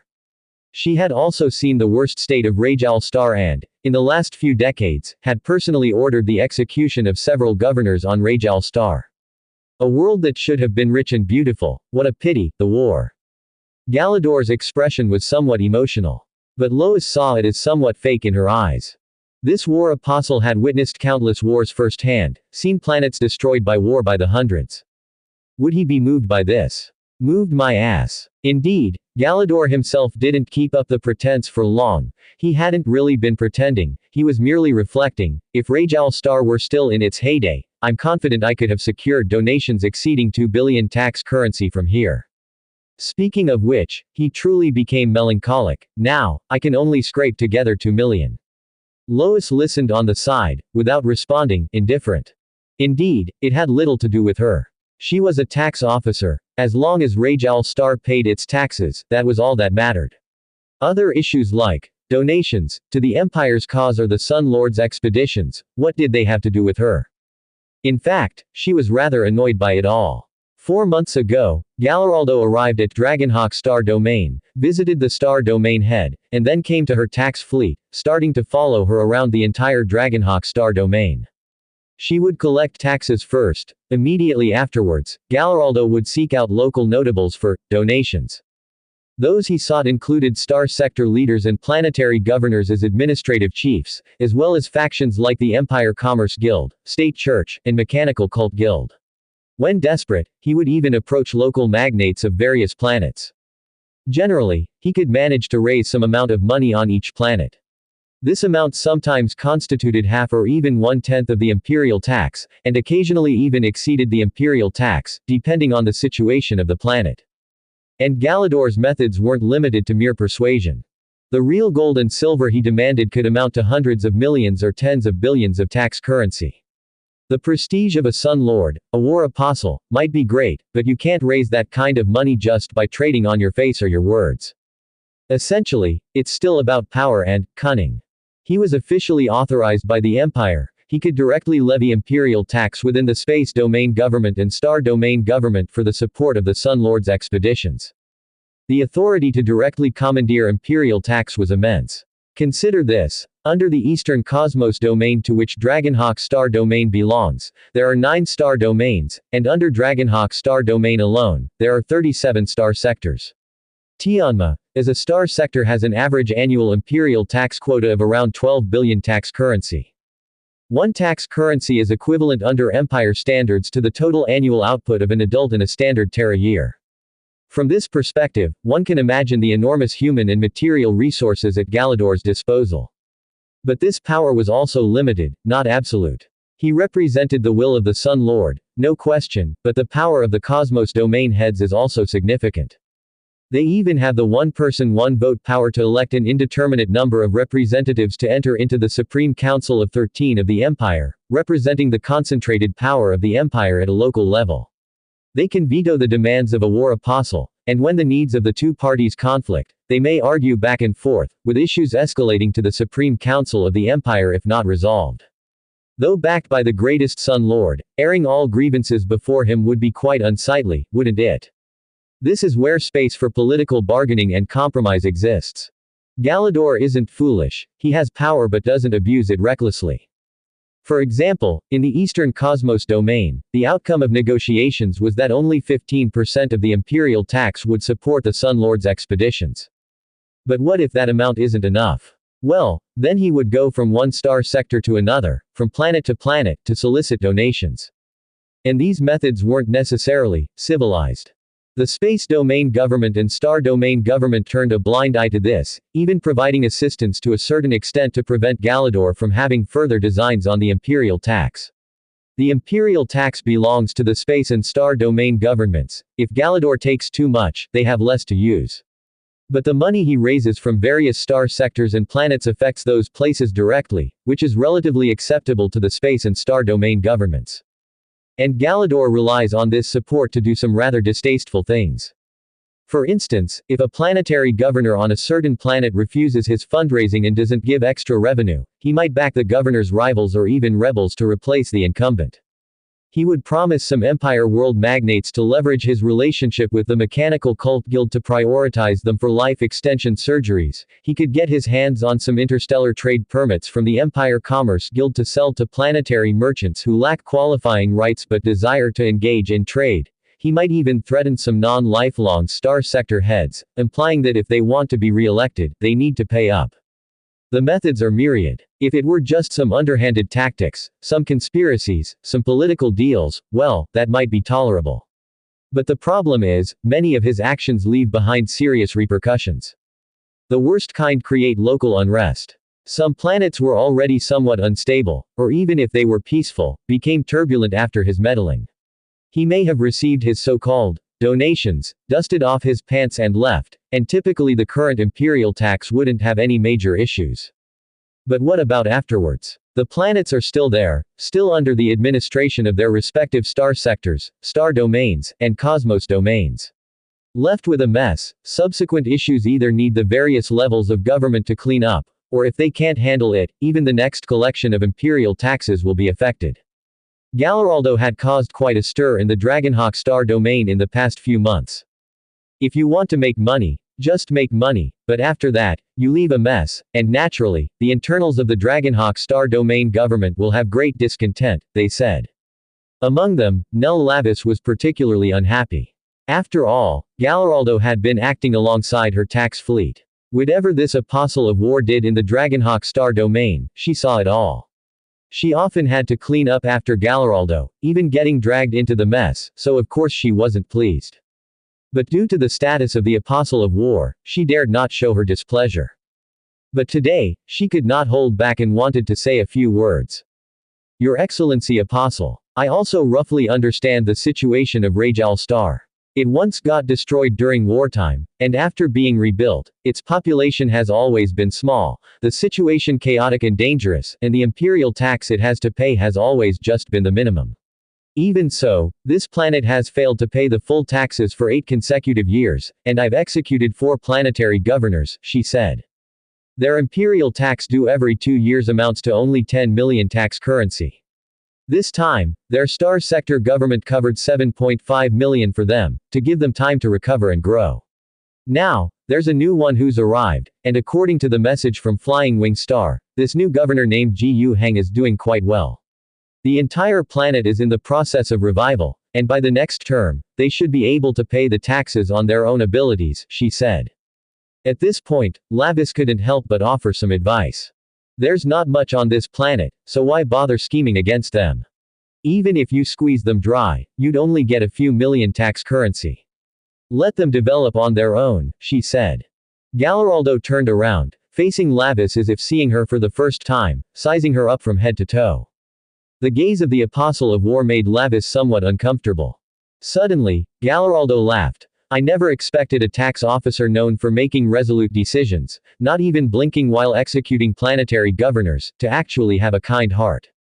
His words carried a tinge of sarcasm. Lavis remained silent, not retorting. Galaraldo continued, you make sense, but, what of it? The development of a planet that has already been destroyed once is nothing compared to the grand undertaking of the solar expeditions. Why did I not go straight to the wealthiest flying wing star, the most populous Coralia 3, or the Fatches star system with 3 worlds around a single star upon arriving in the Tianma star sector, but instead choose Rage-Owl star, this remote and poor place, as my first stop? He said. Because I am aware of the identity of that Jiyu Hang. I know he's the patriarch of an Empire Commerce Guild family, and what I can gain from him isn't just limited to whatever money there is on Rage-Owl star. His GU family behind him has considerable wealth. Aside from the money, it's also an excellent place in the Tianma star sector to make a breakthrough. I also know he's been up to something on Hajian star in this star sector. I know he wants to establish a star realm army, to be responsible for the local defense of Rage-Owl star and concurrently to offset taxes. Look, this young man has lots of ideas. The more ideas he has, the more handles there are to grab hold of, he said. Based on my past experience, to do well and reap benefits in a star sector, one must first set an example. Whether it's a positive one, using incentives to establish a beneficiary who attracts others willing to make donations, or a negative one, overturning a place to make others consider the consequences through fear and force compliance, in any case, such an example must be set. And this Jiyu Hang, isn't he perfect for it? An impoverished, broken, and remote planet, and the governor just happens to represent a wealthy Empire Commerce Guild, along with some readily exploitable vulnerabilities. If I don't make this place my first stop, it would be a disservice to my keen instincts, he said. Faced with Galaraldo's lengthy discourse, Lavis fell silent as well. Of course, she still disagreed with the behavior of the Apostle of War. But what of it? As he said, it was just an insignificant little planet. With no conflict between the interests of the star domain and the interests of the tax officer, Lavis speaking up to offer advice was already a rare act of conscience. She couldn't possibly start a conflict with the Apostle of War over this. In the end, she could only sigh, thinking the kid named Jiyu Hang was somewhat unlucky. It would be best for him to be sensible, to shed some blood softly and send the Apostle of War on his way. Should he resist or refuse, then given Galaraldo's many methods, not only would the due blood still have to be shed, but there'd also be a host of additional problems. Jiyu Hang, as the tax officer, had prepared a grand welcome ceremony for the arrival of the Apostle of War. Of course, this grand celebration was only by the standards of Rage-Owl star. Rage-Owl star was quite poor, and under the Federation system, especially under the leadership of Governor Jiyu Hang, they never cared much for pomp and circumstance. Everything was oriented towards practicality, and any unnecessary ceremonies would be simplified as much as possible. However, when it came to receiving the war apostle and the tax official of the star domain, they had managed to put on as much of a display as possible. They understood that this might still seem quite modest to the two worldly figures, and at best, it just conveyed the enthusiasm of Rage-Owl star. But reaching that point was sufficient, as long as it didn't give off a feeling of being overlooked. Essentially, Jiyu Hang had no intention of offending either of them. One was a war apostle with a prominent position on the empire's political stage, and the other was a chief tax official who oversaw tax affairs within the star domain and had the power to execute planetary governors. Both were not people anyone could afford to offend. Moreover, Jiyu Hang had detected a particular scent. Their personal arrival was unusual. Based on common experience, an official of the tax chief's caliber had a very tight schedule. Typically, upon arriving at a stable star sector, they would directly station themselves in the star sector capital and take charge from the center. Sometimes they would personally visit some major tax-generating planets to supervise the situation. As for remote areas with low imperial tax quotas, it was enough for a detachment of the fleet to collect the taxes. If the taxes couldn't be collected, they would just issue an execution order, and the legal department's agents would take care of the rest. Jiyu Hang thought that he would only be dealing with a detachment of the fleet. But he could never have imagined that the chief tax official himself would come, and he brought a war apostle with him. Jiyu Hang felt that something was amiss. Secretly on alert, he personally received the two guests during the banquet and had an exchange with both of them. At one point, he considered using his spiritual energy ability to alter minds, to probe into what the two were thinking. However, as soon as he entertained this thought, he suddenly felt a twinge of palpitation. It was his spirituality, warning him. He immediately came to his senses. At the level of these two individuals, mental defenses would not be neglected. To carry out a silent and successful intervention without detection and without leaving any traces afterward would be extremely difficult. The chief tax official might possess some special artifact, and the war apostle emanated a strong divine radiance that made Ji Hang feel particularly apprehensive. He immediately extinguished the thought and focused solely on using conversation to probe them subtly. Nel Lavis, the tax official, was always serious and spoke little. Ji Hang couldn't glean much from him. In contrast, the higher-ranking war apostle was very approachable, always wearing a smile and lavishing praise on Ji Hang for his work on Rajal Star. During the brief conversation, Ji Hang was surprised to find that the war apostle knew quite a lot about his accomplishments over the past 2 years, if not in minute detail. Instead of feeling elated by the praise, he grew more vigilant. Such a significant figure knew so much about a minor governor on a remote planet. What are you up to? All throughout the banquet, this question plagued Ji Hang's mind. And at the end, as they parted ways, Lavis, the tax official, meaningfully sidestepped Galaraldo and whispered in his ear. The war apostle's requests must be fulfilled for your good and the good of your family. Lois's final words almost made Ji Hang realize the problem he was about to encounter. It was indeed somewhat troublesome. But in fact, even though Ji Hang had already made an early judgment on Galaraldo's intentions, he found that he had still underestimated the war apostle's appetite in the end. Early the next morning, Ms. Lois, the chief tax inspector, was going to check the imperial tax that Rajal Star was about to pay, the Legion with the code 43.25.09.03. The proper procedure was actually like this. The Tianma Star Sector submitted a request to establish a new Star Realm Army Corps, citing the growing threat of imperial traders and green-skin orcs on Rajal Star. It also listed the presence of green-skin orc scouts on Rajal Star and enumerated the naval battle against green-skinned warships within the Rajal Star system. The application was approved. From that moment, Core 43.25.09.03, also known as the Rage Bear Legion, came into existence. Of course, this legion had no soldiers, no officers, no equipment. The Eastern War Zone of the Star Army issued a requisition to the Dragonhawk Star Domain, establishing the Rage Bear Legion's various expenses would be borne by the Star Army, and the money spent by the Star Army would be paid from the imperial taxes collected from the Dragonhawk Star Domain. Isn't that convenient? The imperial tax needed to establish the Rage Bear Legion just happened to equal 25% of the imperial tax quota of Rajal Star. The remaining 75% had already been paid by the Star Sector government on behalf of Rajal Star. So according to the joint directive, Guidance on the Proximity Principle regarding imperial tax allocation, issued by the Empire's Administrative Department and the Department of Taxation, Rajal Star would provide soldiers, equipment, and officers for the Rage Bear Legion on the spot. This whole operation was entirely legal and in compliance with all regulations, leaving nothing to be criticized. However, just because the procedure was flawless didn't mean that things were over. The rules for imperial tax were very strict, and as an imperial tax officer, it was necessary to inspect the army and assess whether the entire Rage Bear Legion was worth the 2.5 million tax currency. The assessment was very simple. Each person was worth 5 tax currency. A soldier with full individual gear and qualified training was worth 10 tax currency. These military personnel, thus, had their price. Add to that the total cost of all the equipment, and that was the price for the whole Rage Bear Legion. While seemingly reasonable and a matter of simple arithmetic, in practice, there were far too many aspects that could be manipulated. The difference between the price of a soldier and an ordinary civilian was double, who had the final say on whether a soldier truly qualified as a Star Realm Army. This is where a representative of the Star Army, along with the tax officer and a representative from the Military Affairs Department, was needed to evaluate whether the soldiers' training met the standards. Strict adherence to the rules was, of course, to be expected, but why is it said that the empire is corrupt? Since there were people in charge of evaluations and judgments, naturally, there were opportunities for foul play. Could the soldiers possibly not meet the qualifications?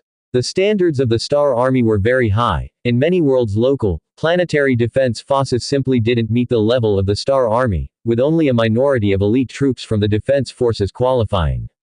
But using the planetary defense force to offset the requirements for the Star Army was still considered acceptable.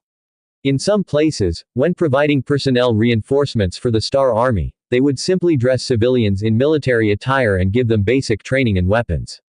Although against the rules, what happened in practice could vary. It depended on how the planetary governor conducted his affairs. Even in some places, this had become a semi-open secret. It was already fortunate if enough soldiers were provided without siphoning off ghost payrolls. Whether in some ancient feudal society, a modern society, or a cosmic empire that spanned the star sea like the Empire, as long as it involved humans, in human societies, such problems were nothing new. Similarly, for weapons and equipment, from something as small as a rifle, synthetic steel armor, to something as big as a Lion tank, the Imperial Military Department had standard pricing. There was no room for nonsense here. However, was the equipment new? Old? Defective? What was the qualification rate? Was the production process compliant? Was the ammunition plentiful? The answers to these questions would affect the price of the weapons and equipment. Generally speaking, the joint tax collection teams from the Military Affairs Department, the Department of Taxation, and the Star Army representatives did not enforce strict scrutiny in these areas. The reason was simple. With imperial taxes amounting to tens or hundreds of millions, there were too many people and too many items to check each one individually. Sample checks thus became an inevitable method. Moreover, some discrepancies weren't necessarily due to malice on the part of the planetary governors or issues with their competence, but were objective realities making it impossible for everything to be perfect. An appearance of compliance was sufficient. This was not just a special case with the establishment of the Star Army on Rage Al-Star but also applied to regular tax collection. For human resources, a person had to be a healthy adult, but did vision problems count as healthy? Dental issues, stuttering, chronic illness. For material tax collection, the age of the grains, weaponry, equipment. The logic was the same. If the rules were strictly adhered to, how many planetary governors would Lois have to execute after a round of tax collection? Turning a blind eye was necessary, and it couldn't even be considered corruption, but a necessary compromise with reality. If a planetary governor prepared a little extra on top of the original tax quota for redundancy, and the tax officers did not scrutinize to the death, it was sufficient for everyone to get by. Furthermore, deciding whether to turn a blind eye depended on personal benefits received in the process. Of course, in practical terms, there were also situations where the rules were strictly adhered to. This situation typically arose when there was a person targeted for a takedown. Lois, along with many staff members led by Galaraldo, refused the Wind Falcon offered by the Alliance. Instead, they had their own spaceship. Coincidentally, it was a traveler. Gu Hang, as well as several top executives of the Alliance, were also asked, not invited, onto the tax fleet's traveler to head westward. The entire journey was expected to take less than 3 hours. Indeed, it was more than twice as fast as the Wind Falcon. On the spaceship, the Apostle of War spoke 2 pieces of information to Gu Hang. The first praised Gu Hang for his outstanding work on Rage Al-Star, developing it well, and also commended him for his exceptional performance on Hagian Star, stabilizing the most important Empire Commerce Guild power within the Tianma Star sector, the internal chaos of the Gu family. Although the Gu family had suffered some losses, they were now more united and stronger, with the future bound to be bright. Such a Gu family, in alliance with Rage Al-Star and Hagian Star, had great prospects for development and thus should provide more support to the great endeavors of the Empire. The figure for this support could be 3 billion tax currency. If Rage Al-Star, Hagian Star, and the Gu family jointly could afford this sum, as additional funding for the Empire's grand mission, the Sun Expedition, then Galaraldo would be pleased, and he would consider Gu Hang a friend. The second message related to a specific current affair. He was disgusted with many of the rotten situations now emerging in the Empire, especially those tampering with the Star Realm Army. He cited several examples from recent enforcement efforts, with some Star Realm Armed Forces units not meeting the expected standard of the Star Realm Army. However, he believed that a rising star like Gu Hang, tasked with setting up a new Star Realm Army Corps, would certainly meet the requirements. Together, these 2 messages made Gu Hang's understanding of their meaning crystal clear. Give me 3 billion, and not only will I ignore whatever you want to do on Hagian Star, but I'll also provide you with some assistance. I'm well aware of all the dirty tricks you planetary governors play to dodge taxes with the Star Realm Army. If you don't pay the 3 billion, forget about me making 100 problems for you later. Right now, Don't even think about passing your Rage Bear Legion through inspections. After hearing these two messages, Ji Yu Hang almost wanted to laugh in anger. The arrival of the Apostle of War, coupled with the tax officer's reminder, had led Ji Yu Hang to anticipate that his position as the governor of the most destitute planet in the Tianma star sector had marked him as a target for exploitation. He had even prepared for the possibility of losing money to avoid disaster. The premise was that the price wasn't too outrageous. But to start off with a demand for 3 billion. Even robbers weren't that fast. Clearly, Rage All-Star could not afford such a price. The entire alliance's annual output was just over 30 million tax currency, and even selling the whole of Rage All-Star would not be enough to cover this amount. His target was the wealth of the Ji Yu clan behind Ji Yu Hang. The problem was, based on what Ji Yu Hang knew about the Ji Yu family's situation, they couldn't afford it either. The total annual revenue of the Ji Yu family was around 10 billion tax currency, but most of this was spent as costs. The procurement of goods, transportation costs, labor costs, these took up the bulk. The Empire Commerce Guild certainly had to pay imperial tax as well, and they always imposed a flat rate of 10% of revenue without considering costs. Moreover, the Empire Commerce Guild was subject to many legal restrictions and many potentially highly profitable means they couldn't just use. Not to mention the high risks. Losing a ship full of cargo during interstellar travel meant compensating both buyers and sellers, and as ships were expensive, the losses were huge.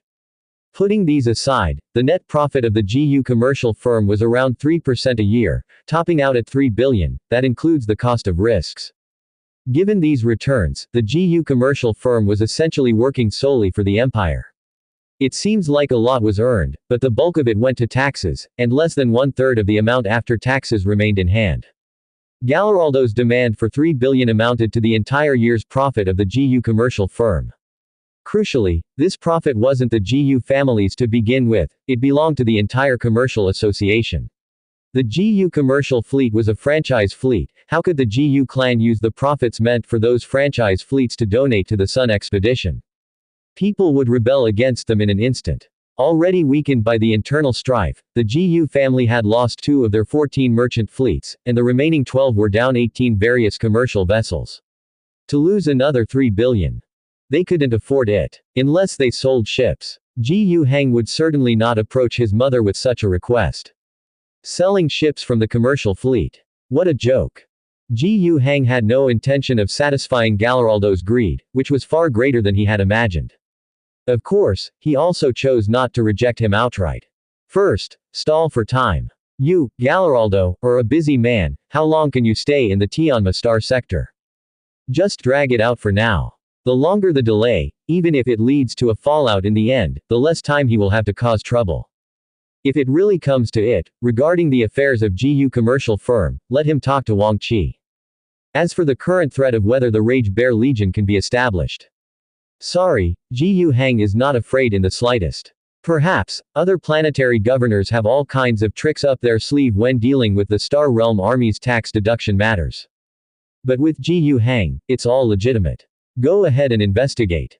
It would be impressive if you could find even one unqualified soldier or a single piece of substandard weaponry after your scrutiny. In front of Galleraldo, Ji Yu Hang chuckled, beat around the bush, and avoided a direct response.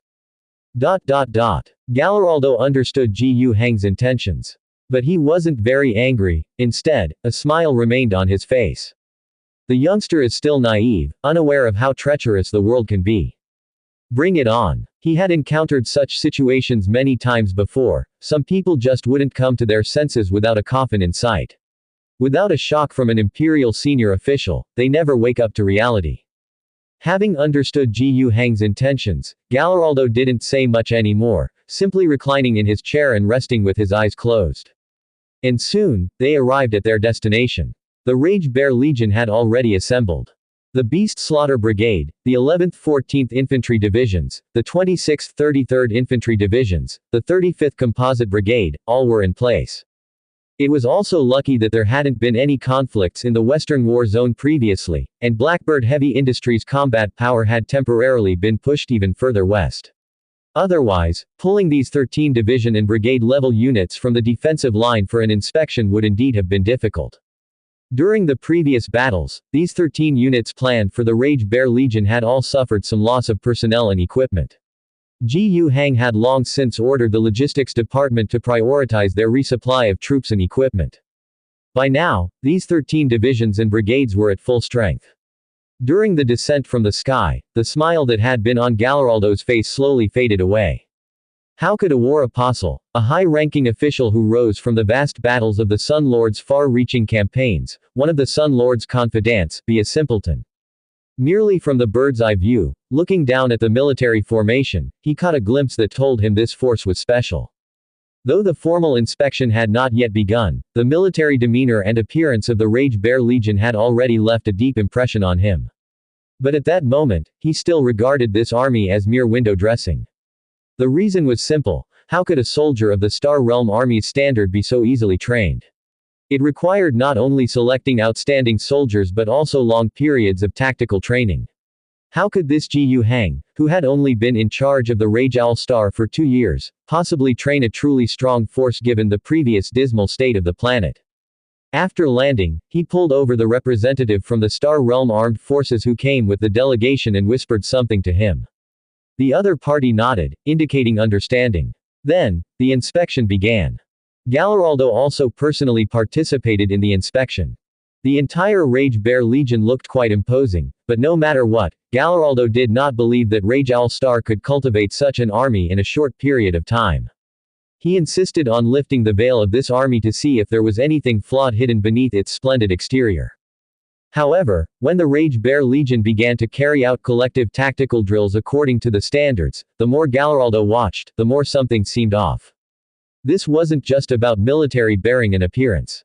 Though these tactical drills weren't actual combat, a significant portion of an army's combat effectiveness came from its discipline and organizational skills. And what was demonstrated in just 2 short hours represented discipline and organization that was indeed not bad and indeed reached the level expected of the Star Realm Army. At this moment, Galleraldo had already dismissed many of his illusions. Galleraldo was somewhat surprised. But it was still too soon to draw conclusions now. Even if the discipline and organizational standards were met, there was another key element: individual soldier quality. That was the hardest part. Could you also excel at this?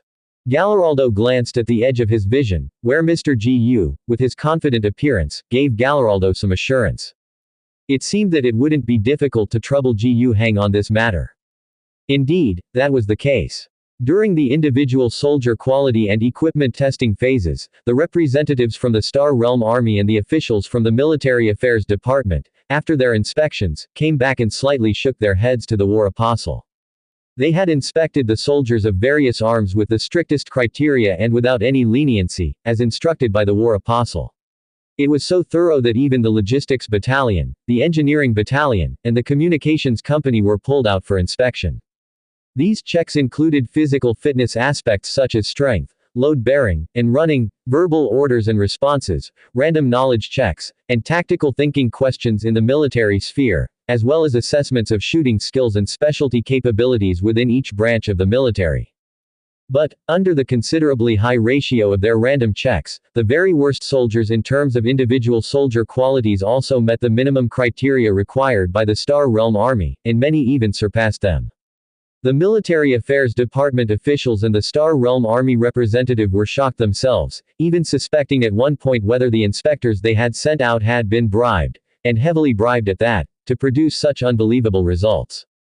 Even a fully compliant Star Realm Army Corps could not possibly have such a high pass rate. After all, the Star Realm Army was a massive group.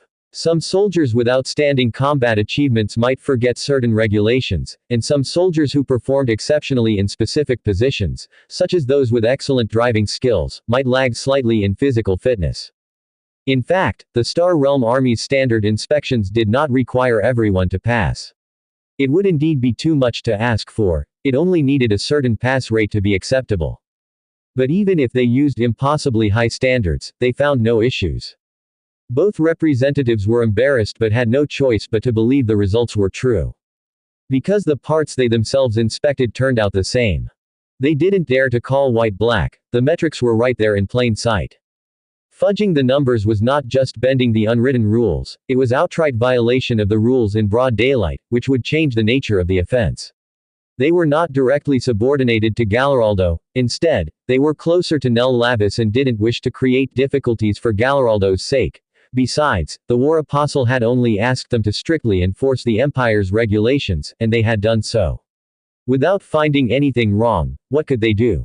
This certainly wasn't our fault. When they reported back to the warlord, they were quite composed. They had been prepared to fall back on Tax Commissioner Lavis and the empire's regulations in case the warlord was dissatisfied. To their surprise, Gallaraldo simply nodded to show he understood and had no other reaction. That was certainly for the best, so they proceeded with the normal process. The calculated value of the equipment and personnel totaled 2,819,900. That was over 300,000 more than the 2.5 million tax currency Rage All-Star was supposed to pay.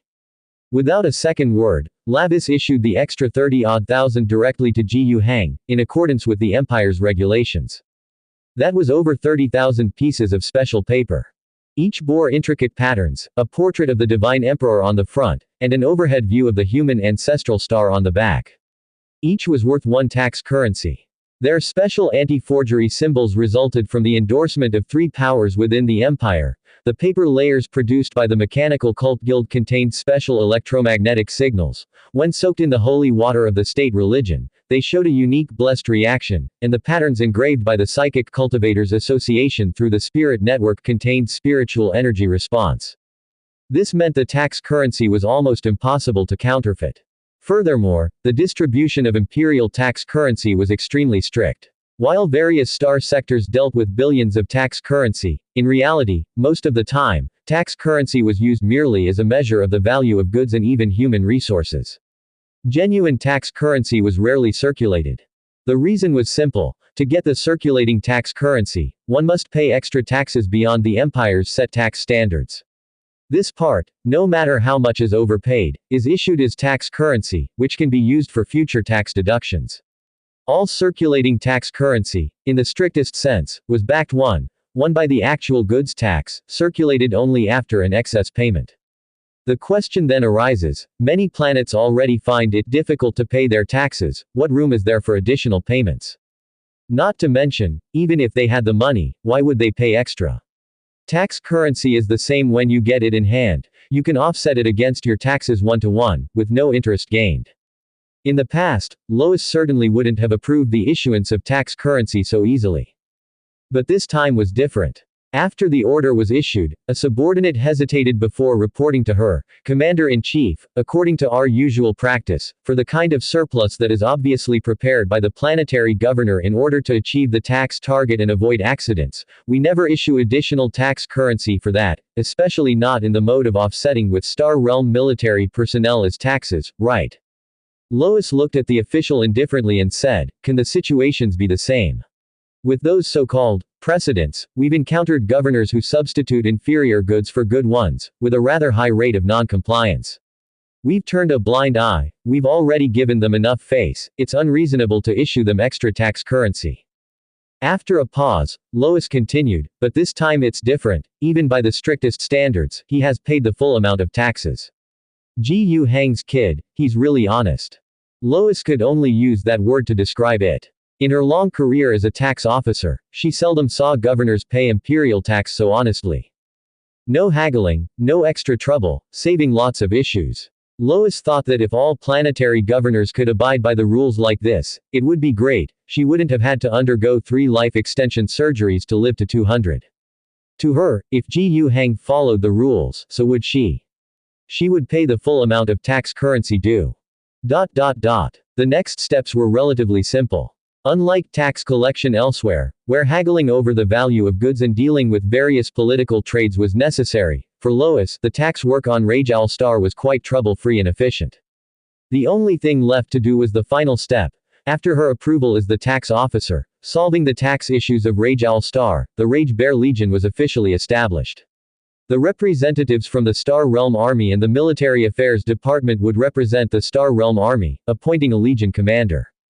This appointment had already been prepared, the candidate reported by Gu Hang, Yan Fangshu. Of course, things did not go entirely Ji Hang's way. He had first proposed that Yan Fengshu, with the rank of Major General of the Rage All-Star Defense Forces, keep his rank when transferring to command the Legion. After all, the Planetary Defense Force is an officially recognized Imperial Army, so it would make sense for the rank to be transferable, wouldn't it? The Star Realm Army did not think it was reasonable. You think you can become a Star Realm Army Brigadier with what you've got? Commanding a Legion of less than 150,000 people, and being a colonel is already something. After all, this colonel can manage the internal affairs of the Rage Bear Legion, appoint officers, and grant ranks up to lieutenant colonel, still subject to reporting. However, just when everything was ready, and the awarding ceremony was about to begin, an unexpected event occurred. Gallaraldo arrived. At the sight of this apostle of war, Lois internally rolled her eyes. After verifying that Rage All-Star's military completely met the Star Realm Army's paper standards, and there were no issues even under the most stringent checks, the Apostle of War calmed down. Lois had thought he would continue on like this. But, in the end, this deity still made his move at the last moment. Disapproval. But of course, she wouldn't show such emotions externally. She maintained her usual stern, serious demeanor and asked, "Apostle of War, do you have any objections?" "Yes, of course, I do," Gallaraldo said with a smile. "I don't think Yan Fengshu is suitable for the position of commander of this Star Realm Army Legion." As expected, he was going to cause trouble. Lois sighed internally without changing her expression, and said, "This appointment comes directly from the Star Domain military headquarters of the Dragonhawk Legion, you have no right to interfere." At this point, she finally showed a bit of sharpness. "Moreover, if you tamper with this matter, that would be overstepping the line. Rest assured, how could I? I won't arrange for one of my people to assume the role of commander of the Rage Bear Legion, thereby gaining control of this army through underhanded means. I have great respect for the Star Domain government, and for the control of the Star Realm Army in this Star Domain, you can be assured of that," Gallaraldo replied. Upon hearing what Gallaraldo had said, Lois' attitude became slightly less guarded. It dispelled her greatest concern. The Rage Bear Legion had become a property of the Dragonhawk Star Domain, and under the existing framework of rules, this army was governed by the Dragonhawk Legion Star Realm Army headquarters. If Gallaraldo had designs in this regard, it would step on the Star Domain's bottom line. Since Gallaraldo had no such intentions, Lois felt much more at ease. But she was puzzled. Then who do you intend to nominate as the commander of this legion after canceling Yan Fengshu's appointment? Ji Hang, said the war apostle with a smile. I have already contacted the Dragonhawk Star Domain Military Affairs Department, and they have agreed. Lois was speechless. What more was there for her to say? The Rage Bear Legion hadn't been pulled away and still belonged to the order of the Dragonhawk Star Domain Star Realm Army. A planetary governor holding the concurrent position of a Legion commander in the Star Realm Army was unusual, but there were precedents. For some Star Realm armies that drew their primary military personnel from a single planet, it was sometimes the case that a planetary governor was appointed to this position.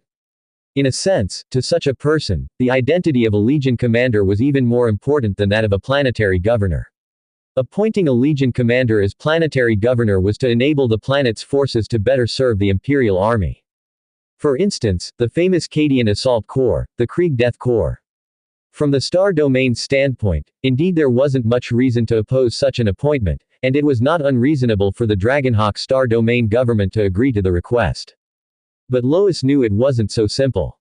Gallaraldo was full of nefarious schemes. But she could do no more. Ji Hang's expression was extremely sour when he received the appointment letter and became a Star Realm Army Brigadier. Facing the smiling Gallaraldo and the apologetic Lois standing behind him, he opened his mouth, wanting to say he refused. But Gallaraldo cut him off. You can't refuse, said Gallaraldo, the morale and level of expertise of the Rage Bear Legion have truly moved me. Mr. Gu deserves reward for establishing such a formidable force from ruins. I originally intended to secure you a Major General rank, but unfortunately, the Dragonhawk Star Domain Military Affairs Department was only willing to approve the rank of Brigadier. I even quarreled with them over this. He seemed so amiable, as if he had Ji Hang's best interests at heart, which made Ji Hang feel nauseated. One nasty trick after another. What could go wrong with Ji Hang serving as the commander of the Rage Bear Legion? Loads of trouble. The The current objective of the Rage Bear Legion was to be stationed at Rage Owl Star. That wasn't a problem. But what about in the future? If the Rage Bear Legion were to be deployed elsewhere to fight, Ji Hang could appoint another commander to lead the team and not have to go himself. But that was under normal circumstances. If the Military Affairs Department specifically ordered it, however, Ji Hang would have no choice but to go. Gallaraldo was warning him in this manner. If I have the power to change the appointment and nominate you as the Legion commander, do you think I lack the ability to change the orders for the Rage Bear Legion, to send it somewhere else to fight, and make it impossible for you to leave your planet? This move was despicable. Seeing the look on Ji Hang's face, Gallaraldo's smile brightened. The next battle for the Rage Bear Legion will be at Coralia 3. That's the most densely populated planet in the Tianma star sector, and its unrest truly troubles me, precisely the kind of situation that needs the Rage Bear Legion's assistance. Listening to these words, Ji Hang's eyes narrowed. Gallaraldo's behavior truly incited a murderous intent in Ji Hang. Gallaraldo could certainly see that Ji Hang now despised him to the extreme. But he was all too accustomed to this feeling. Over the past years, for the Sun expedition, collecting extra war resources, he had used so many methods that were far from honorable, and the people he had offended were far too numerous. From the elites on the planets, to the planetary governors or other empire officers, up to the core members of certain major forces. But so what? His backing was the Sun Lord, the living saint favored by the Emperor, the de facto ruler of the empire. Who dares to touch me? Nobody could do anything to him through legitimate channels. Any lawsuits pursued up the chain would never end in his defeat. What about illegitimate means? He wasn't afraid of assassination. For such matters, he had experience, for many had wanted him dead, and not a few had tried. He appeared relaxed and careless on the surface, but he was actually very cautious in this regard. Moreover, killing him would not be so easy. The Sun Lord was the most favored and powerful living saint within the empire, a being capable of confronting and even obliterating the great demon. And he, as the Sun Lord's apostle of war, was also graced with divine favor. Even if the blessing were only 1% of that of the Sun Lord, he was certainly not someone who could be casually assassinated. Poisons, blades, bullets, none of these could claim his life. Silently killing him was near impossible. As for rebellion, military ambush, even less likely. Who would dare? Take, for instance, Mr. Gu here, itching with hatred. If he were to order his 150,000 troops to fire upon me, then indeed I would die here. That would be an inescapable conclusion. Then Ji Hang would have to die. Not just Ji Hang, almost the entire Rage Owl Star would have to be buried with me. This wasn't just a matter of one person's life, but a question of the Sun Lord's dignity. I am here on behalf of the Sun Lord, one of the 46 apostles of war. My death anywhere would be a matter of great consequence. Escape blame. Impossible. Even if Gallaraldo truly choked to death on a sip of water, as long as it happened within the Rage Owl Star system, Ji Hang would be held responsible. He would have to die. Of course, Gallaraldo never underestimated the madness of others. Therefore, he never pushed people to their breaking point. He offered Ji Hang a reasonable deal. Look, I've granted you the rank of Star Realm Army Brigadier, allowing you to better control the Rage Bear Legion. I can turn a blind eye to whatever you're doing on Hagian Star, even instructing the Imperial tax officials to ignore it, as long as you pay your taxes. Moreover, aren't you waging a war here? I can order the tax fleet to fire a few shots at Blackbird City when leaving. The firepower of 3 destroyers is far superior to that little naval cutter you have floating above. All you need to do is pay 3 billion. Although these things are far from worth 3 billion, when you take into account your legion might be relocated, you might be reassigned, your actions on Hagian Star might be labeled as rebellion against the Empire world, the commerce fleet of your family might be restricted. All things considered, wouldn't it then be worth 3 billion? I'm not pushing you to the edge. Gallaraldo was confident in his plan. Harboring thoughts of murder wasn't just talk, nor was it a mere burst of anger in response to being targeted. It was a strategy, a method, carefully assessed amid rationality and calmness. Assassination, creating accidental death, was of course a viable political tool. Ji Hang had not shied away from it in the past and didn't exclude its use in the future. It wasn't the righteous path, but sometimes one needed to rely on unconventional means. The assessment focused on 2 points. First, the feasibility of killing him. Second, the benefits and risks of killing him. If Galleraldo had to die, there could be no slip-ups, whether success or failure, it must not be connected to oneself, and he certainly could not die within the Rajal star system. Otherwise, it would be a complete disaster. Even if the Empire government, with the Sun Lord's more reasonable nature, and Ji Hang's utmost secrecy, such a significant event would inevitably result in an investigation. And on Rajal star, Ji Hang had too many secrets. Even if the death of the War Apostle was not traced back to him, the discovery of any other matter would be unbearable for him. The biggest issue was the black box. By now, Ji Hang had been able to exchange for many of them. The smaller ones were manageable, but the large ones, as big as workshops in some factories, were impossible to hide. Once the Empire's investigation began, there would be no hiding them, and Ji Hang couldn't possibly slaughter every Empire investigator who came to Rajal star. He had no intention of pulling Galleraldo into a mutual destruction. But it was not entirely without hope. As long as the War Apostle visited Corellia III. As for the benefits and risks of killing the War Apostle, the benefits were practically non-existent. After much thought, Ji Hang found it difficult to discern any additional gains he might receive from this act. What he did was merely for self-preservation. Money was one aspect, but the feeling this man gave Ji Hang was too terrible. He even had the feeling that even if he now consulted with his mother and decided that the Ji family would go so far as to sell iron pots, regardless of the detrimental effect this would have on Wang Qi's control over the Chamber of Commerce fleet, they'd scrape together the 3 billion by forcefully selling a few ships. But in the end, the outcome would probably not be much better. 3 billion sounds like a lot, but for an operation the scale of the Sun expedition, what's that but a mere trifle? The tremendous expenditure indicated that Galleraldo, under the responsibilities of his own position, would harbor a great, insatiable, greed, even if it wasn't for his own benefit.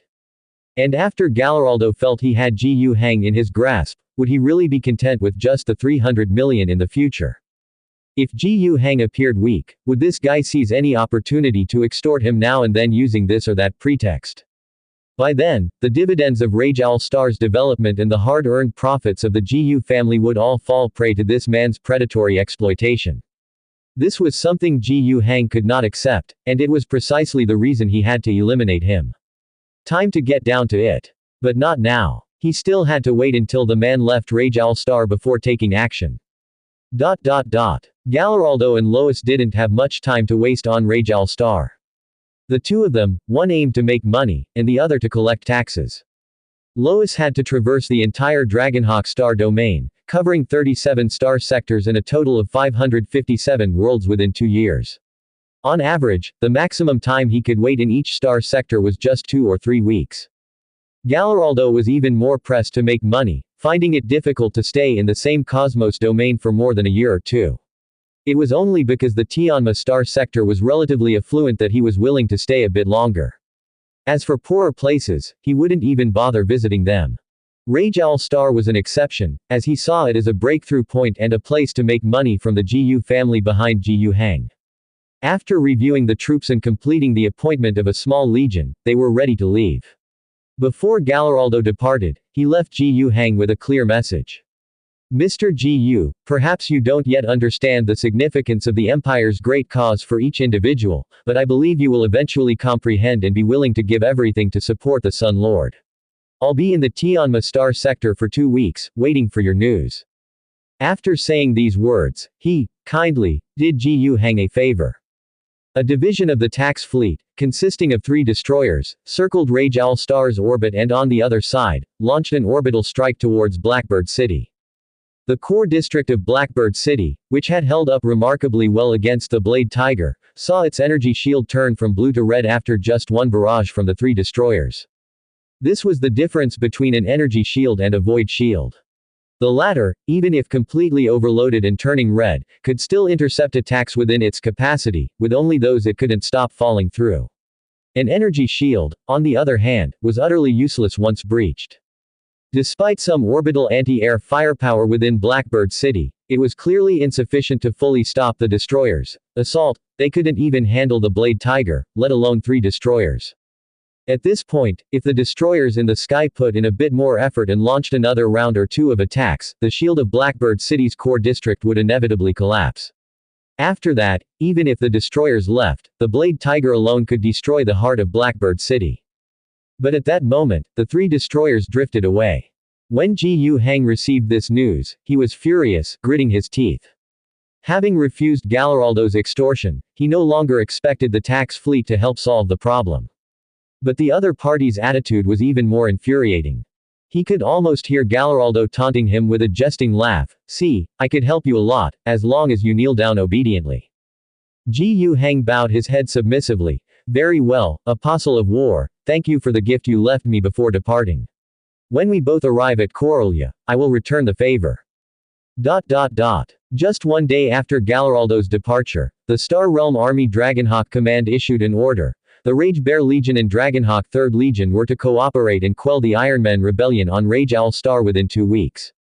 After 2 weeks, no matter the situation on Rage Owl Star, the Rage Bear Legion must at least withdraw half its forces to Corellia 3 to address the growing chaos of the rebellion there. In the past, Rage Owl Star had never had any interaction with the Imperial Star Realm Army, but starting today, the situation was utterly different. The Rage Bear Legion was now a part of the Star Realm Army. Although it was an independent legion, it had to follow the directives of the local command, namely, the Star Domain headquarters. These directives wouldn't involve specifics of combat, but they would pertain to troop deployments and mission assignments. Galleraldo indeed wasn't the type to push people to their deaths. This campaign to support Corellia 3 didn't require the entire Rage Bear Legion. It didn't demand the presence of Ji Hang, the Legion commander. It thoughtfully considered the ongoing rebellion on Rage Owl Star and didn't demand immediate action, granting a 2-week grace period. But no matter how you look at it, this was undoubtedly a vexing decision. Within the Tianma Star sector, there was only one force from the Star Realm Army before this, Dragonhawk 3rd Legion. They were mainly stationed on 3 planets in the Fatches star system, with a scale of 20 million. To deal with the issue on Corellia 3, what use would the 15,000 men from the Rage Bear Legion be? If anything, it should be the bona fide Dragonhawk Legion that was called. Most of the Dragonhawk Legion was still lying down in the Fatches star sector. A smaller part had gone to Corellia 3, and an even smaller segment was about to arrive at Rage Owl Star.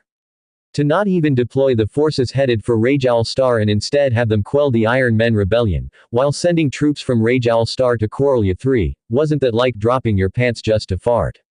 It was clearly targeting Ji Hang. When Ji Hang synchronized this matter with Yan Fengshu, Major General Yan, still primarily recognized by his Rage Owl Star military rank internally, was utterly baffled. In 2 weeks, his Rage Bear Legion would be halved in size.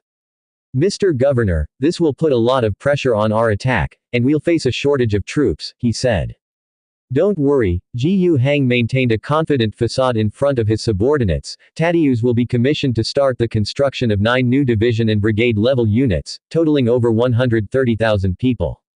Yan Fengshu did the calculations. Following Ji Hang's plan, they would extract 7 divisions to complete the deployment commanded by Dragonhawk Command, and now they would be reinforced with 9 new divisions. Overall, it seemed the alliance's troop count would definitely be on the rise. However, this meant that the manpower pool released under the second-level mobilization order had begun to be utilized. This certainly was not a good signal, as it meant the overall production capacity of the alliance was going to be impacted due to the workforce joining the military.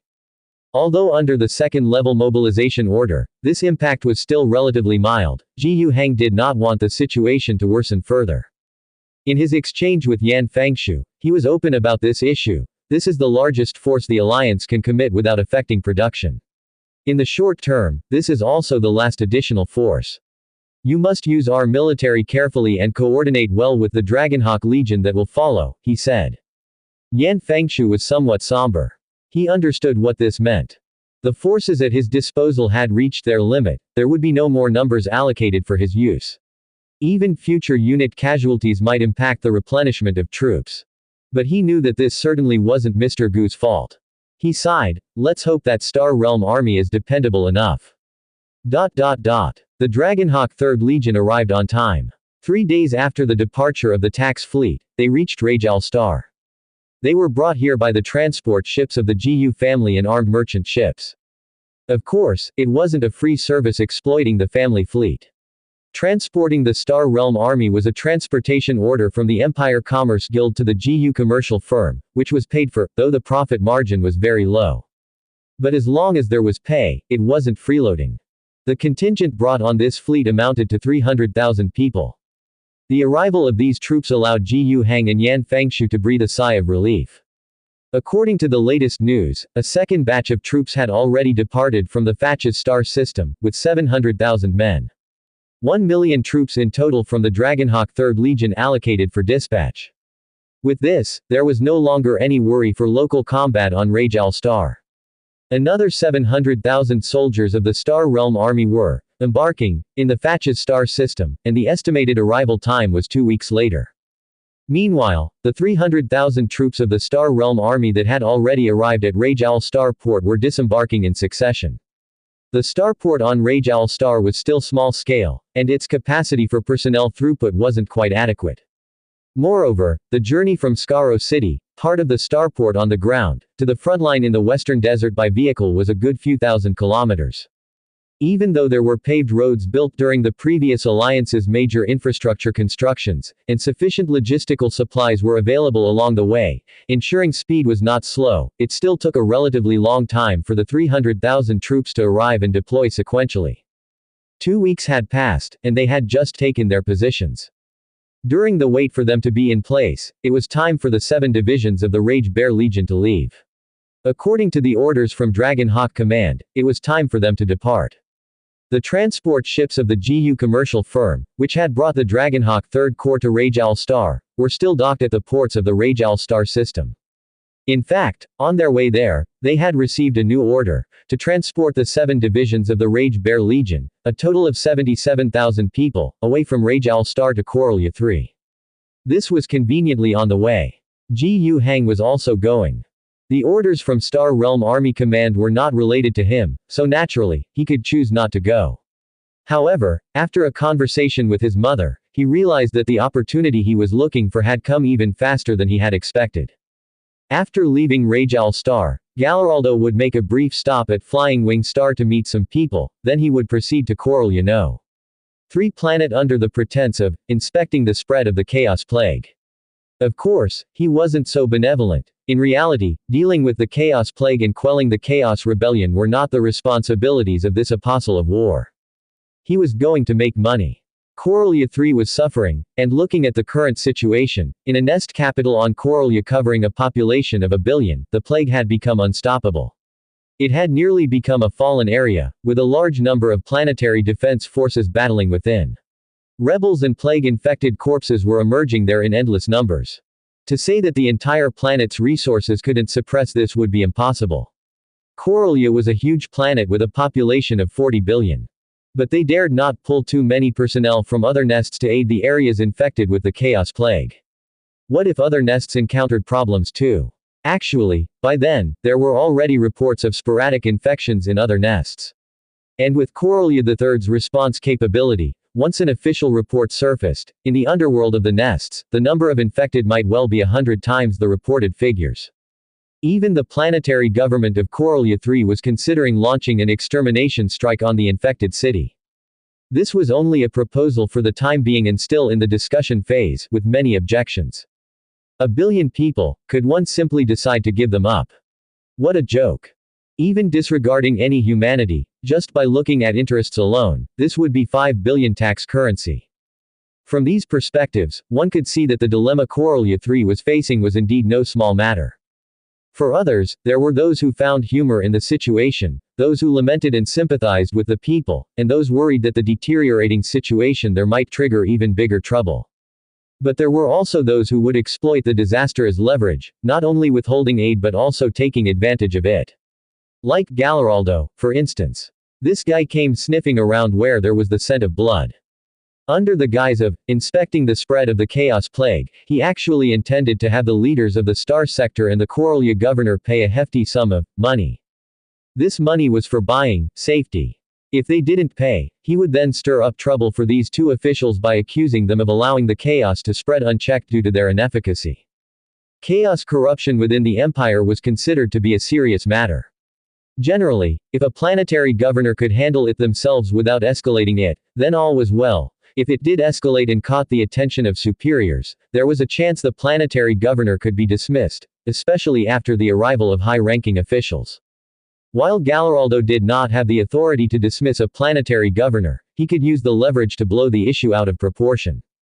Especially after Gallaraldo heard that the Corollia government was considering an extermination approach to the nest, willing to sacrifice 1 billion people, he saw it as a priceless opportunity and used it as his primary leverage, taking the moral high ground to berate the Corollia government for not valuing the lives of the empire's citizens.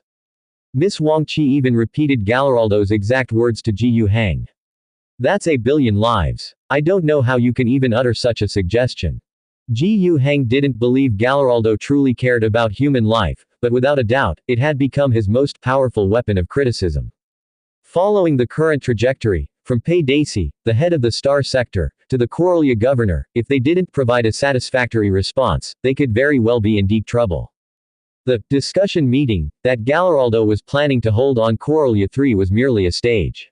He sent out widespread invitations, and prominent figures from the Tianma Star Sector all received one. They would serve as the audience for a show where Gallaraldo played the leading role. If Pei Daci and the Corollia governor complied, then it would be a serious meeting for upper echelon inspection and work guidance. If not, it would turn into a trial where a war apostle criticized derelict and corrupt local officials. The Ji family had certainly received the invitation as well, earnestly inviting Ji Hang and his mother Wang Qi to attend together. Given previous events, Ji Hang took it as a sign that Gallaraldo was showing them a display of power. "I can easily manipulate both the leader and the governor of the largest planet, and I haven't come down hard on you, the Ji clan. Don't fail to recognize what's good for you." Originally, Wang Qi had advised her son not to attend, saying that she could handle it herself. But Ji Hang decided to go. "If you get yourself killed, don't blame me." Before leaving, there were matters on Rajal Star that needed to be addressed. For governmental affairs, he spent a good while talking to Oceania. Lambert was put in charge of law and order as well as maintaining stability. The military aspects would be managed by Yan Fengshu and Tadius. After giving each of them careful instructions, Ji Hang then departed. He estimated that his trip would take at least a month. He had considerable trust in the alliance government system he had established. Even in his absence, those individuals could maintain stability for several months without issues. The only thing he was somewhat concerned about was the situation on the Western Front. Even though substantial forces from the Star Realm Army would come to support, that wasn't necessarily all good. He had learned that the Star Realm Army commander arriving there was an Imperial Major General. With a high military rank and being from the Star Realm Army, the commander naturally had an advantage over the planetary defense force. If the Major General worked efficiently, there would be no issue, but Ji Hang feared that trouble might arise. However, he had made preparations for this matter as well. He just hoped that he wouldn't need to use them. After all, since the other party was there to help, creating any conflict was not what Ji Hang intended. If they could smoothly utilize the superior military force to flatten Blackbird Heavy Industries on the western side of the continent, that would be ideal. For this reason, he had specially contacted Yelicia one more time. Technically, after completing the first phase of the Imperial tax on Rajal Star, Yelicia and her ships should have departed. The original order she had accepted was to station in orbit around Rajal Star for 2 years. Now that the 2-year period had ended, it was time for her to leave. But at Ji Hang's request, and given that a new order from Tianma Fleet Command had not yet been issued, Yelicia considered for a while and ultimately agreed to his request. 9 days later, Corollia 3, Salt City. This was the largest nest capital on Corollia, inhabited by 3 billion people. It was a giant honeycomb-like structure. The lower half had nearly hollowed out the earth, the upper half was an immense multi-tiered structure, piercing into the skies. Before seeing it with his own eyes, Ji Hang had always found it difficult to believe how a city could possibly accommodate 3 billion people. Now he knew. It was indeed like bees, like ants. The residents crowded inside, with the vast majority of nest capital inhabitants possibly never having seen sunlight in their lives. They lived within the honeycomb, toiling away to earn just enough corpse starch and water for sustenance. Some of them didn't even have jobs, as local demand and productivity could not provide enough employment opportunities. Those better off joined gangs, stayed warm in numbers, and survived by engaging in dirty or illegal work or exploiting others. Some became unemployed vagrants who relied on minimal government relief, worked odd jobs, and managed to not starve to death, striving to live and hoping to be chosen one day as part of the imperial tax, to be handed over. And it was precisely for this purpose that the Corolya government provided relief. A populace taxed at 5 tax currency per person. On a strict sustenance diet, where starvation is all that is avoided, 5 tax currency could support one person for 50 years. Of course, under conditions where only 0.1 tax currency is spent per year, most humans wouldn't live so long. Long-term malnutrition, diseases, adverse social conditions, accidents, they could all easily end a life. But what did it matter? As long as the poorest were kept from starving for the moment and were then used to pay taxes, that was enough. The main industry of Corolya, the driving force behind their tax contributions, was its population. They could indeed raise people like pigs, even easier than livestock. After all, pigs can't work, but humans can be exploited in factories as child laborers after a few years of age, not to mention the adults. Salt City was such a place. But this city wasn't devoid of beauty. At the very top, the upper class lived in drunken luxury. A massive glass dome filtered layer allowed the sunlight, which seeped through the damaged atmospheric layer, not only to avoid being lethal but to become warm and comfortable. The fierce storms carrying dust were filtered into easy breezes. The lit aromatic diffusers carried fragrance throughout the entire upper district. Except for the severe scarcity of water that made it difficult to grow many green plants, it was like a garden. And a grand banquet was held here. Gu Hang stood at the open-air Parliament Hall, gazing at the large and mild star in the sky, which he had been watching for a long time. Next to him, his mother was speaking with Pei Daisy. In Gu Hang's recollection, Pei Daisy was always impeccably dressed, meticulous, proper, reserved, and composed, with an inherent aura of dignified nobility. But today, even though his attire was still meticulous, the redness of his eyes was hard to conceal, as was the slight raspiness in his voice. Pei Daisy asked, "You're really going to sell the ships?" "Yes," Wang Qi said with a wry smile, "otherwise, how would we satisfy the insatiable appetite of his apostleship of war? We shouldn't let him do whatever he wants, he sees us all as sheep to be slaughtered."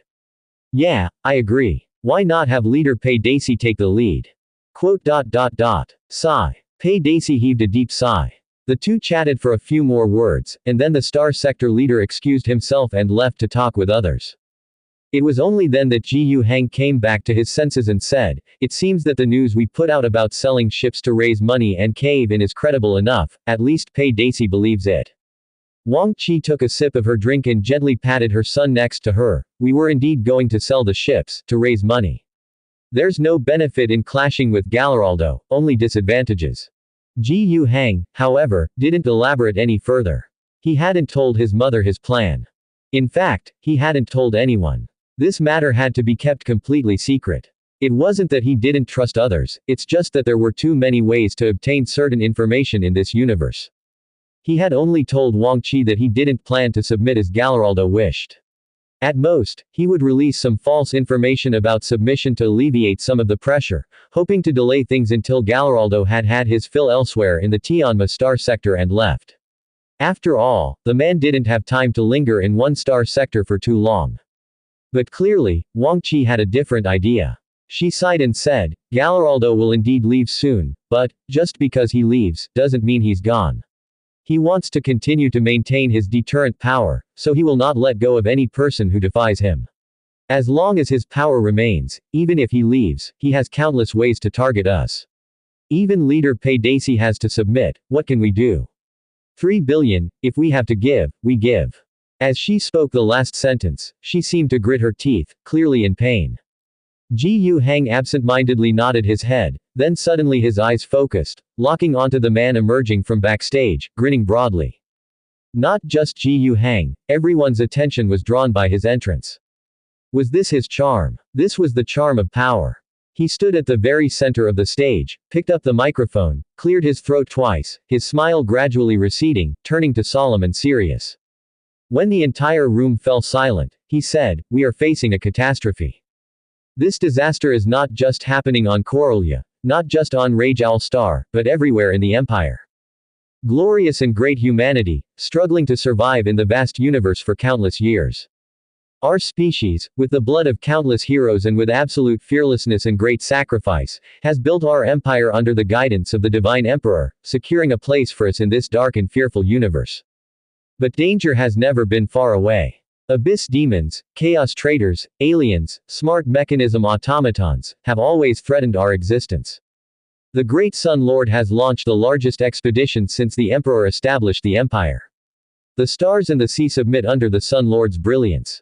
This is a magnificent era. The territory of our empire expands day by day. Countless worlds sunk in darkness are brought back into the embrace of the Empire, bathing in the Divine Emperor's light.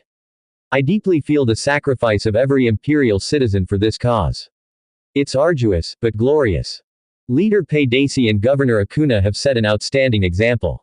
I believe under their leadership, Corellia will surely overcome those chaos traitors, letting the brilliant sunshine once again fill every corner of this world. Listening to this, Ji Yu Hang knew that leader Pei Daci and the Corellia governor Ramilo Acuna had indeed submitted. Galleraldo had chosen the praising speech from the two drafts he had prepared. But for Ji Yu Hang, none of this mattered anymore. He looked up at the sun once more. A rather inconspicuous shadow suddenly appeared.